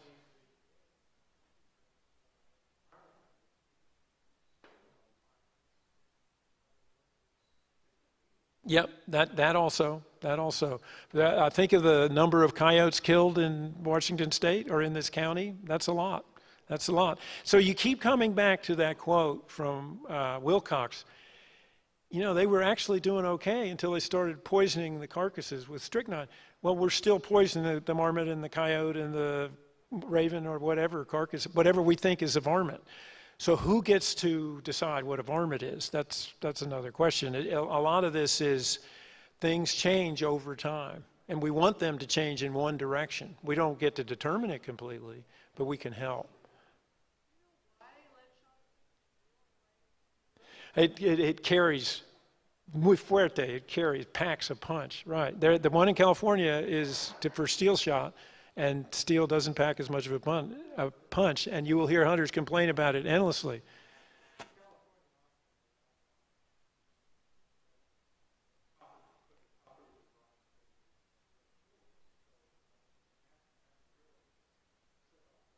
Yes.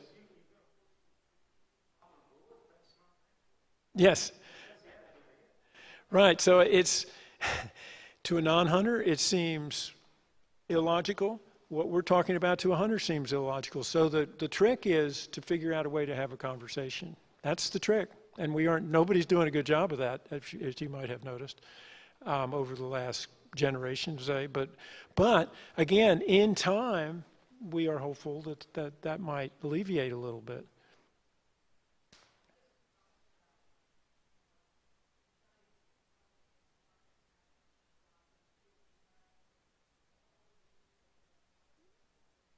Yep. It's a lot. Yeah. Right.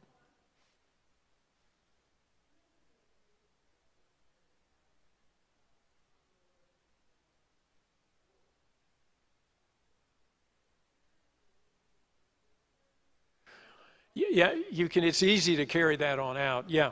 Yeah, the waste of the salmon is what was keeping the creeks really alive, and the poop from the grizzly bears, and it's all connected. It's all connected. I wish I could connect condors and grizzly bears better. I'll find a way.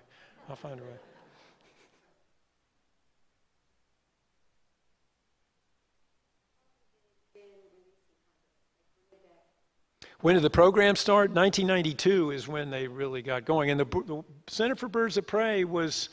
When they took them out of the wild, they put them in the San Diego Zoo and ran them up and down ramps, working their rings and all that. But then the World Center for Birds of Prey got going, and it started being better from what they did.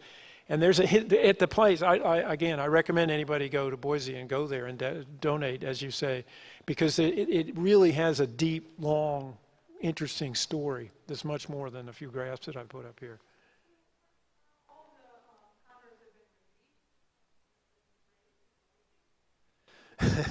Good question.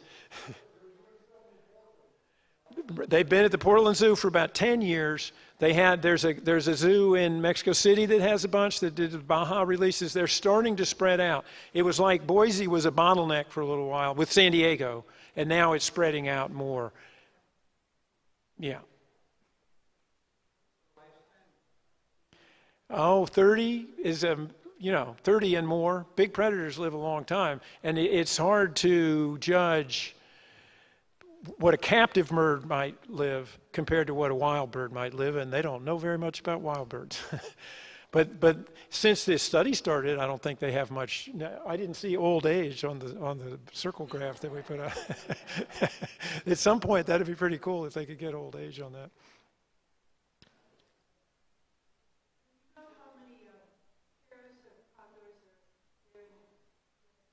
Oh yeah. Oh no, they have all of that information. All of that is available online.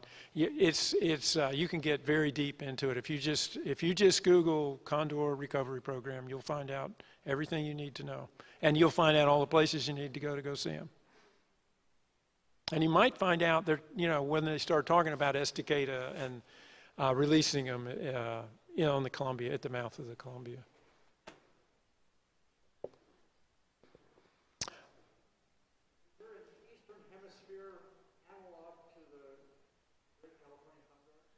No, but there's a southern. I mean, there's the Andean condor.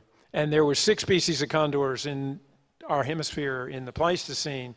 And I guess Lammergeier, Mike would know. Lammergeier is about the closest you can get, but they're not, they're a very different, they're a whole different family, right? I was just going to say another spot to see condors. Yeah, that's a good one. They actually roost right above the turtle. It's phenomenal. There's a lot of good places. Big Sur is a great place to see them, and you can just stop at the ranger station, I'll tell you. Pinnacles is, more people have told me about better sightings in Pinnacles than anywhere because it's less crowded than some of these other, in Big Sur you can see them, but you might get run off the road while you're doing it. There's not that many pullouts.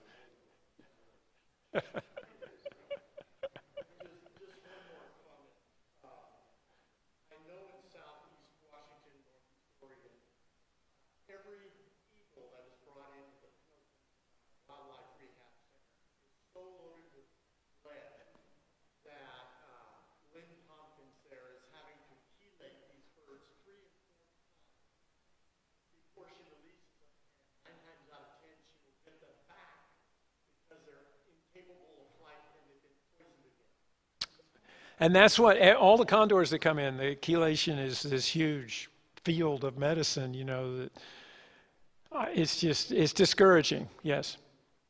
Excuse me? Okay.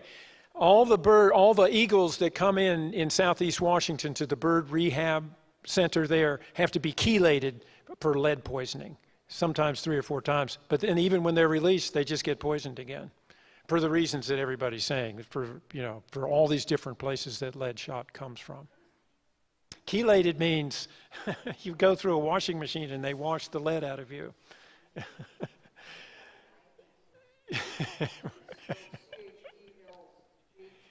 Yes, right. You'd have to get it done to you to really understand, I think.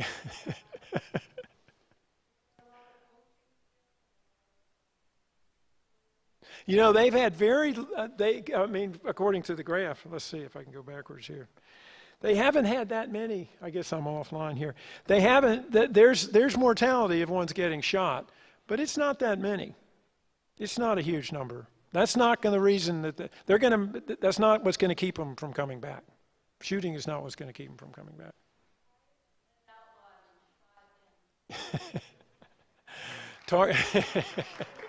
Yes, you'll have to talk to your legislators about that. It's been introduced in most states, but again, there's no Western state that's going to pass that law unless the California version really shows some amazing stuff. And my guess is that in 50 years it will. What do you think, Mike?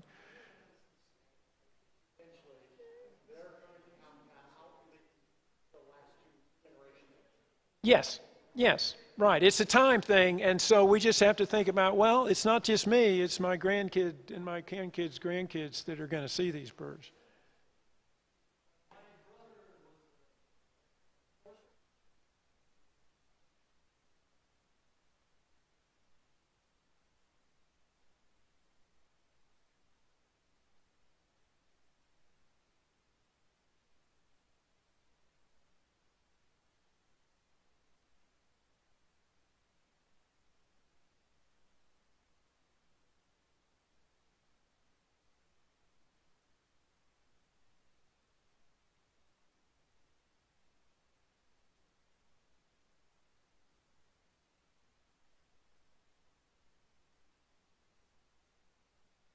I only do the positive part of this talk.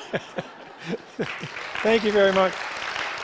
I'm at a book table over here. If anybody has any more questions, I stay till the end of these things.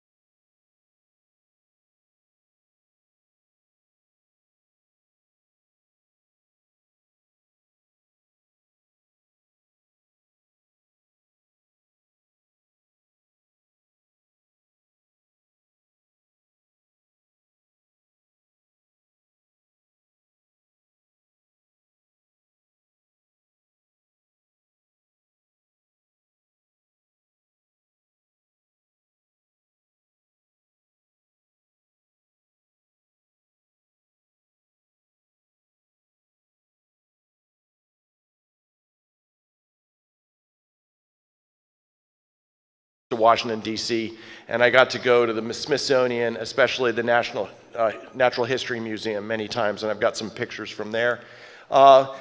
In '81, I moved out to Colorado, and my parents moved to Seattle. I was at Colorado College for a couple of years where I was studying ecology.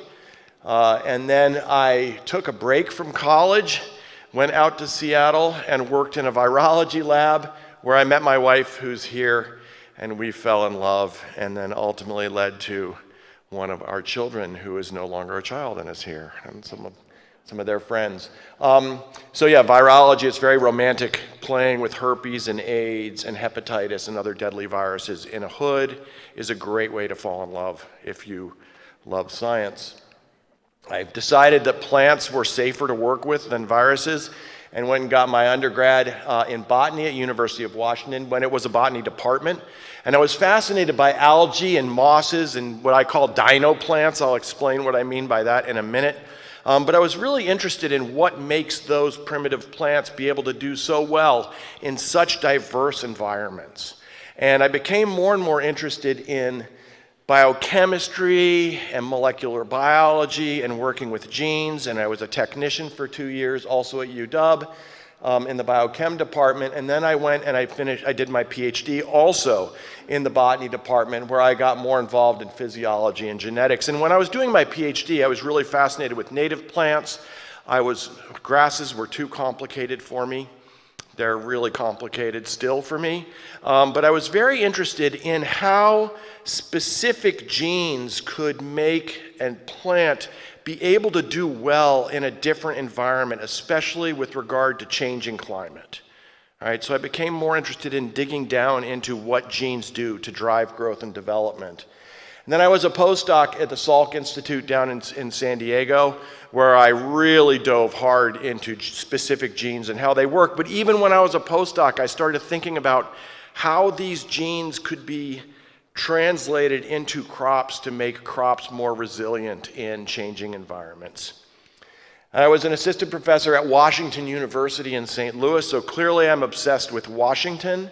And then moved to Washington State University in 2007, where I've been ever since, and I'm now a full professor in the Department of Crop and Soil Sciences. So a little bit about what we do. First, it's so good to be back here. I hope a lot of you guys feel that way that have been here before. I have been speaking here at the Sandhill Crane Festival since 2013. And all those years, the talks I gave were about genetically modified organisms. Marie Lott was my friend, and she had worked for Monsanto, and she wanted me to talk about GMOs. And at the time, I was giving GMO talks all around the state.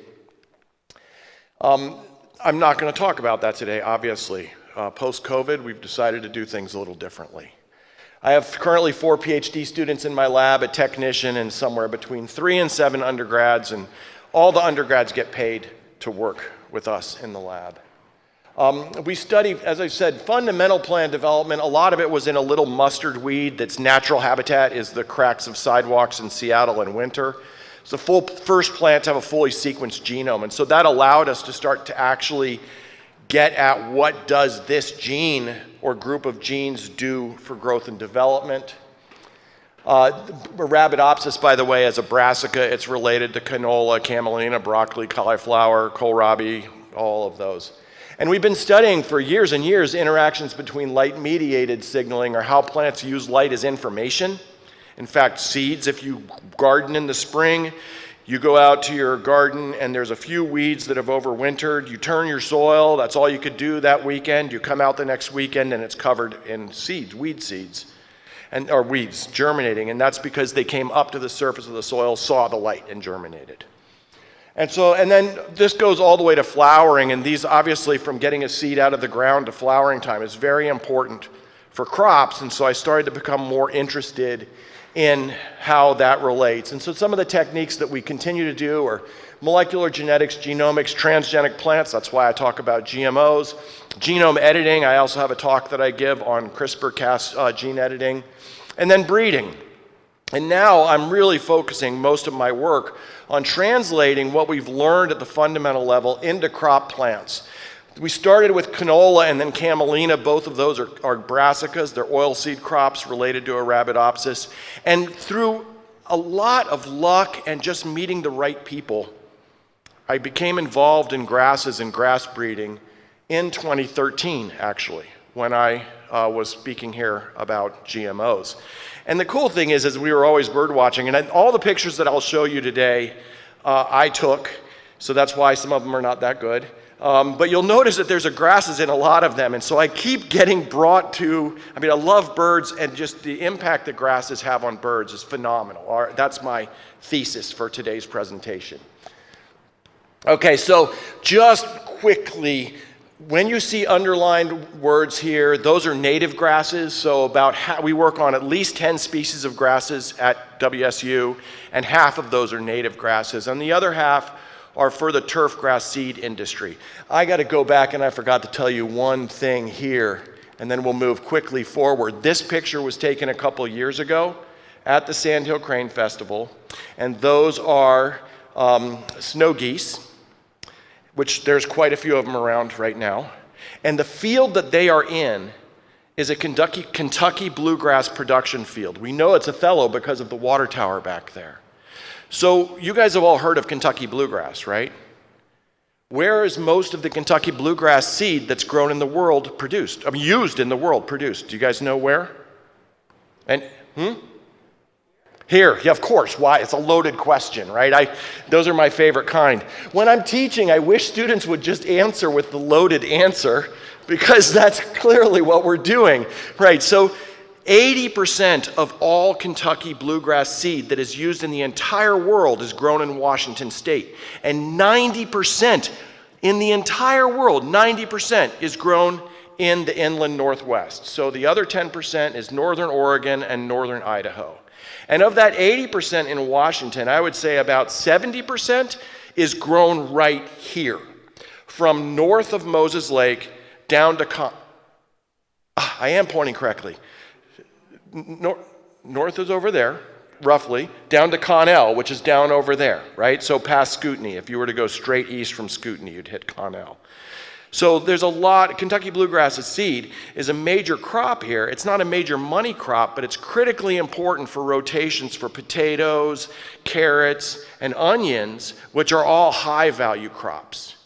So, and it's the other thing about these perennial grasses, bluegrass is a perennial grass, is that it will stay in the ground for 2 or 3 years, which allows it to help rebuild the soil. So this is a really important crop in this area. All right, so we work on bluegrass, fescues, and then some of the natives, or some of the fescues, western wheatgrass, prairie June grass, you'll see a picture of that, tufted airgrass, alkali muley, or scratch grass, which is a native warm season grass in this area. That started in 2013 based on this friendship that I had with a guy named Orlin Reinbold, who has now given almost $1 million to my breeding program at WSU since I met him. So he's a seed producer, seed broker. He owns a number of seed businesses where he contracts out in this seed to be grown in this area, and then he sells them all around the world.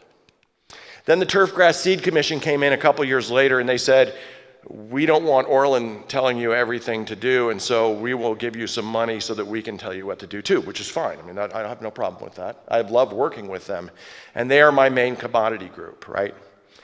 Then in 2019, because of this support from those two entities, WSU built us, during COVID, a brand new grass breeding and ecology farm. And that's one of the reasons why I gave you the contact information. If anyone is ever out in Pullman and would like a tour of our farm, I will give you the tour. I promise. You'll have to hear me talk about grasses. In 2020, we started working with the city of Tacoma on drainage ditch plantings, where we use different blends of grasses and forbs or broadleaf plants to stabilize drainage ditches for filtering the water that gets into them. But the trick is to not have them choke up and flood the roads. Okay, so we've been doing that now for a while. And then we've started doing turf evaluation for fine fescues, some of which are native, for the National Turf Evaluation Program. The U.S. Golf Association decided that they needed to get in on the game too, literally. And so now they are funding us to breed Kentucky bluegrass and western wheatgrass. Northwest Turf Association last year started funding an organic approach for turf repair and early green up. I'm trying to design and manage the lawn of the future, okay? less inputs, maybe not as pretty, but a lot less gas, a lot less water, a lot less fossil fuels. And then just this year, the Idaho Native Plant Society is giving us $1,000 a year, which is not very much, but it's important to work with them, for us to do seed increases of native grasses, and the really important one being prairie June grass, which you guys will see. So I'm now working with them as well. Okay, so I don't know if you can figure this out, but I'm obsessed with grasses, right? Plus I love to stand up on a stage. This picture was taken last summer up near Cooley City, and this was a trip where my wife and I were collecting Bermuda grass. And I sighed because just as like it's romantic to play with viruses, it was our 35th anniversary. I know how to show a gal a good time. This is an amazing stand of grasses and sagebrush. Looks a lot like here, so north of us. All right, let's talk a little bit about plant evolution. Way back in the day, on the bottom here, we've got what we call the chlorophytes. These are the green algae. And they expanded out into these groups of plants here, which I call the dino plants.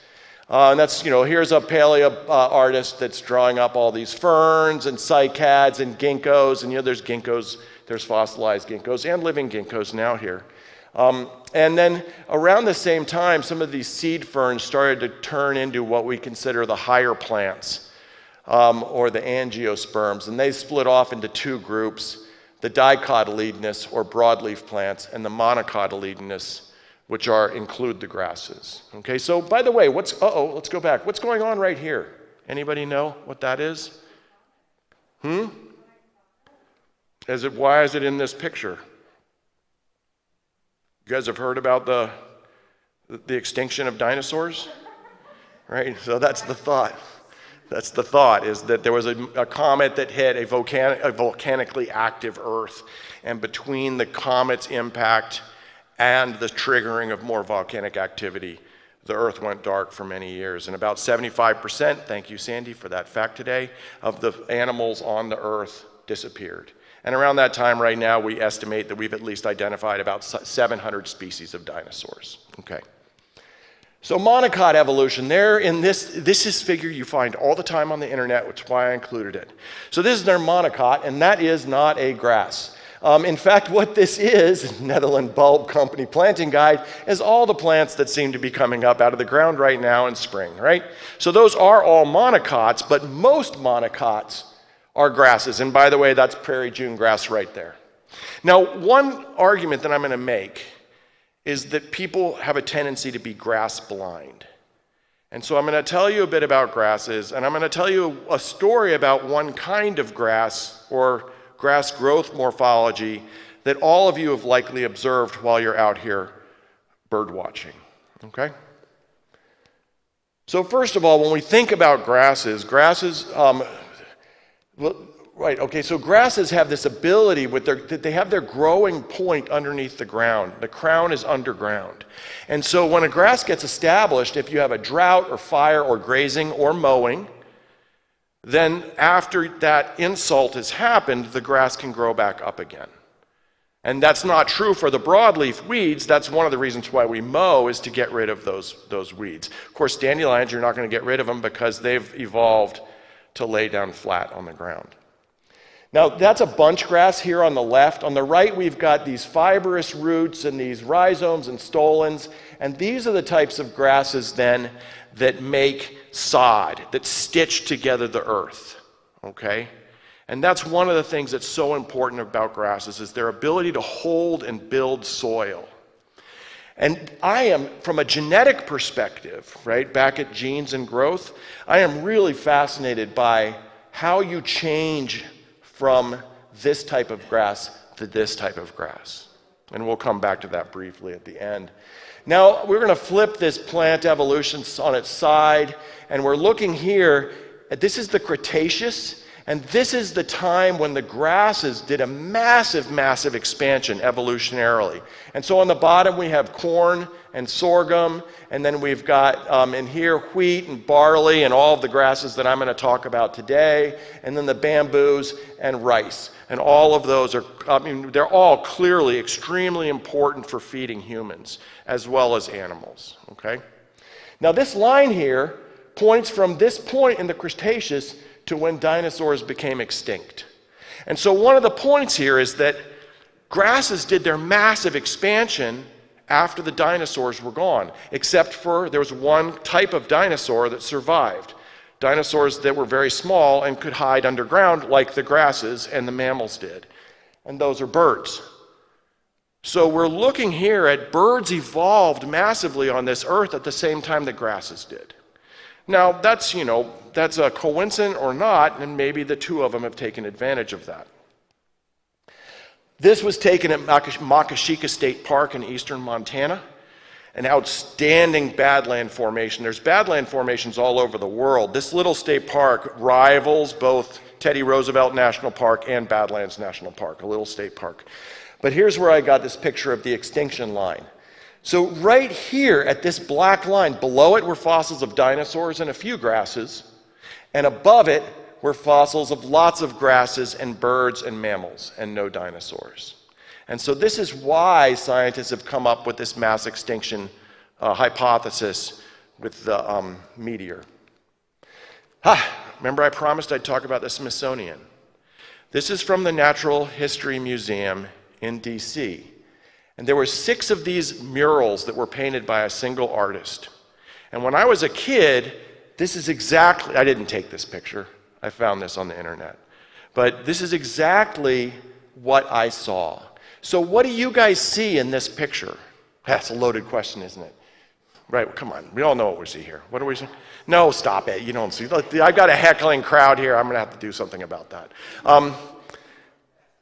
Lots of animals, right? Lots and lots of animals. Of course, now let's zoom in. I mean, they've taken that. I don't know if they've rebuilt the display yet, but they took down all of those paintings and they're working on redesigning the display. And so when this came down, there was a podcast that was done about them where the artist, Ray Troll, who interviewed the artist who painted the paintings, put together that podcast, and this is from that podcast. So we're looking here at grasses and animals, and yes, the projector system is a little flushed, but you can see there's lots of grasses. You'll notice down here that there's some grasses that are really bunchy and that are actually not being eaten by the animals the way the other grasses are. We'll come back to that. I don't think that the artist knew what he was drawing, but he did anyhow. Now let's zoom into this and then zoom way into right there, okay, on the next slide. So here's the zoom in, and the animation changed on me, but that doesn't really matter. On the right, we've got humans that are fighting a giant sloth. This is actually supposed to be way up in Alaska, and this was the joke that the artist did. The giant sloths were around and humans were around, but not at the exact same time and place as all the other animals, but he thought he'd throw it in anyhow. But right here, as far as I can tell, and I've looked at all 6 pictures, that's the only bird. These are the only humans in any of his paintings, and that's the only bird. Okay, so a little biased, but at least he put a lot of grasses in there, and so I'm okay with that. And this is the man, Jay Matterness, who did this, and if anyone's interested in these slides or any of these bits of information, go ahead and contact me, and you can hear the podcast. And some of you may know Ray Troll. This is Ray Troll's art around the frame of Jay Matterness. Ray Troll is from Alaska now. He likes to do funny t-shirts and art about salmon and fishing and so forth. Okay, I'll wait until you get a picture. You got it? Perfect, awesome. Okay, so here's 2 artists with the ties to the Palouse. When I say Palouse, I'm talking about the rolling grassy hills to the west of us where Pullman, east of us, where Washington State University and University of Idaho are present. So on the left is a Ray Troll, map of all the fossils that have been found in Washington State, and circled right here is where we are in Moses Lake, and you've got some ginkgo trees. And then on the right is Gary Larson with his hypothesis for why dinosaurs became extinct. So it did involve a lot of smoke, but in his case, he's not driven by a meteor, unless that's, and yeah, so there's that. But now, Ray Troll went to University of Idaho in Moscow, Idaho, and Gary Larson went to Washington State University in Pullman, Washington. And he named the far side after the first cemetery in Pullman, which is the Far Cemetery, spelled with 2 R's instead of 1. So there, right there, now you have gotten, at least you've learned something, so that's perfect. Okay, so are grasses important for birds? How many people here have heard of the game Wingspan? A couple of you have. These folks down here love to play it. Now, Wingspan is a game about birds, and apparently Wingspan thinks that grasses are important because there are 3 habitats in the game: forest, grassland, and wetlands. And if you look at the playing board, there's the forest, there's the grassland, there's the wetlands, and I would argue that the one common denominator for all 3 of those habitats are grasses, okay? So yeah, clearly grasses are important. So what I want to ask you guys, though, why do you think grasses are important for birds? Come on, you can. Insects was one? Hiding, habitat, yes? Nesting, seeds, yep. You're hitting them all. That's awesome. Why are grasses important for humans? Other than eating a lot of the grasses, we play on them, right? There's a lot of things we do with lawns. We're going to come to lawns at the end. I don't think you're going to get away rid of lawns. I think we have to rethink about them. So we think about national uses of grasslands during the time that I've been alive. A lot of the semi-natural grasslands in the U.S. have been converted over to forest or arable land. So the width of the arrows and the darkness of the arrows represents how much. And you'll see that very few and very thin or dashed arrows are going back to grasslands. One of the things I'm trying to do is help get those arrows to be thicker, okay? What about these guys? Who cares, Michael? We're here to talk about Sandhill Cranes. You're right. You guys are absolutely right. Now, that voice is in my head, but I can hear what you guys are thinking. Okay?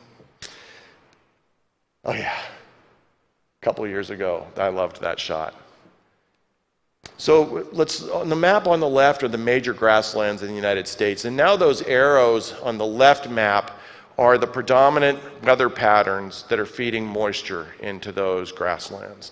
And so up here in the darker area is the grasslands here in the Palouse and edging into the basin, right? These are, when we talk about grasslands, we're talking about large expanses of grass. Now, obviously, a lot of the grasslands here have been converted to agriculture, as has happened in my area on the Palouse. On the right are the Sandhill Crane migration routes.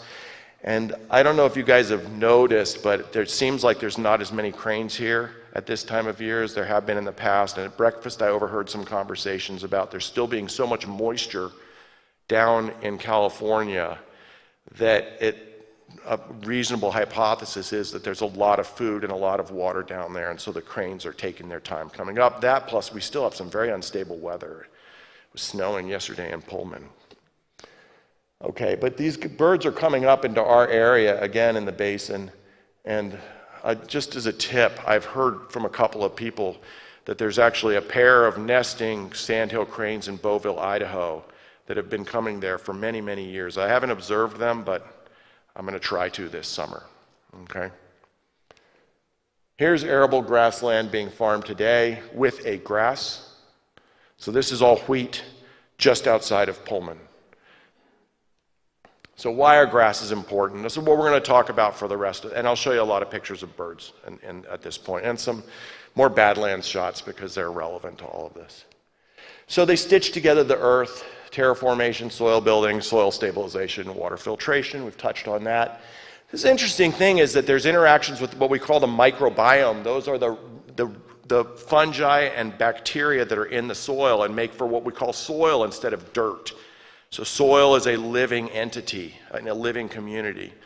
But interestingly also, there are fungi that have what we call endophytic interactions with grasses by growing up into the grass blades. And they're not parasites. They're actually helping the grasses do better. But they have some interesting consequences, which I'll talk about when I get to this section. Obviously, food and fuel for humans, animals, insects, grubs, birds, that's a big deal, right? And then fiber for humans, Fiber have been used for a lot of things, including building material or nesting material, and obviously certain birds use grasses in their nests as well. And then, fine, I touched on this before, human recreation. We do like to use grass for a lot of things. Okay, let's start with stitching the earth together. Back at the Badlands, this is actually in Badland National Park in South Dakota. And what you see here are grasses and then the soil underneath, which is a little darker in color than the rest of the subsoil. And they're fighting against erosion. Here's actually one of the, I had said that there are Badlands formations all over the world. And one of the prevailing theories for how these get started is when a really hot fire gets started on a prairie and it is so hot that it destroys the grass, the roots, and the microbiome. And the soil starts to erode. And the erosion is so strong that it will never stop until it hits rock. It has to be a certain kind of soil, right? These are actually from inland seas. So there are a lot of sediments that have been laid down, a lot like the sediments that have been laid down here. And it's only when they start to hit rock that this erosion will stop. So even living grasses cannot stop that onslaught. But what will eventually happen is you'll get down to a floodplain and then the grasses come back and stabilize the soil again. Now, Badlands are beautiful, and it was because of all this erosion that we actually learned a lot about evolution of dinosaurs and the extinction line and the evolution of grasses and birds and everything else. So let's go up to the top of a river. This is the Grand Ronde River in Oregon. We've got grasses on the stream bank that help stabilize the river, make for clean water for the fish. We go all the way down to near the sea. This is the Nooksack River in Bellingham, up near on the Lummi Indian Reservation. And so these wetlands are very, very important for filtering that water and having a healthy marine environment in Bellingham Bay. And then you'll have birds like this great blue heron that will eat insects, grubs, and amphibians that are living in these wetlands. And then you get out to Bellingham Bay, and there's mountains in the background, and Bellingham is back there. You'll see that there's these large mud flats, and those mud flats have got a lot of eelgrass in them. And then here's a close-up of eelgrass, and it has an alga that grows on it, but eelgrass is actually a grass. It's not a seaweed. It's the only grass that has evolved to be submerged in salt water. Eelgrass is incredibly important for all sorts of habitat, from crabs and crustaceans to birds. And so here we've got a gull that's eating eelgrass. We've got scoters. We've got harlequin ducks. This was taken up at Semiahmoo 2 weeks ago. Both of those last two pictures were. Killdeer.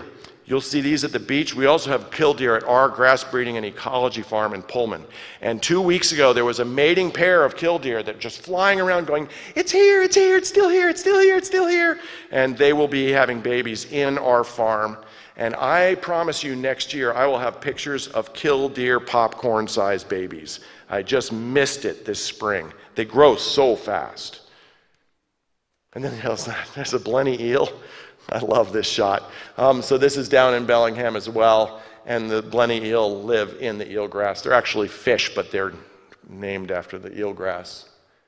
Okay, so what about the microbiome? So again, back at Badlands, you'll see the darker soil that's in the root zone.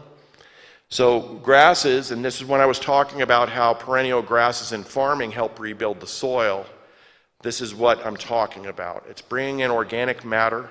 It's bringing in healthy bacteria and fungi into the soil and making a soil more of what we think of as a dark, loamy soil instead of a depleted soil that's been farmed hard. But there's something else that happens, and I had mentioned that this fungus can get in the blades of the grass. So this is a picture that was taken a week and a half ago out here when there was still some snow up on Saddle Mountain. And so you guys, this was on Corfu Road. This is right by the Corfu Corral, which is also B Road. It's the road that says road closed, don't go past this spot. It's okay. Just don't go past the other spot because then you really will get in trouble. Okay? As in someone's gonna have to rescue you. But you'll notice this is all over here. Have you guys seen these grasses that bunch up even though it's clearly grazing land and all around the other grass has been eaten to the ground? Have you guys seen this out here? So the reason is that the cattle like to eat this, but they don't like to eat this. Now the question is why? The why answer is Neotyphodium sinofialum, which is this fungus that grows in between the cells in the grass. Now there's a lot of grasses that do this, and one of the main ones that's also used for turf is tall fescue. Tall fescue is also used for forage, for feeding cattle. And there's a very high likelihood that most of those bunch grasses that look like that out there are actually they are endophytic tall fescue. So when the fungus interacts with the plant, it improves resistance to insects, disease stresses, and grazing, and even salt tolerance. Okay? So the fungus makes the grass not very tasty. And it moves up and down in the grass during the grass life cycle. So the blue here is the fungus, and then the green is the grass. And so what we see when we have a seed that has an endophyte in it, there's a little teeny bit of fungus at the base of the seed. So when birds are eating those seeds, it doesn't taste bad. It's just a little teeny bit of the fungus. But it's enough for that when the seed germinates, it goes up into the leaves, stays at the base for the young plants, and when they start to flower or bolt, it moves up in those stems up to the seed head where it gets passed on into the next generation. And this is the point in time when the cattle stop eating it, and that's why we see these bunches of fescue. They will eat it eventually. It doesn't taste good. If they only eat that, it can make them sick. It doesn't kill them, but it can make them unhappy.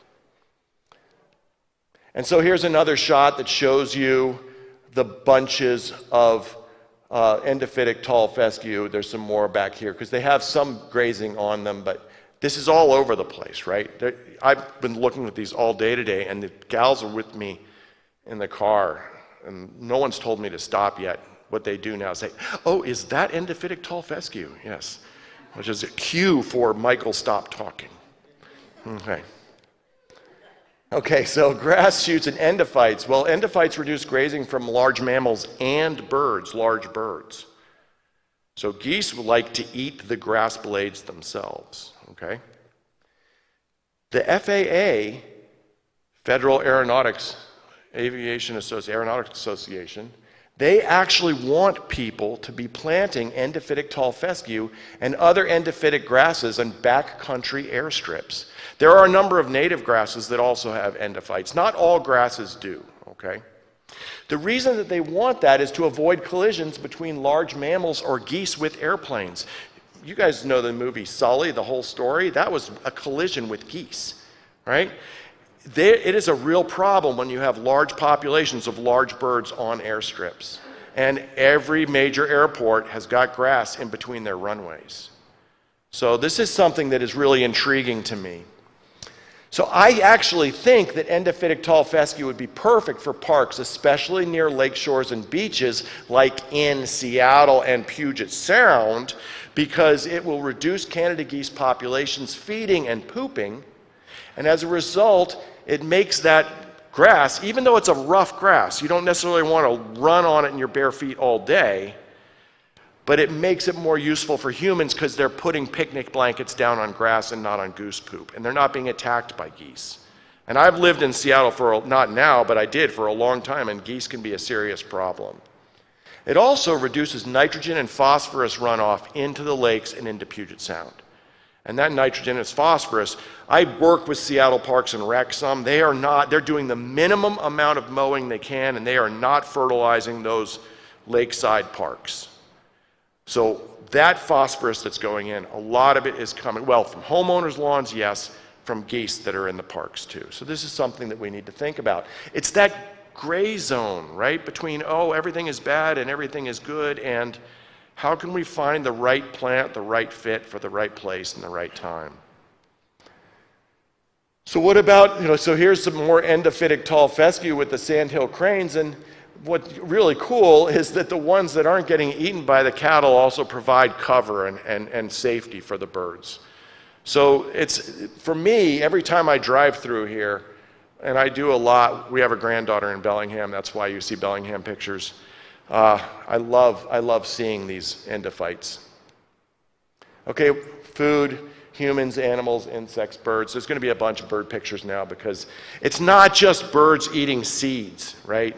It's birds eating all the other things that the grasses bring to the table, as it were. So one of the plants we breed at the farm, and I'll talk a little bit about the farm at the end, is teff. This is not a native grass. Teff is a grain that it's the Ethiopian staple grain that is used for making flatbread for injera, the flatbread, Ethiopian flatbread, okay? But it's also used for building material, and it's gluten-free grain, and the plants are beautiful. This just gives you an idea of the genetic diversity of our breeding population at our farm. And so small birds, when we have stands of teff like this out at our farm, I can't even identify the birds that are in there because they won't even come out. They're just eating and eating and eating. And there's probably 3 million pounds of 3 million seeds per pound. There's a lot of food for them, so I have no problem sharing. But when I'm breeding teff, I pick off, and we grow this organically. I'll taste the seed, and it's primo. Some of the stuff that we're breeding is really good tasting. You can also grow this in your garden as an ornamental, and you can do cut flowers with it. And so I'm trying to build a three-purpose grass that you can grow. It grows quickly. You can use it in your pretty garden, pretty vases, and then you can eat the rest. This is American goldfinch. This is the coastal variety that goes up into British Columbia. So this was taken on Lummi Reservation last spring, right around the time our granddaughter was born. They eat grass seeds. Finches love grass seeds. There's a yellow-headed blackbird. This was taken out here previous year. I haven't seen any here right now. They love to eat grass seeds, and they live in the cattails, which are grasses. Same thing with red-winged blackbirds. There's a horned lark. This was taken down near Palouse Falls. I've heard on Facebook in the inland northwest birders, people are talking about how these are very rare. They are rare, but if you ever want to actually see a lot of horned larks in that area from Palouse Falls north up to Ritzville, when farmers are planting canola, sometimes you will see hundreds of horned larks because they will come in and eat all the canola seed. And they've tried tricks like coating them with hot sauce. The birds don't care. I think they probably like, oh, these are like Tim's Cascade jalapeno chips. That's good stuff. Meadowlarks.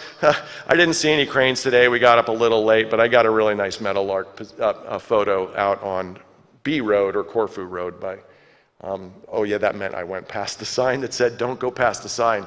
Never mind, hopefully we're not recording this, right? Okay, turkeys. This is in Hooper, just to the east of us, after Washtuckna. If you ever want to see lots and lots and lots of turkeys, the closest place to here is Hooper. Or you can go to the South Hill in Spokane, tons of turkeys. They love to eat grass. They'll eat the seeds, they'll eat the blades, they'll eat the insects. Quail, this is from our house in Pullman. They'll go in and eat all insects, seeds. They also really like to eat our peas right when we plant them. This was up at Hurricane Ridge many, many years ago. Grouse also eat grass seeds. There's a white-crowned sparrow that's from the coast. This is actually a very Parisian bird picture because it was from Paris. But they also will eat the seeds anywhere they can find them. This is up at Anacortes, starlings. Starlings are considered weeds, right? You guys know how the starlings came to the United States? People know, right? First, there was just two birds, mating pair in Central Park for a Shakespeare festival. Here's the irony, right? This is the irony of all this, is that they're a problem here in the United States, but in the UK, where the starlings came from, they're now threatened. And so this is an example of where the genetic diversity, even though it was what we call a genetic bottleneck, the abundance of starlings here could conceivably save that species if they go extinct in their original habitat. And that's one of the things I think about when I'm working with grasses, or when I think about native grasses. I like to bring in some genetics from another area because I'm trying to bring in genetic diversity, even though they're not technically native from this. So when we think about rebuilding Palouse Prairie, the planting, the soil you're planting on was agricultural soil. It's completely changed from what that prairie was 150 years ago. So I try and think about this in a more broad and less black and white way. Corvids, the crows, actually love to get on the grasses, and they will eat a lot of the grubs that are in there. This was out on the way to Badlands. We've got, I can't remember what blackbirds they are, that are eating with the pronghorn antelope. These guys are just going for a ride. They're eating the insects that are living on the buffalo that are eating the grasses. Right? So grasses bring a lot to the table. Loggerhead shrike's not eating anything that's related to grasses except for the insects and the mice that are feeding on the grasses. And this was taken down in Corfu a couple of years ago. I seem to always get these birds right down on that road. So there's a tip. 2 weeks ago I saw some. They were just too far away for me to get a shot. There's a grub. This is out at our farm, the magpie. And then back here, cranes will eat the grasses. They will eat the leftover seed from last year's harvest in both the grass seed production fields as well as corn fields, and they're eating the grubs and other little critters that are living in the grass. That's that pond I was referring to earlier that's just past the road that you were mentioning. We always stop here and take pictures. Obviously grasses are important because there's grasses everywhere, including some endophytic grasses in the background. Thank you guys over there. Well, even in the front. Yes. Okay. There's a little salty pond that's on the north side of that road right there. They're not here yet, but American avocet love to get into those shallow grasses and eat all the sorts of little bit critters that are in that habitat. Okay. Okay, so this is right. All right, you're going to see how lame I am in 2 seconds. It's okay. So I'm going through my list of why grasses are important, and I'm like, okay, I'm going to go and find pictures of everything that's important for each of these bird-related. And so fiber and nesting materials. Surely I've got some good pictures of nests with grass in them? No. But I do have a great picture of a red-tailed hawk that does not have a linear food unit, that being a snake, but it has a multilinear nesting unit, that being grasses, that it's using to take back to its nest. We really don't think of these big birds of prey as using grasses in their nests. Eagles don't appear to, though I've never had the opportunity to look down in the center of that 500 to 1,000 pound nest. But these guys clearly are using this for nesting. Robins use, this dude here probably built 5 nests to convince a lucky lady to have kids in one of them. And I just can't believe I've never taken a picture of a robin nest. It's one of those things where you're like, yeah, they're everywhere. Why take pictures of starlings? They're everywhere. I was wrong. I should have paid more attention. Next year I hope to do a better job. Dippers, or ouzels. These guys, this was up in Bellingham at Watcom Park, and it's a springtime mating dance with a little grub doing the belly, the tail wag. They actually will, their nests are holes in the banks of the streams, but they will line the hole with grasses, which I think is pretty amazing. And if you ever see beaver dams are basically exactly what humans probably learned from beavers a long, long, long time ago, which is mixing grass and sticks and mud together to build a wall that's permeable enough to hold back water. This is the gratuitous shot that was a week and a half ago, Anna's hummingbird in Seattle. No grasses in that nest, unfortunately, but I couldn't resist, right? So what's the substitute for grasses for little hummingbirds? Spider webs, right, and moss. And I actually have a whole series of her moving the moss around in the nest. I was very lucky to get these shots. My sister, who also introduced me to Wingspan, told me about that nest. And so, okay, then fun, human recreation. We're going to wrap up in just a couple of minutes, and then I'll open up for any questions or comments, okay? So, yeah. Let me just look at this for a minute. I took this picture, but it was a picture that was in a calendar of golf courses that someone sent to me because I'm breeding grasses. So I didn't take the picture. I took a picture of a picture. But this is in Tempe, Arizona. This is exactly what I don't want to see, right? This is a problem. And I am actually working now with a guy named Blake Snyder, who is a PGA pro.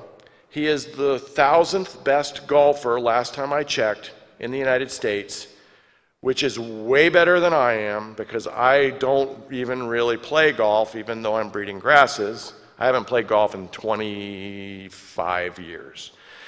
But Blake wants to build a golf course on his family's property, which is adjacent to the Gorge Amphitheater, okay? And he wants to build a golf course that is as much native grass as possible, that uses the least amount of water. And that's the only reason I'm working with him. And right now, there's no money coming from him to us. We're just trying to start to develop a relationship so that I can help him build what would be, right now the design is for a 9-hole, par 3, easy course that I could play on, that families and golf amateurs would enjoy when they're going to concerts at the Gorge. And so we're trying to come up with native grasses and low input grasses, and it's an iterative process. I'll go over a little bit of how we're thinking about that, okay?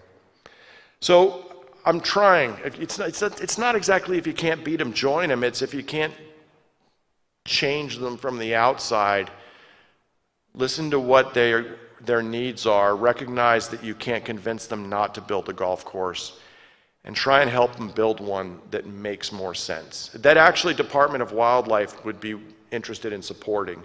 And one of the big things the Department of Wildlife worries about is geese on the golf courses. And so this is why we're talking with them about the endophytic tall fescue and other endophytic grasses. Okay, so the lawn problem, right? And I've got all these books about the lawn problem, and there's one of the bird books that I'm reading, which is Bring Back the Birds. There's a statement in there that says that lawns are only marginally better than an asphalt parking lot. I have a really hard time with that. I think that's too extreme. I don't think that's the kind of statement that's going to bring people together. I think it's the kind of statement that's going to tear people apart and make them not listen to each other anymore. Like a lot of other things we talk about, including GMOs, and politics. Let's just try and have a conversation that's civil. I would argue that lawns can be much better than an asphalt parking lot, depending on how they're managed and what they look like. I don't want my lawn to ever look like that. In fact, it doesn't, and I get in trouble for that all the time, okay? Lawns, golf courses, and sports fields can use a lot of water. Lawns still do bring a lot to the table, but we need to rethink what the ideal lawn looks like. Now, golf courses can use a lot of water, but they will be around, whether we like it or not. There are people with a lot of money that are willing to spend a lot of money on lobbying and land and building a golf course so they can play golf. Okay? I understand that. Sports fields also use a tremendous amount of water, but using artificial turf is not a good solution. First of all, the World Cup, the next round of the World Cup, some of those games will be played in Seattle. Seattle has a lot of artificial turf. World Cup will not play on artificial turf. And there are becoming more and more documented cases of goalies that have a higher incidence of cancer than all the other players because their face is in that artificial turf all the time. So, artificial turf still needs to be watered. It's something that people don't think about. But it has to happen in the summer for heat relief and plastic dust, both of which can harm the players. So these artificial turf fields, and there's one that was just put into Moses Lake and another one that was put into Spokane, in the heart of grass seed production. Doesn't make sense, okay? Also, and I'll show you a picture, artificial turf still grows weeds. It collects soil and seeds, and if you add water, you have a garden, right? This is the big one. Artificial turf has at least 6 types of these PFASs, which are forever chemicals in plastics. These are the chemicals that now we're detecting in all the fish in Lake Washington. They're getting into the groundwater underneath these artificial turf. And Jay Inslee has put a long-term ban on PFASs in general, and so the Turfgrass Seed Commission is now lobbying the legislature to fund research to WSU, both to my group and a landscape architect group, to figure out how to replace artificial turf with natural turf, but to do it right, okay? So I would argue that plastic lawns are worse than real turf, which puts them on par, according to Bring Back the Birds, with asphalt, okay? One of these things is not like the other. One of these things is not the same. Do you guys remember that song? I think that was from Sesame Street? Yeah? Okay, what do you see here? Actually, the colors with the projector are perfect for this. This is artificial turf. This was taken at a hell strip, or the strip between the street and the sidewalk up on Queen Anne Hill. Why did someone do that? But what do we have in there? Weeds. Yes, lots of weeds. And then there's more. There's some there. So when the legislatures were meeting with commissioners, they came into one of the legislators' office, and she said, "Why am I talking to turf people? My entire back lawn is artificial turf." And they started to explain, because my kids like to play on it, they started to explain it. And she said, "I need to hear what you guys have to say." So I was very pleased. And it's both sides of the aisle are supporting this, both Republicans and Democrats. So I like that. Okay, last couple slides about I couldn't resist here. This was out on Puget Sound. A very unhappy, immature bald eagle that had tried to catch a fish and took a serious dunking on a cold spring day. Okay. This was actually the original title for my talk, Grass Breeding for the Birds. My wife says it should be is for the birds. Sometimes I feel like that eagle when I'm trying to work through the process of grass breeding. So here's Pullman, and there's Washington State University. Our old farm was over here near the golf course, Palouse Ridge Golf Course. This land was really valuable land. It got sold to a developer for making condos for the golf course. So we got booted out, the farm got sold. Because I had the $1 million from Orland, support from the turfgrass seed industry, WSU had to build us a new farm, and they moved it right down here. So this is the location of our new farm before they put it in. This is the footprint of the farm on that location. It's 5 acres of irrigation, and we're next to the USDA Plant Materials Center and the USDA Plant Introduction Group. Now, Plant Materials Center works on forages and grasses as well as forbs, or the broadleaf plants. And Plant Introduction, they maintain the nation's cool season grass collection. They have a seed vault on campus, and if you come, I can get you a tour of that seed vault. So we go to our neighbors and we ask them for seed, and then we do our breeding on our farm. This is the farm. Each of these plots is fully irrigated, 80 feet by 80 feet. This is our barn. This is an aerial shot of the plot. This was taken by a canola farmer who was flying over. And so we've got lots of different species of grasses in here. This is Kentucky bluegrass. It's one of our major plants that we work on because it's such an important crop in here. I'm really interested in climate change, and one of the issues with Kentucky bluegrass is they have to have very cold winters in order to flower the next year, and that's true every single year. And that process is called vernalization. That vernalization resets every year. This last winter was very cold, but the previous 2 were not. And so when we have mild winters, the seed yields can be so low that the farmers will lose money, and then that grass seed production will go somewhere else. So we are working on different tricks, both genetically and agronomically, to keep Kentucky bluegrass seed production in Washington State. This is Rhizomatous tall fescue. So tall fescue doesn't normally make rhizomes, but it has the genetic ability to do that. You want those rhizomes because they stitch together the soil. Kentucky bluegrass has rhizomes to stitch together the soil, and when you damage the grass from playing on it, the grass will repair itself instead of having to seed over again. This is fine fescue. This is one of those grasses that you love to walk on. Actually, in this case, we're managing this for our turf evaluation, and we purposefully don't use any chemical treatments, any weeding. We just mow, which is how I treat my lawn, and that's why some of these don't look very good and others do. And so we're figuring out what works well in this region. Which of those fine fescue varieties will grow well in this region? Some of these are native plants. Some of them have rhizomes also, by the way. This is western wheatgrass, one of the native plants that we work with. This would make a great grass. This is on the side of a bike trail, a natural stand, a great grass for traffic circles and in between interstate in these drier areas. This is a very, very competitive grass. It's a native grass in about 16 inches of rain a year, which is, we're at about, I don't know, 6 or 8 here and about 24 in Pullman. So that whole stretch, you'll find western wheatgrass all around. We collect this on the sides of the road. This is prairie June grass. That's that Palouse Prairie, and it's actually a lot of this at that putative golf course site that I was talking about. And so we'll go in and collect there, and we'll figure out which of those can do well in that site. You can mow these down to a lawn, but you can also have them grow for habitat restoration. 4 million seeds per pound. It's unbelievable. The seeds are that small. They are really hard to clean. This is Bermuda grass. Bermuda grass is a warm season grass. Cool season grasses are green in the spring and the fall and go dark and brown and dormant in the summer. Bermuda grass is a warm season grass, dormant in the spring and fall and green in the summer. If you could mix Bermuda with bluegrass together, you'd have a lawn that was green the entire time. These guys also make, and that's called Blue Muta blends, by the way. It's one of the things, it's how I got interested in this grass. These also have rhizomes. This is taken south of Washtenaw.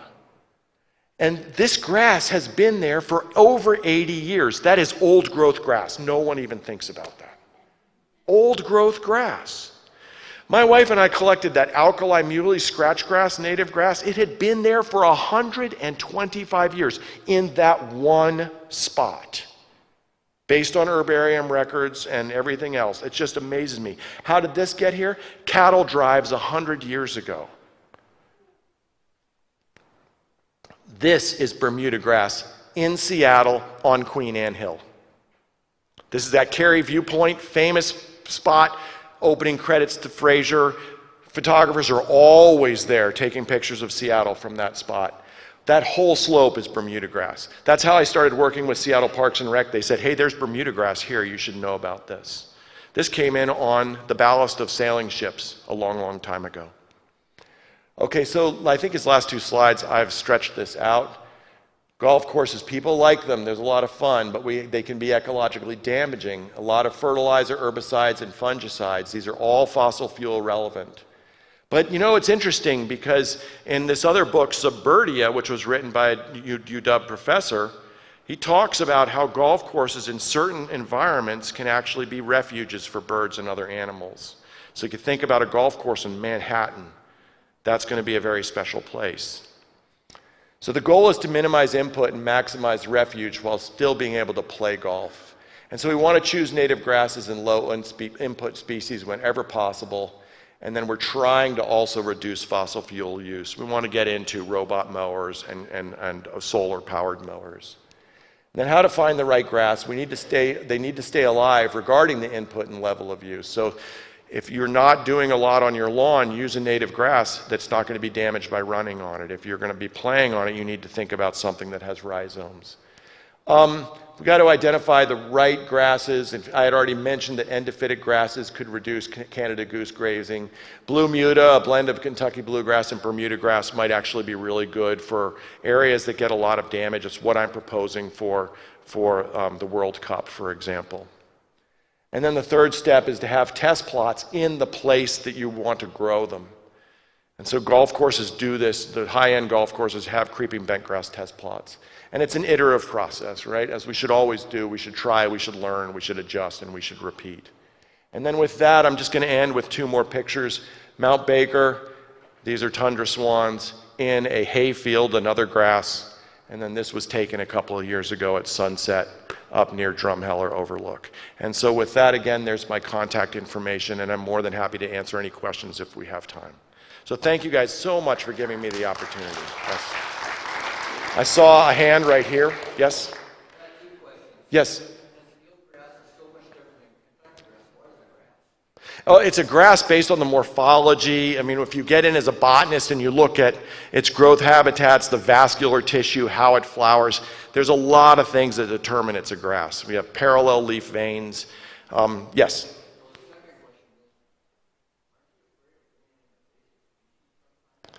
Yes, so when we talk about lawns, we basically breed weeds that can outcompete weeds, and we have to be very careful about that. And one of the reasons why my wife sometimes gets mad at me is because our vegetable garden has a lot of the grasses in it that we don't want in it. So we do have to think carefully about this, but we can also even have native grasses that can become weedy. And there's a number of, well, western wheatgrass is a really good example of that. So we have to think very carefully about what we put in where. The Native Plant Society does not want me working on any wheatgrasses, and I agree with them completely for that exact reason. So we have to be very, very careful. And in some cases, weeds become naturalized like Bermuda grass. And the Bermuda grass, I forgot to mention, what we're searching for is the most cold-tolerant Bermuda grass we can get. It's not a weed here, but when it finds a spot where it can grow well, that might work well in a lawn.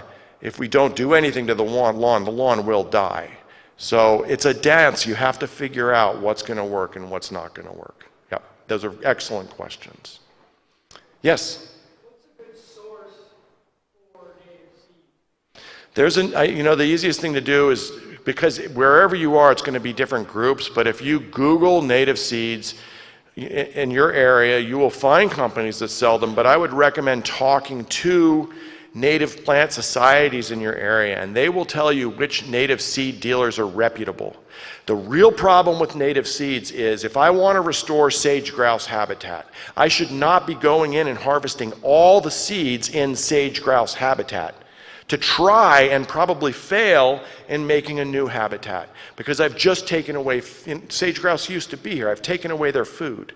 So what I've tried to do is actually breed for good seed production on my farm, which is where those seeds are going to be produced, instead of being collected in the wild, and then let the growers grow them and see which ones survive over time. That's how my lawn is.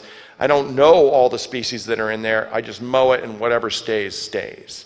But yes, so you want to talk to native plant societies after you start to get a collection or an idea of the different companies that are out there.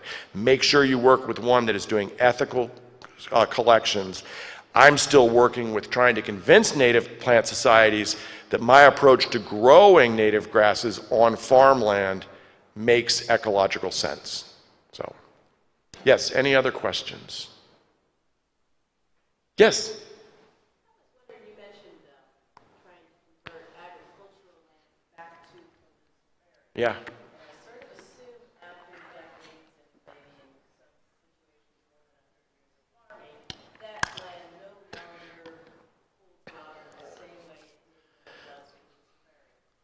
So is establishing native grasses enough to stitch it back together? Or how long does it take to where it starts to function?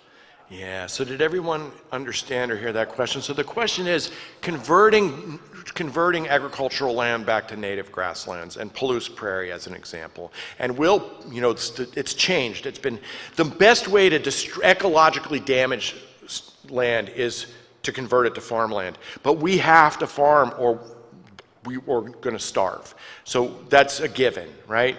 So what we want to do is be as efficient as possible with our agricultural land. We got that.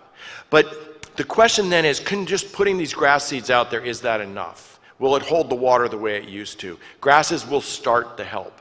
A lot of farms, what they'll do is they'll convert their farmland over to CRP, and they get paid to maintain it and keep it weed free.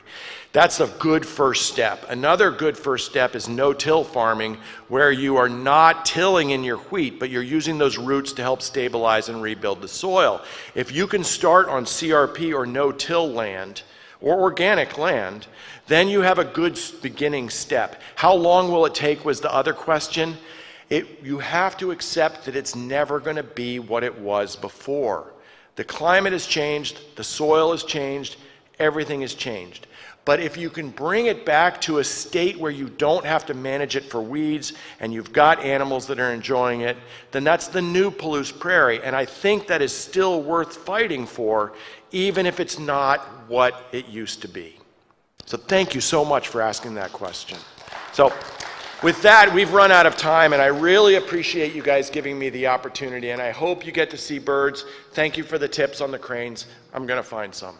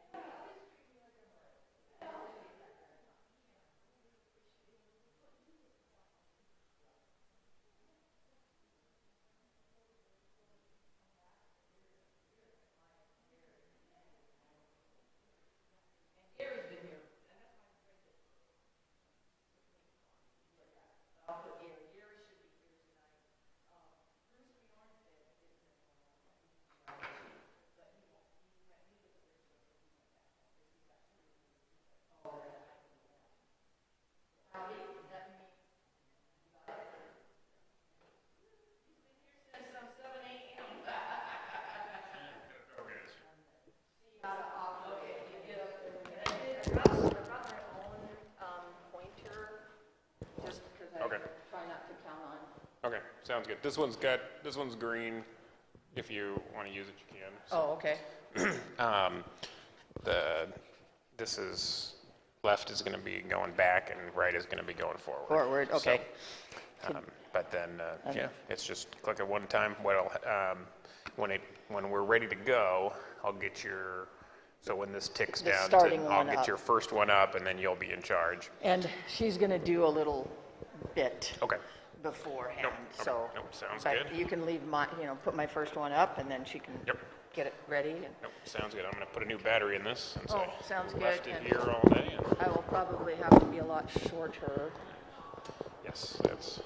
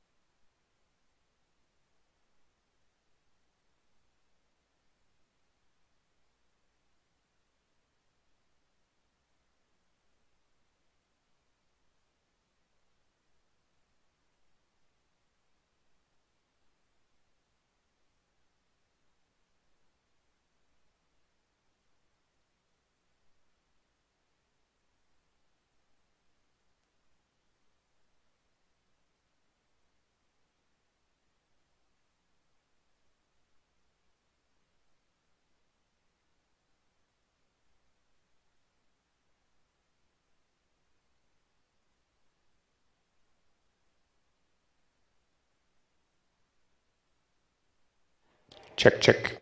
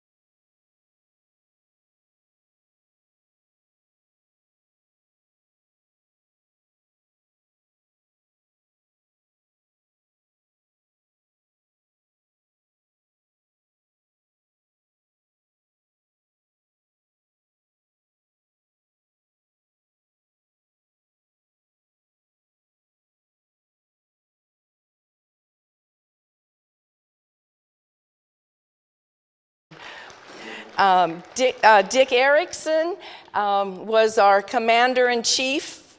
I know he's here somewhere. Yeah, There he is. for many, many years. And Gary Ivey was here from the beginning. He's in the back there. Let's see. Dixie Fotes was the chairman for quite a few years. She's not here tonight. These people have meant the world to our festival. And all the speakers who have spoke throughout the 25 years, this festival would not be what it is without the speakers and the quality of the speakers. The quality, can you hear me? Yes. Yep. Jane Grant was here from the very, very beginning. In fact, there's a press release out there on my table that we brought. Jane brought me 2 boxes full. I think she's kept every memorabilia from every festival. So we're appreciative of that. And Jane Grant and Randy Hill are both mentioned in the first, one of the first articles, newspaper articles. So we're so thankful for you guys, and we're so thankful for all of our volunteers who have stuck with us through all these years. And we couldn't have done it without you. It is really something. I attended the first festival, but I wasn't a volunteer. And I was so impressed. Most of the family was gone that weekend, but my youngest daughter and I, and she was probably about 8, something like that. And I said, oh, honey, they're having this little festival going on, so we can go down to it. And I walked into it, and I go, oh, my gosh. I couldn't believe what they had put together. And that's the one that Randy and other people at Fish and Wildlife founded all of this.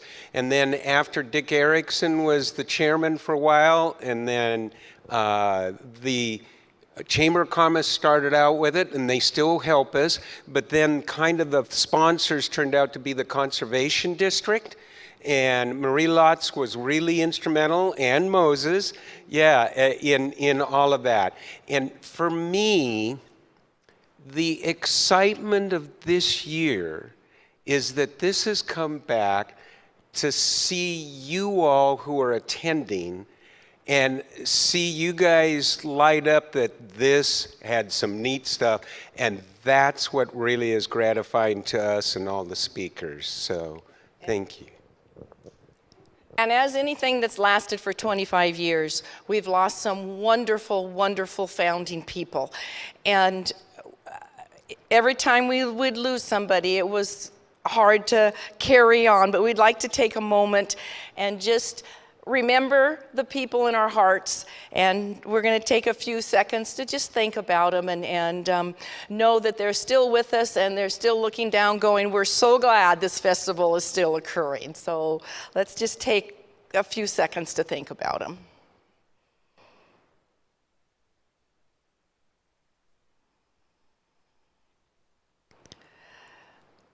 And some of their pictures are out there. Dave Gakey and Don Graham and Marie Lotz, and who am I missing? Will, yes, Will.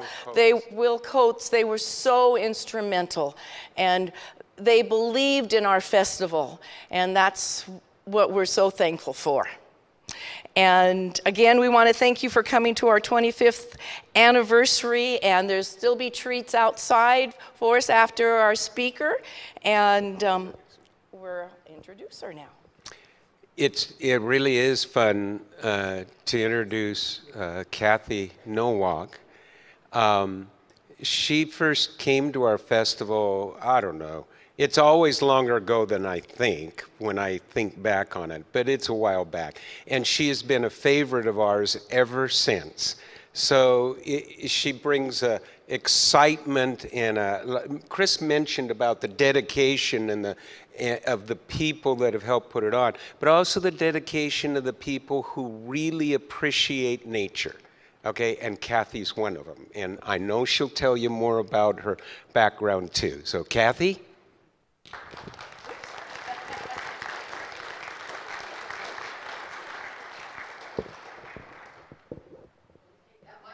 Yeah, I know.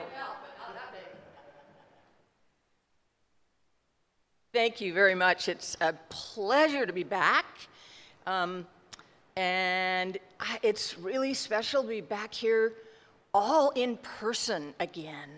It seems so wonderful to have all the people meeting out there in the foyer and just all the interaction and all the people, the craniacs and other nature lovers and everything. So I'm very excited to be here, and to be here for the 25th anniversary also is pretty amazing. So here we go. So I was promised to do a little bit of my background. I started catching cranes and putting color bands on them in 2007 with the help of Gary Ivey and encouragement of Gary Ivey. So he's been kind of with me from the beginning as well. And then we were not learning things that we wanted to learn, and so Gary said, okay, well, you got to put transmitters on them. So we did.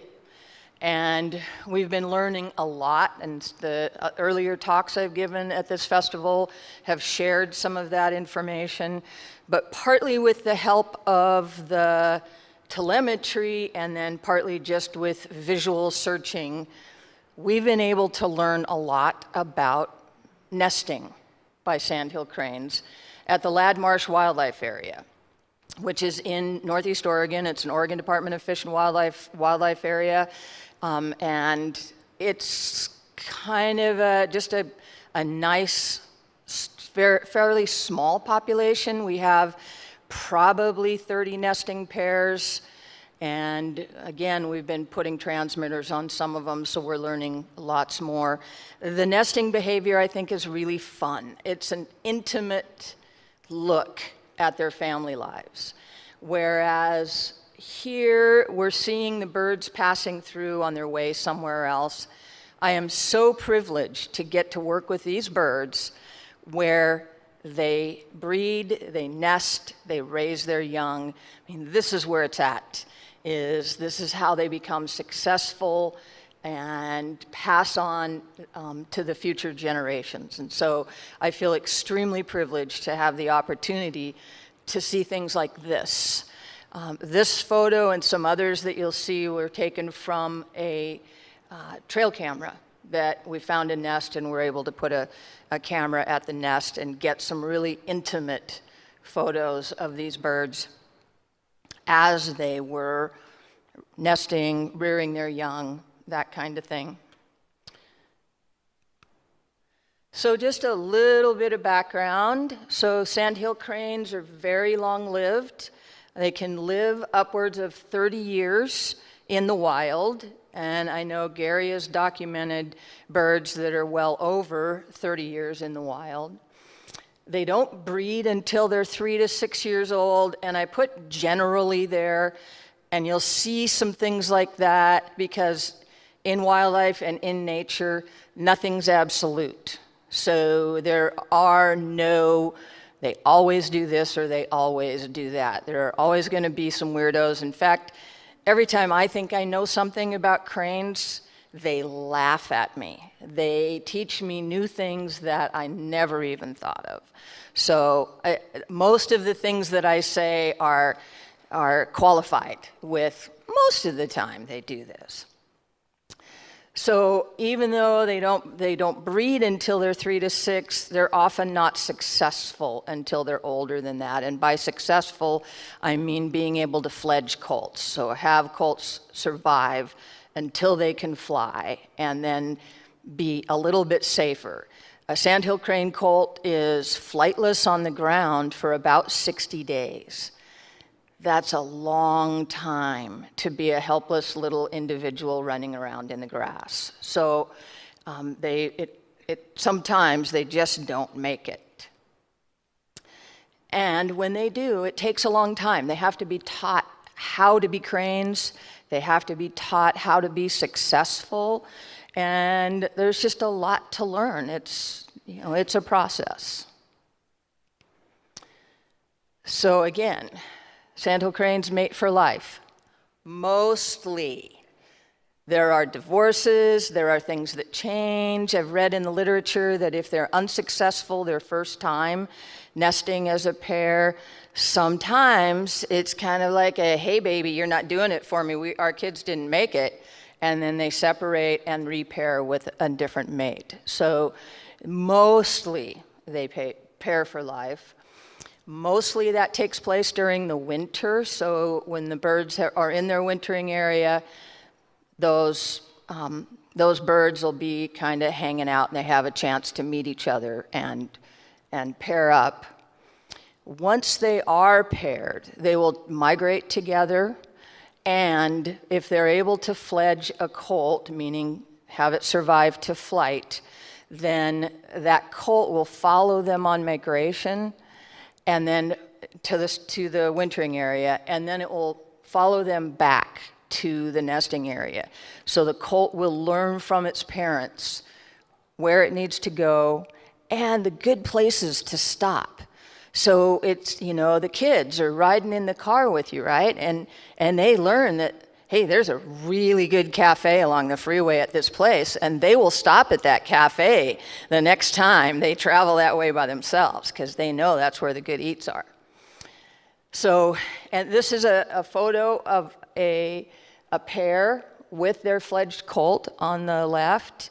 It's still summertime when the photo was taken, and you can see the difference.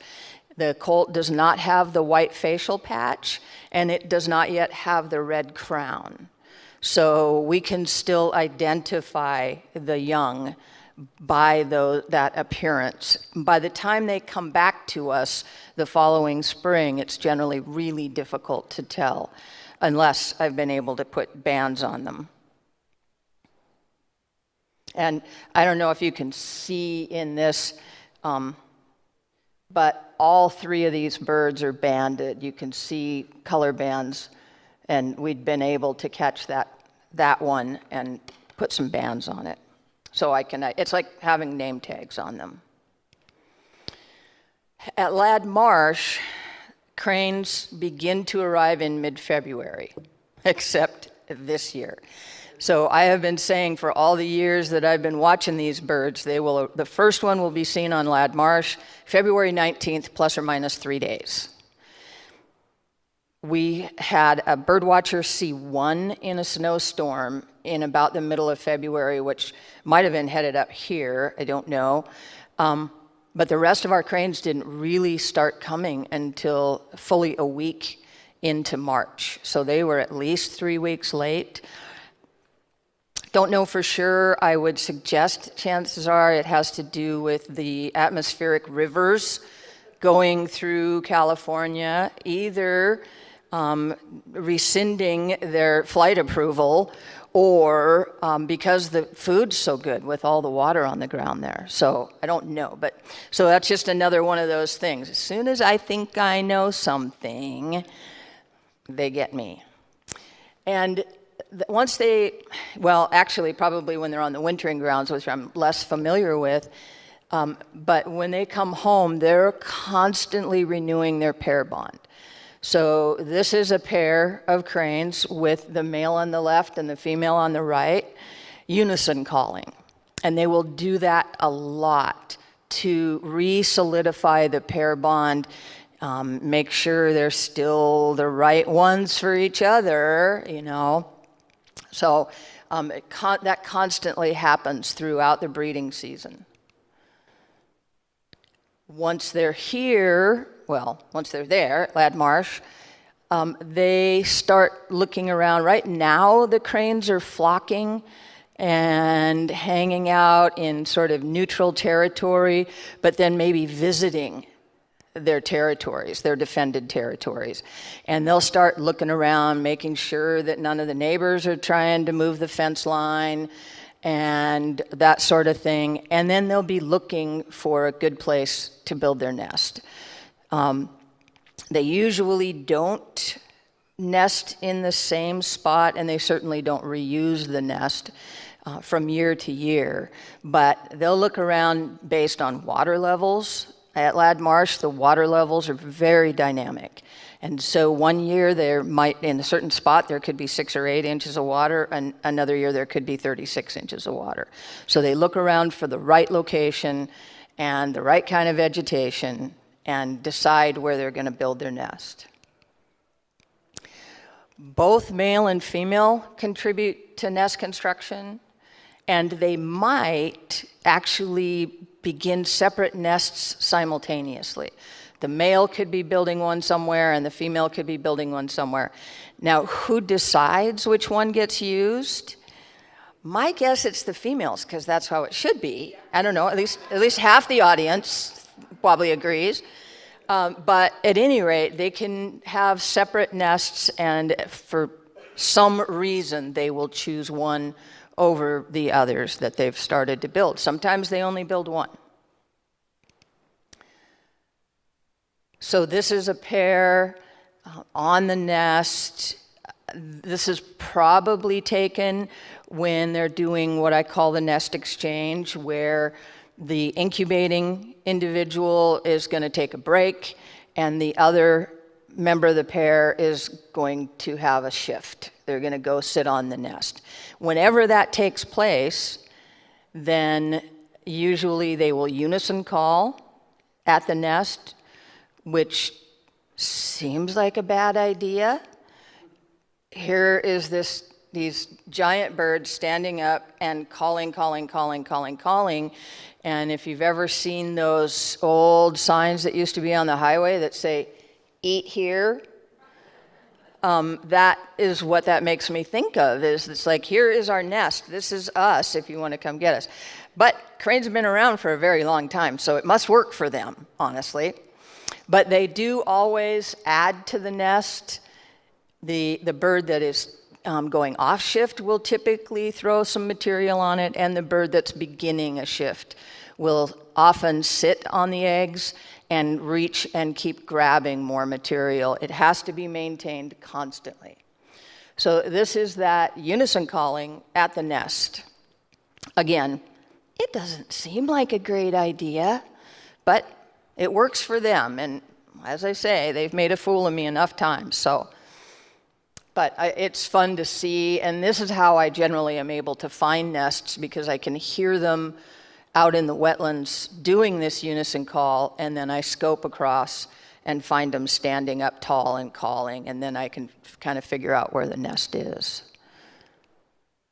And this is the bird coming on shift, having settled down onto the eggs, which is really quite a process. It's a lot of wiggling to get in the right spot, and then reaching out, grabbing more material, and then being able to add to the nest. The wetland, if the nest is not maintained regularly, the wetland will reclaim it really quickly. So we have visited, and by we, I mean myself, my colleagues at ODFW, including Justin Russell, and some colleagues from Texas Tech University, including Haley Ditzenberger, and we have visited and measured and photographed 69 nests.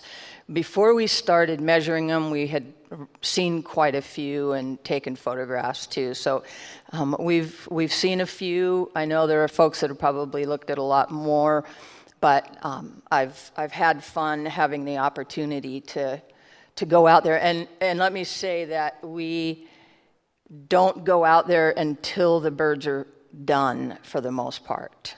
We don't like to flush them off the nest. It's happened occasionally because I was made a fool of again by the cranes. I thought they had hatched and they maybe didn't, and I walk out to where the nest is and a bird flushes off, and then we just try to hurry with our work and get out of there. About just under 20% of the nests that we've been to have had abandoned eggs, either addled eggs, infertile eggs. I don't really know why that is. It's just one of those things. And there are a few of these birds that it seems to be chronic. I know one of the pairs, 3 years running, left one abandoned egg on the nest. each year for 3 years running. I don't know why. And we have not gone so far as to try to test the eggs or figure out any of that out. It's just something that we see. And so you'll see a lot of these photos that have eggs on nests, and they're typically are abandoned eggs. Could be a couple of them where we accidentally flushed the bird and there was an egg there. So we also get auxiliary nests, for lack of a better term, where they've built 2 or maybe even 3 nests in the same territory. And so the yellow arrow, you can just see the flat spot there that is an auxiliary nest that was built very close, and this is the one that was used. And then in the foreground, out of sight, there was a 3rd nest. Really nice structures built up just like they planned to use them. So again, maybe being a little fickle, and no, I don't like that one, make me another one. So I don't really know how that goes, but we have found up to 3 nests in one location with only one of them being used. I have seen evidence that the auxiliary nest or nests could be used for night roosting. Perhaps when the female is incubating, which my understanding is that it is mostly the female that incubates overnight, and the male is on guard duty. And so he needs a place to roost, and it's possible that some of these auxiliary nests are being used for that purpose so that they can be close by and be on guard duty, but the female has charge of incubation overnight. And this one, I really, when we went out to it, this is a perfect circle of vegetation that was clearly some sort of a nest attempt, but I don't know if it was failed. Maybe they were unable to anchor it to the bottom or something, and then they built this very nice nest that still has an egg in it, and were able to hatch 1 chick off of it. So I don't know what that was about, but you can see how quickly the wetlands can reclaim those nests. That vegetation gets waterlogged and it can start to sink. And so if it isn't constantly maintained, the wetlands will take it back. So just a couple of examples here of some Sandhill Crane nests and the cryptic nature. And you can't really see my little yellow arrow, which is right here. And that's a Sandhill Crane nest right there. That bird. Really cryptic, well hidden. I don't even know how I saw that.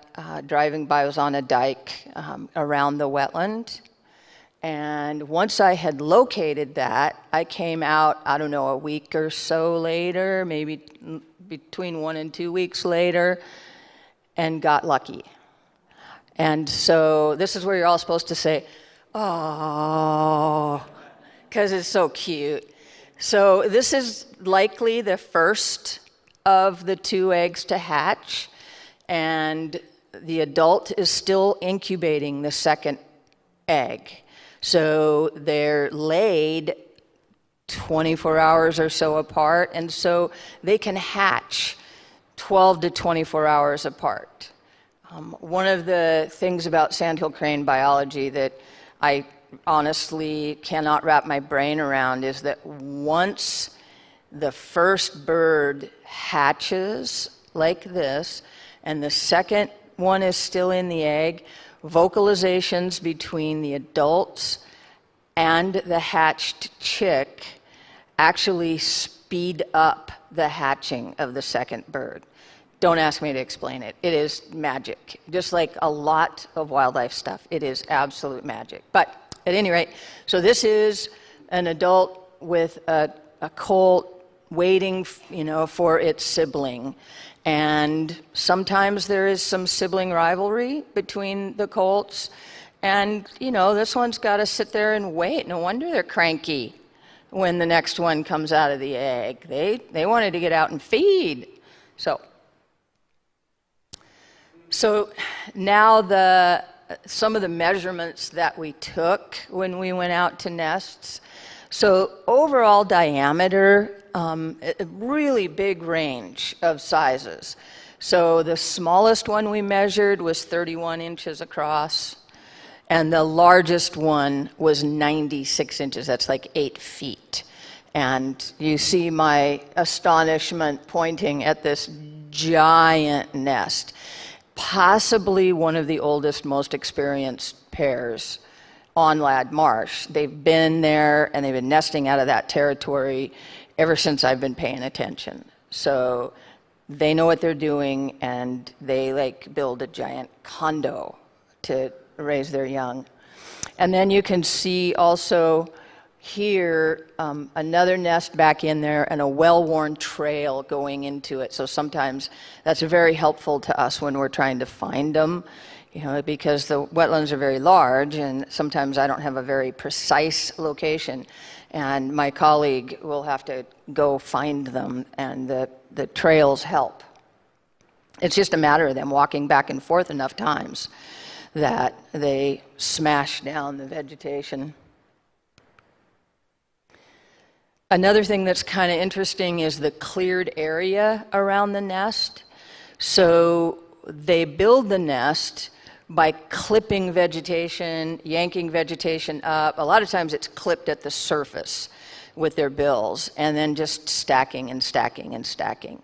So how much of an area is cleared away from the nest structure depends a lot on the density of the vegetation that they're choosing from. So if it's pretty thin and they have to grab a lot of vegetation, a lot of cattail or a lot of bulrush, they're going to strip a big area clear.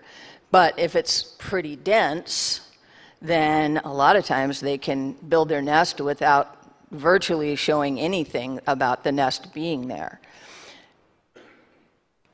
So you can see this one, it just has a trail, but there's virtually no cleared area on 3 sides anyway.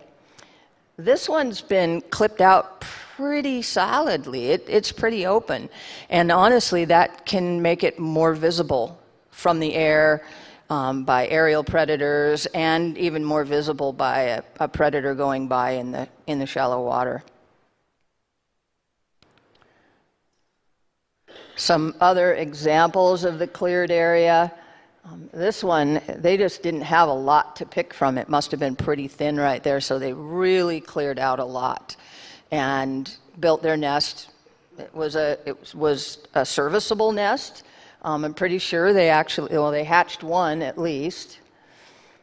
And this nest over here, they just destroyed the area around the nest, either clipping vegetation, trampling it, whatever. So it's pretty interesting how different these can be. Every nest that we visited was built in water. I've talked to Gary and others about cranes nesting in hayfields. I don't know if those are necessarily flooded hayfields or dry ground, but every one of the nests that I've personally been to has been built in water, some depth of water. So this right here, that's a crane. It's kind of at the edge of the cattail patch, but still it's in water.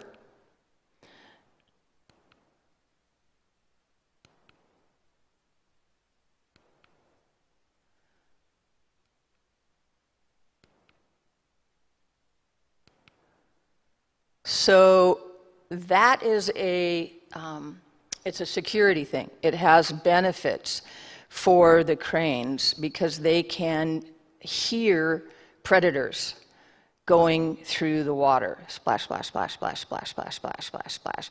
And it can alert them to coyotes, I don't know, foxes, even I know one of the major predators at nests is mink.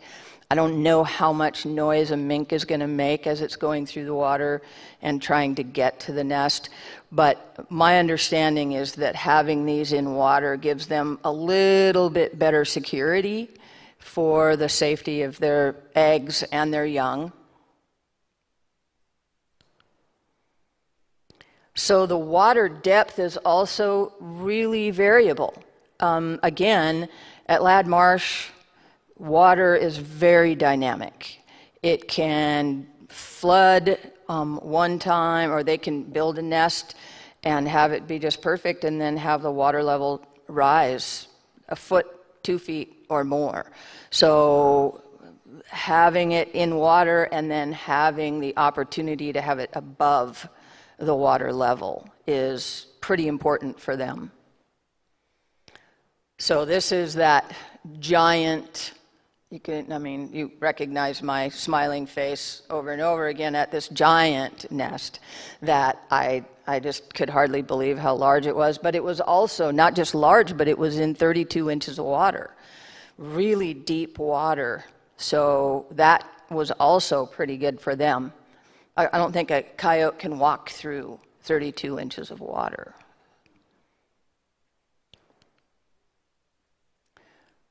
And then another feature is how far above the surface of the water they build.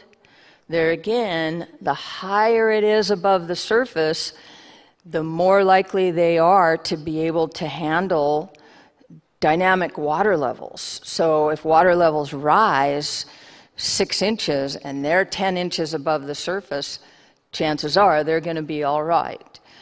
If it's just a few inches above the surface and water levels rise, they could be in trouble if they're not building fast enough to raise it up.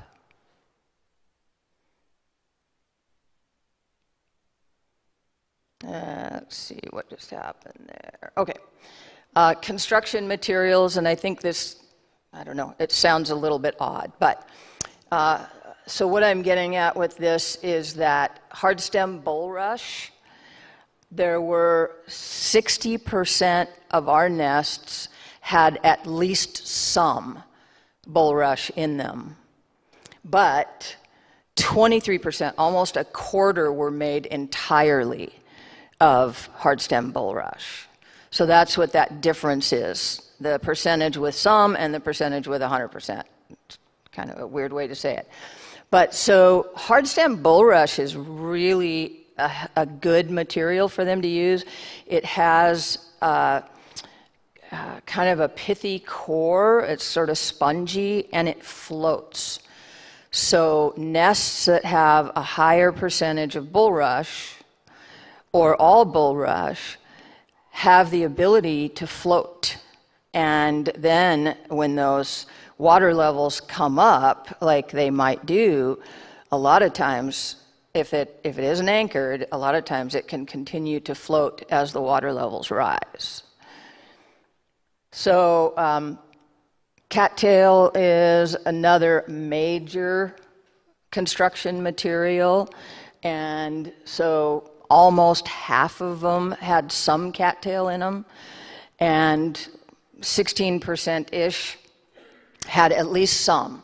So there were some of those that were bulrush and cattail, and that it has a lot to do with what the wetland is offering them, what the area is offering them for vegetation. But they can make that kind of a decision as well. They can make a decision to build a nest in cattail, for example, rather than reed canary grass, which is a really small construction material. It has no flotation, so it takes a lot of that stuff to build up and create a nest. So they, if they can find a spot that has more robust vegetation like cattail or bulrush, that's probably beneficial for them. And then sedge species, we only ever had 2 that were made out of sedge, and those are both higher elevation wetlands or meadows that they just didn't have any cattail or bulrush. They had some sort of sedge species, and that's what they built out of.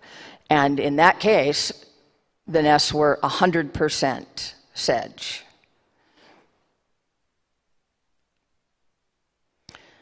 And I didn't really start thinking about this until partway through the process of beginning to measure these nests. So it wasn't all of them, but of 32 nests where I made a note of whether it was floating or anchored, I found that about half of them were floating. And that big one, I got my mug off of the picture on this one, but that's that big nest again. I could stick my foot completely underneath that nest and see and be able to just, slide my foot around. It was completely floating, and I could grab a hold of it and spin it because it was floating. It was really a remarkable construction, and there again, it had the opportunity to raise up because it was floating if the water levels rose.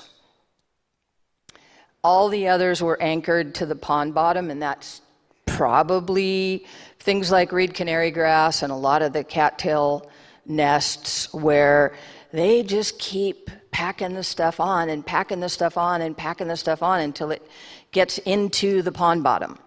And then it becomes anchored, and then you can't move it, and it also can't float. So if the water level begins to rise, those birds better be packing some more material on there or they're going to fail.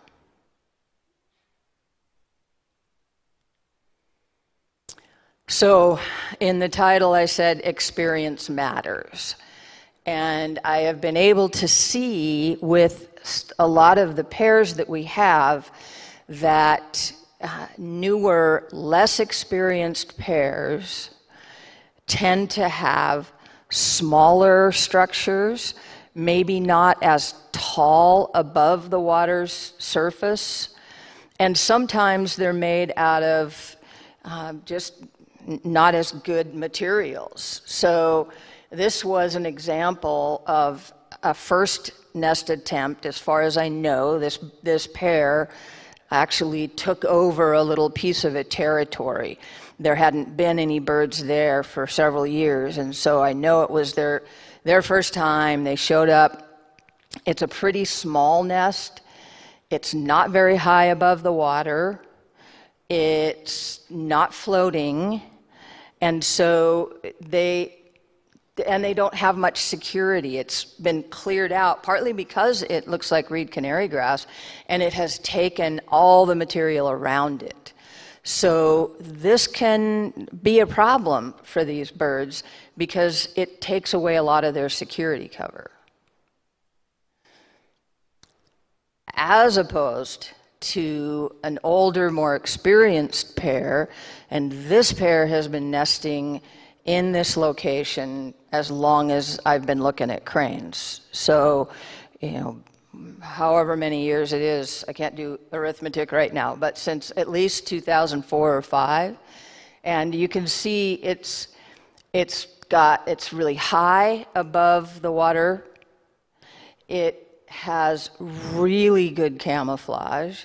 This is one of those where they paint their feathers, they preen with iron-rich soil in the wetlands, and it turns their feathers red. And this bird is going to be almost invisible from the air especially, but also even from the dike, because the camouflage is so good on this bird. And the cattails are almost right up against it. There's not a huge cleared area, so they kind of have figured it out. This is another nest, I think by the same pair, but you can see this thing it's huge, it's tall. Any change in water level is not probably going to cause them problems. They're not going to be able to, it's not going to be flooded. And it's got nice cover around the edge, it's in deeper water. So this is an example of a pair that's been doing this for a while. They've had some experience, and they know what they're doing. So the hazards of inexperience I've kind of alluded to. If there isn't enough water, it can dry out, and predators can get to it more easily. So that is one of the hazards. They can also flood. So the opposite problem, if it's not adjustable, it's not floating, it's not tall enough, it can flood. There was one pair in particular that we actually banded. We marked it as a pre-fledging chick, and we were able to, we actually had a transmitter on it, and so we know its second year attempting to nest. It actually built a nest in a creek, and the creek came up. And we had the approximate location from the radio telemetry, and when we got out there, the 2 eggs were floating, and the nest was just essentially underwater. And that pair has not nested in the creek again. They went to an area that was more of a wetland and gave them a little bit better chance of adjusting. So they have that, and then poor concealment, and this is a great example. This nest is visible. It's going to be visible for a long ways. It's going to be visible from the air because there's so much open area around this nest. So this is another example of some good concealment. So it's kind of at the edge of the wetland, but still it has great camouflage, and right up to the edge it has vegetation to hide it. So in case you don't believe me, there's that bird right there. So really nice, and this bird doesn't know I'm there. So she's sitting high, she's just happy and incubating and everything. When they know there's a threat, they will most often lay very low and stretch their neck out and try to be as small, as inconspicuous as they can. And these are some examples of that. So this bird is on a nest. It's actually, I think the head's this way. Neck is stretched way out, very, very flat, trying not to be seen. And same thing here. This is another crane on its nest, and head is flattened out. In both cases, I was driving a dike and happened to see these nests with a vehicle, and so vehicles are anything but stealthy, and so the birds laid low to try to avoid being seen. This bird, I was on foot, and I was able to be very quiet walking along, and so this bird is not necessarily laying low, it's just being a crane, which is really nice. I really enjoy being able to see them without bothering them. This is a good example of how water can really help them defend themselves. So this was from a trail camera. It was a single shot, and it looks for all the world like that coyote knew that camera was there and was startled by the camera. So the female is on a nest right here, as she is supposed to do overnight. She's incubating, or she could have been brooding, actually. And so here comes the coyote, splash, splash, splash, splash, splash, splash, splash. And here comes the male. And he dutifully escorted that coyote out of there, and they were safe. Yay, him.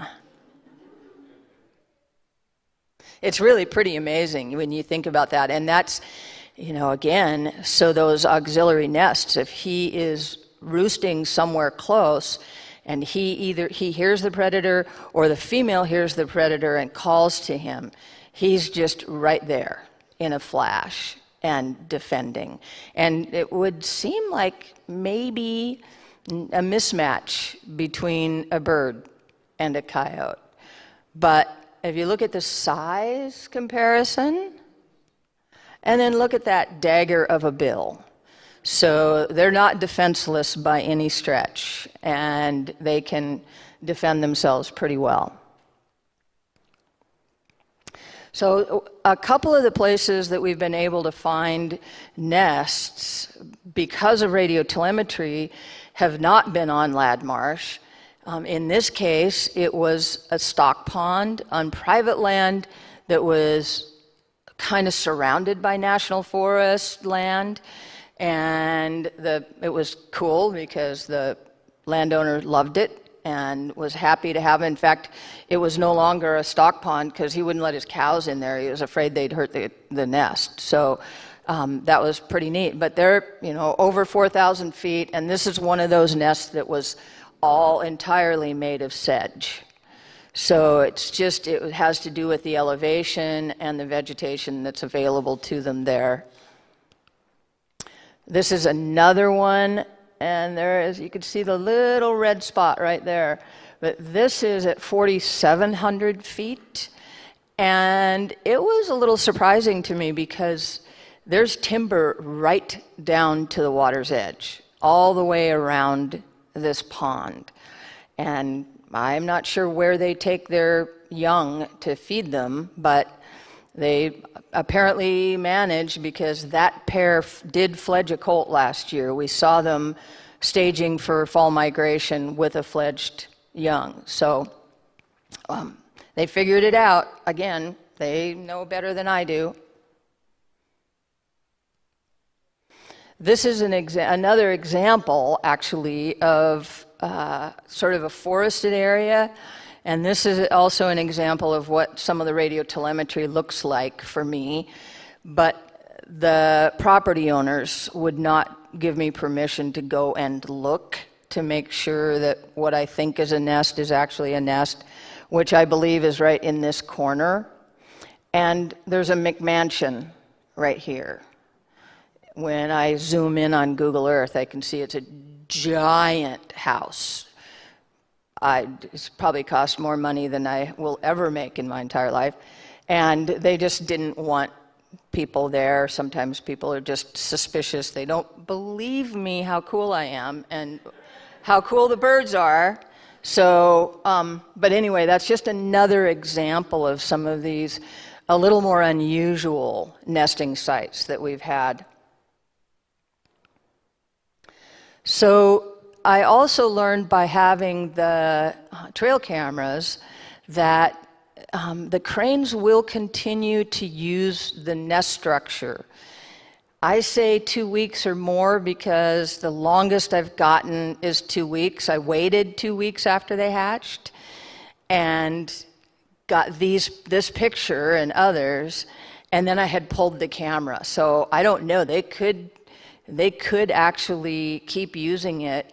The thing is that if it's not being maintained because they're not on it 24/7, eventually it's going to begin to deteriorate, and then they'll find some other way to night roost. But in this case, it's a great picture, one of my faves. So you have both adults. This one's pretty cryptic, but leading the colt to the nest structure here, and then the other adult following to get onto the nest. And probably just the female will brood with that young, and the male will be on guard again. Which, the guys, they just have such a hard job all the time. They gotta be on guard.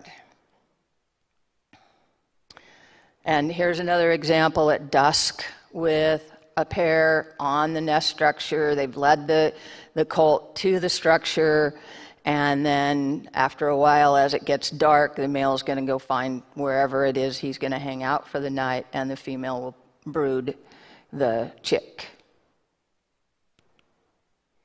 And there you have it. It's a little bit of glare, but this is the chick underneath mom's wing.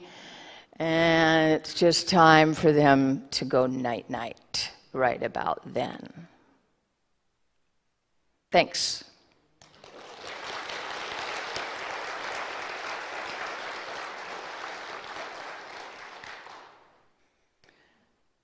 Question? So, as your adults get older and more experienced, how does the success rate of fledging of comb, how does it change? I mean, You know, I honestly don't know the answer to that. The question was, as they become more older, more experienced, what is the fledging and success rate of the colts?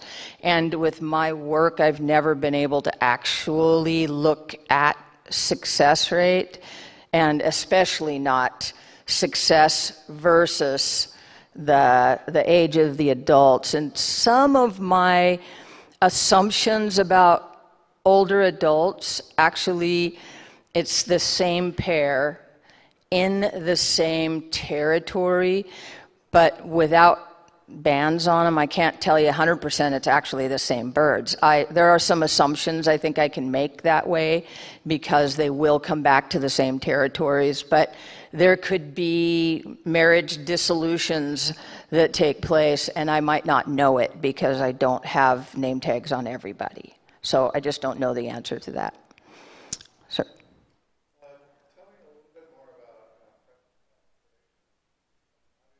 the mammals. So the question is, what about predation?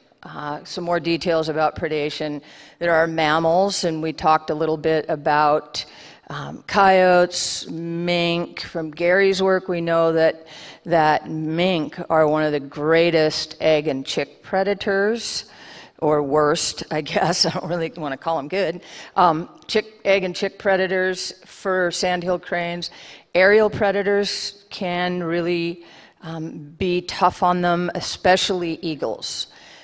You can see even adult sandhill cranes, and they'll do this number. And if you look high in the sky, you might find an eagle circling there. Eagles can be a major predator for them.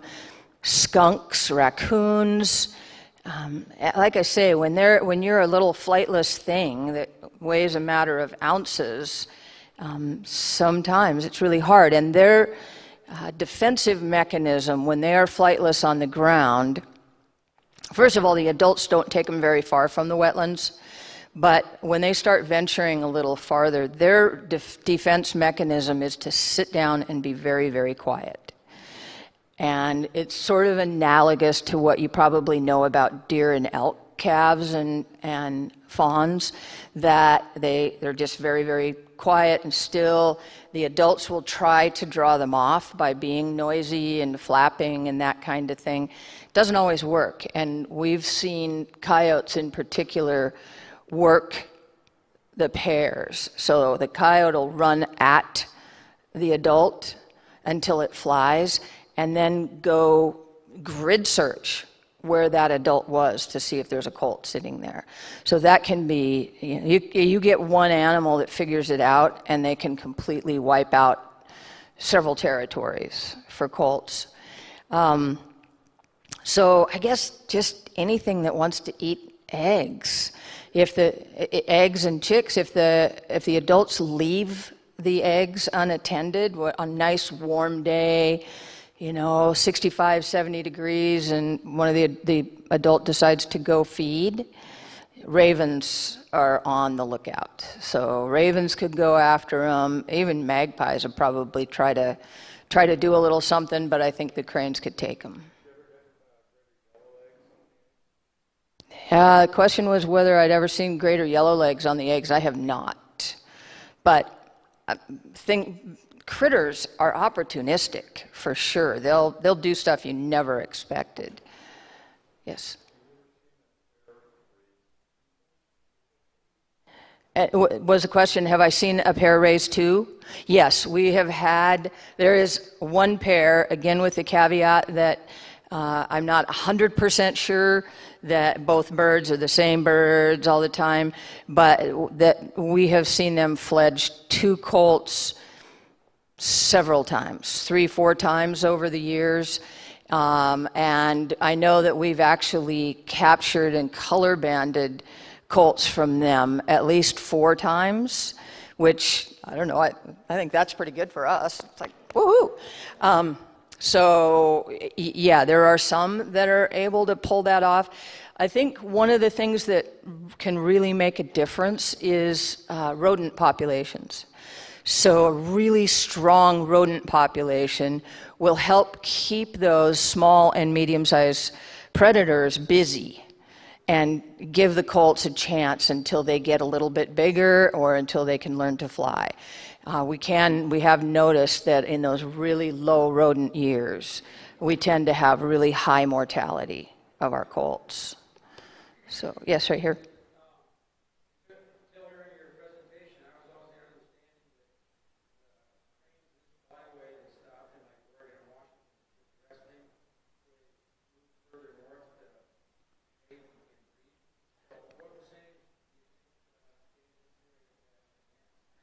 So the question has to do with the cranes that are coming through here and what percentage are actually staying here to nest. And so the largest percentage of the birds coming through Othello are the lesser subspecies, and those birds go quite a bit north. Beyond here before they nest. There could be some of the greater subspecies like what we have at Ladmarsh, and I know that, or the Canadian subspecies that Gary and I have talked about, I know some of these birds could go on up into British Columbia, or are there some, Gary, around Turnbull? Are there some nesting birds? No? So mostly, these are going to be lessers passing through. They're not stopping here. They're just on their way through. And thank you, all the farmers in the Othello area, because there's a lot for them to eat, and they have a chance to rest up, feed up, and then when conditions permit, they can head north.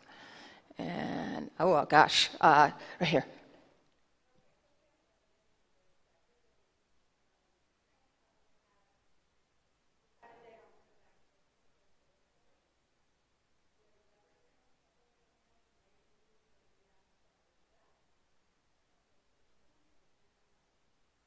So the question is, if a pair decides not to use a territory, could another pair move in and use the nest? I've not seen them abandon a territory like that during the season when there's actually a structure. I have seen a pair not come back for whatever reason. One or both of the birds died over winter or during migration or something like that. And in the cases that I've seen, that territory has been vacant for a period of time. In one case, the neighbors respected the territorial line almost all the way through that first summer. And then they started taking their colt farther and farther and farther into that old territory. And by the next summer, they owned it. It was theirs. And they happily doubled the size of their territory for feeding their young. But I've not seen that happen during a season. I guess I have seen one case where the birds abandoned the nest once, and they abandoned it with eggs on it. And I don't have any idea why, and never saw another bird in that area that year. So, okay, I'm going to step over here and I'll come back.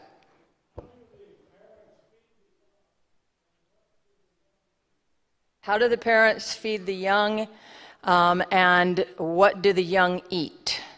And the answer to question number 2 is yes. Sandhill cranes are very opportunistic. They will eat pretty much anything they can.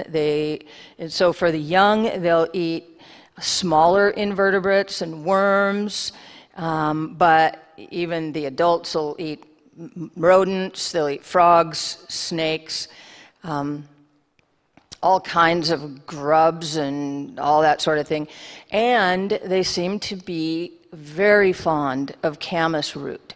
I suspect they also feed their young some camas root. It has to be, smaller pieces, and they feed them bill to bill. So it's really fun to watch. And I'm sorry for those of you who've never got to see it, because you can be watching a pair of cranes in a field with a small colt, and one of the adults will catch a worm and they hold it up. I suspect they vocalize, but I'm far enough away I can't hear them, and that colt will just run right to the adult, and then they pass it from bill to bill. If they drop it, the adults are very patient, and they'll pick it up again, and they'll try to give it to the young bill to bill, and they'll keep trying until the chick gets it figured out and can swallow it. But overall, Sandhill cranes will eat just about anything, and so for the colts, it's a matter of something that fits in their little tiny bill. Yes, ma'am. Do the newly hatched colts ever drown? They're kind of like a orange cotton ball with legs. They're pretty small, and they're fluffy, and they can, in spite of not really having webbed toes, they can kick along. In that one where you could see the colt following the adults to the night roost, you could see it was walking on a mud flat right there, but there was some water, and it's going to get into the water and paddle like crazy and get across to where it can climb up onto the nest. Do they ever drown? I don't know. That goes back to the very beginning of this. Never say never and never say always. But I suspect it could happen, but I haven't seen it happen. So, Mike, you're going to test me, aren't you?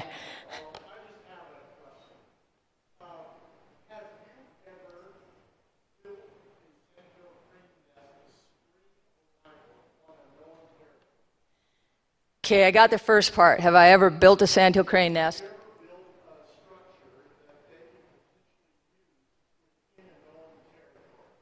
No. So Mike wants to know if I've ever actually built a structure that I thought maybe the cranes might use in a territory to see if they would use it. That would be really interesting. I don't know if I've got it in my game to build something like they can build, though. Honestly, that's,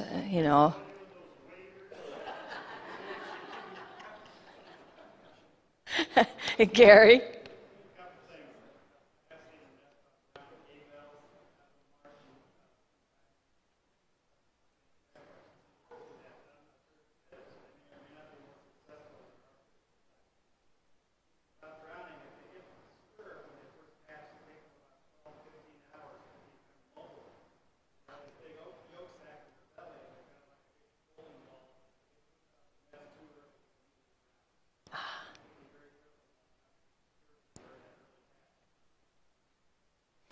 So I don't know if you heard that last part about drowning. He said for the first several hours, they still have, they're not as fluffy and water resistant. They're not cotton balls yet, I guess. And they have the yolk sac. And so if they go off the nest too quickly, get kicked off or something, that they can drown. So I learned something new. I learned stuff from Gary every time I'm around him, honestly. Any other questions? Really good questions, everybody. I appreciate it very much. And I hope that all of you have a chance at some point to see Sandhill cranes with their colts. Like I said, it's an amazing thing. It's such an intimate look at these birds and their family lives that I know I'm really lucky. And come to Ladd Marsh. There's a couple of places where you can drive along the road or get to a viewpoint and actually see some adults with their colts wandering around. Ladd Marsh Bird Festival is middle of May, and a lot of times we have colts then, although they're late this year, so I don't know if that's going to work. Anyway, thank you very much. Have a good evening.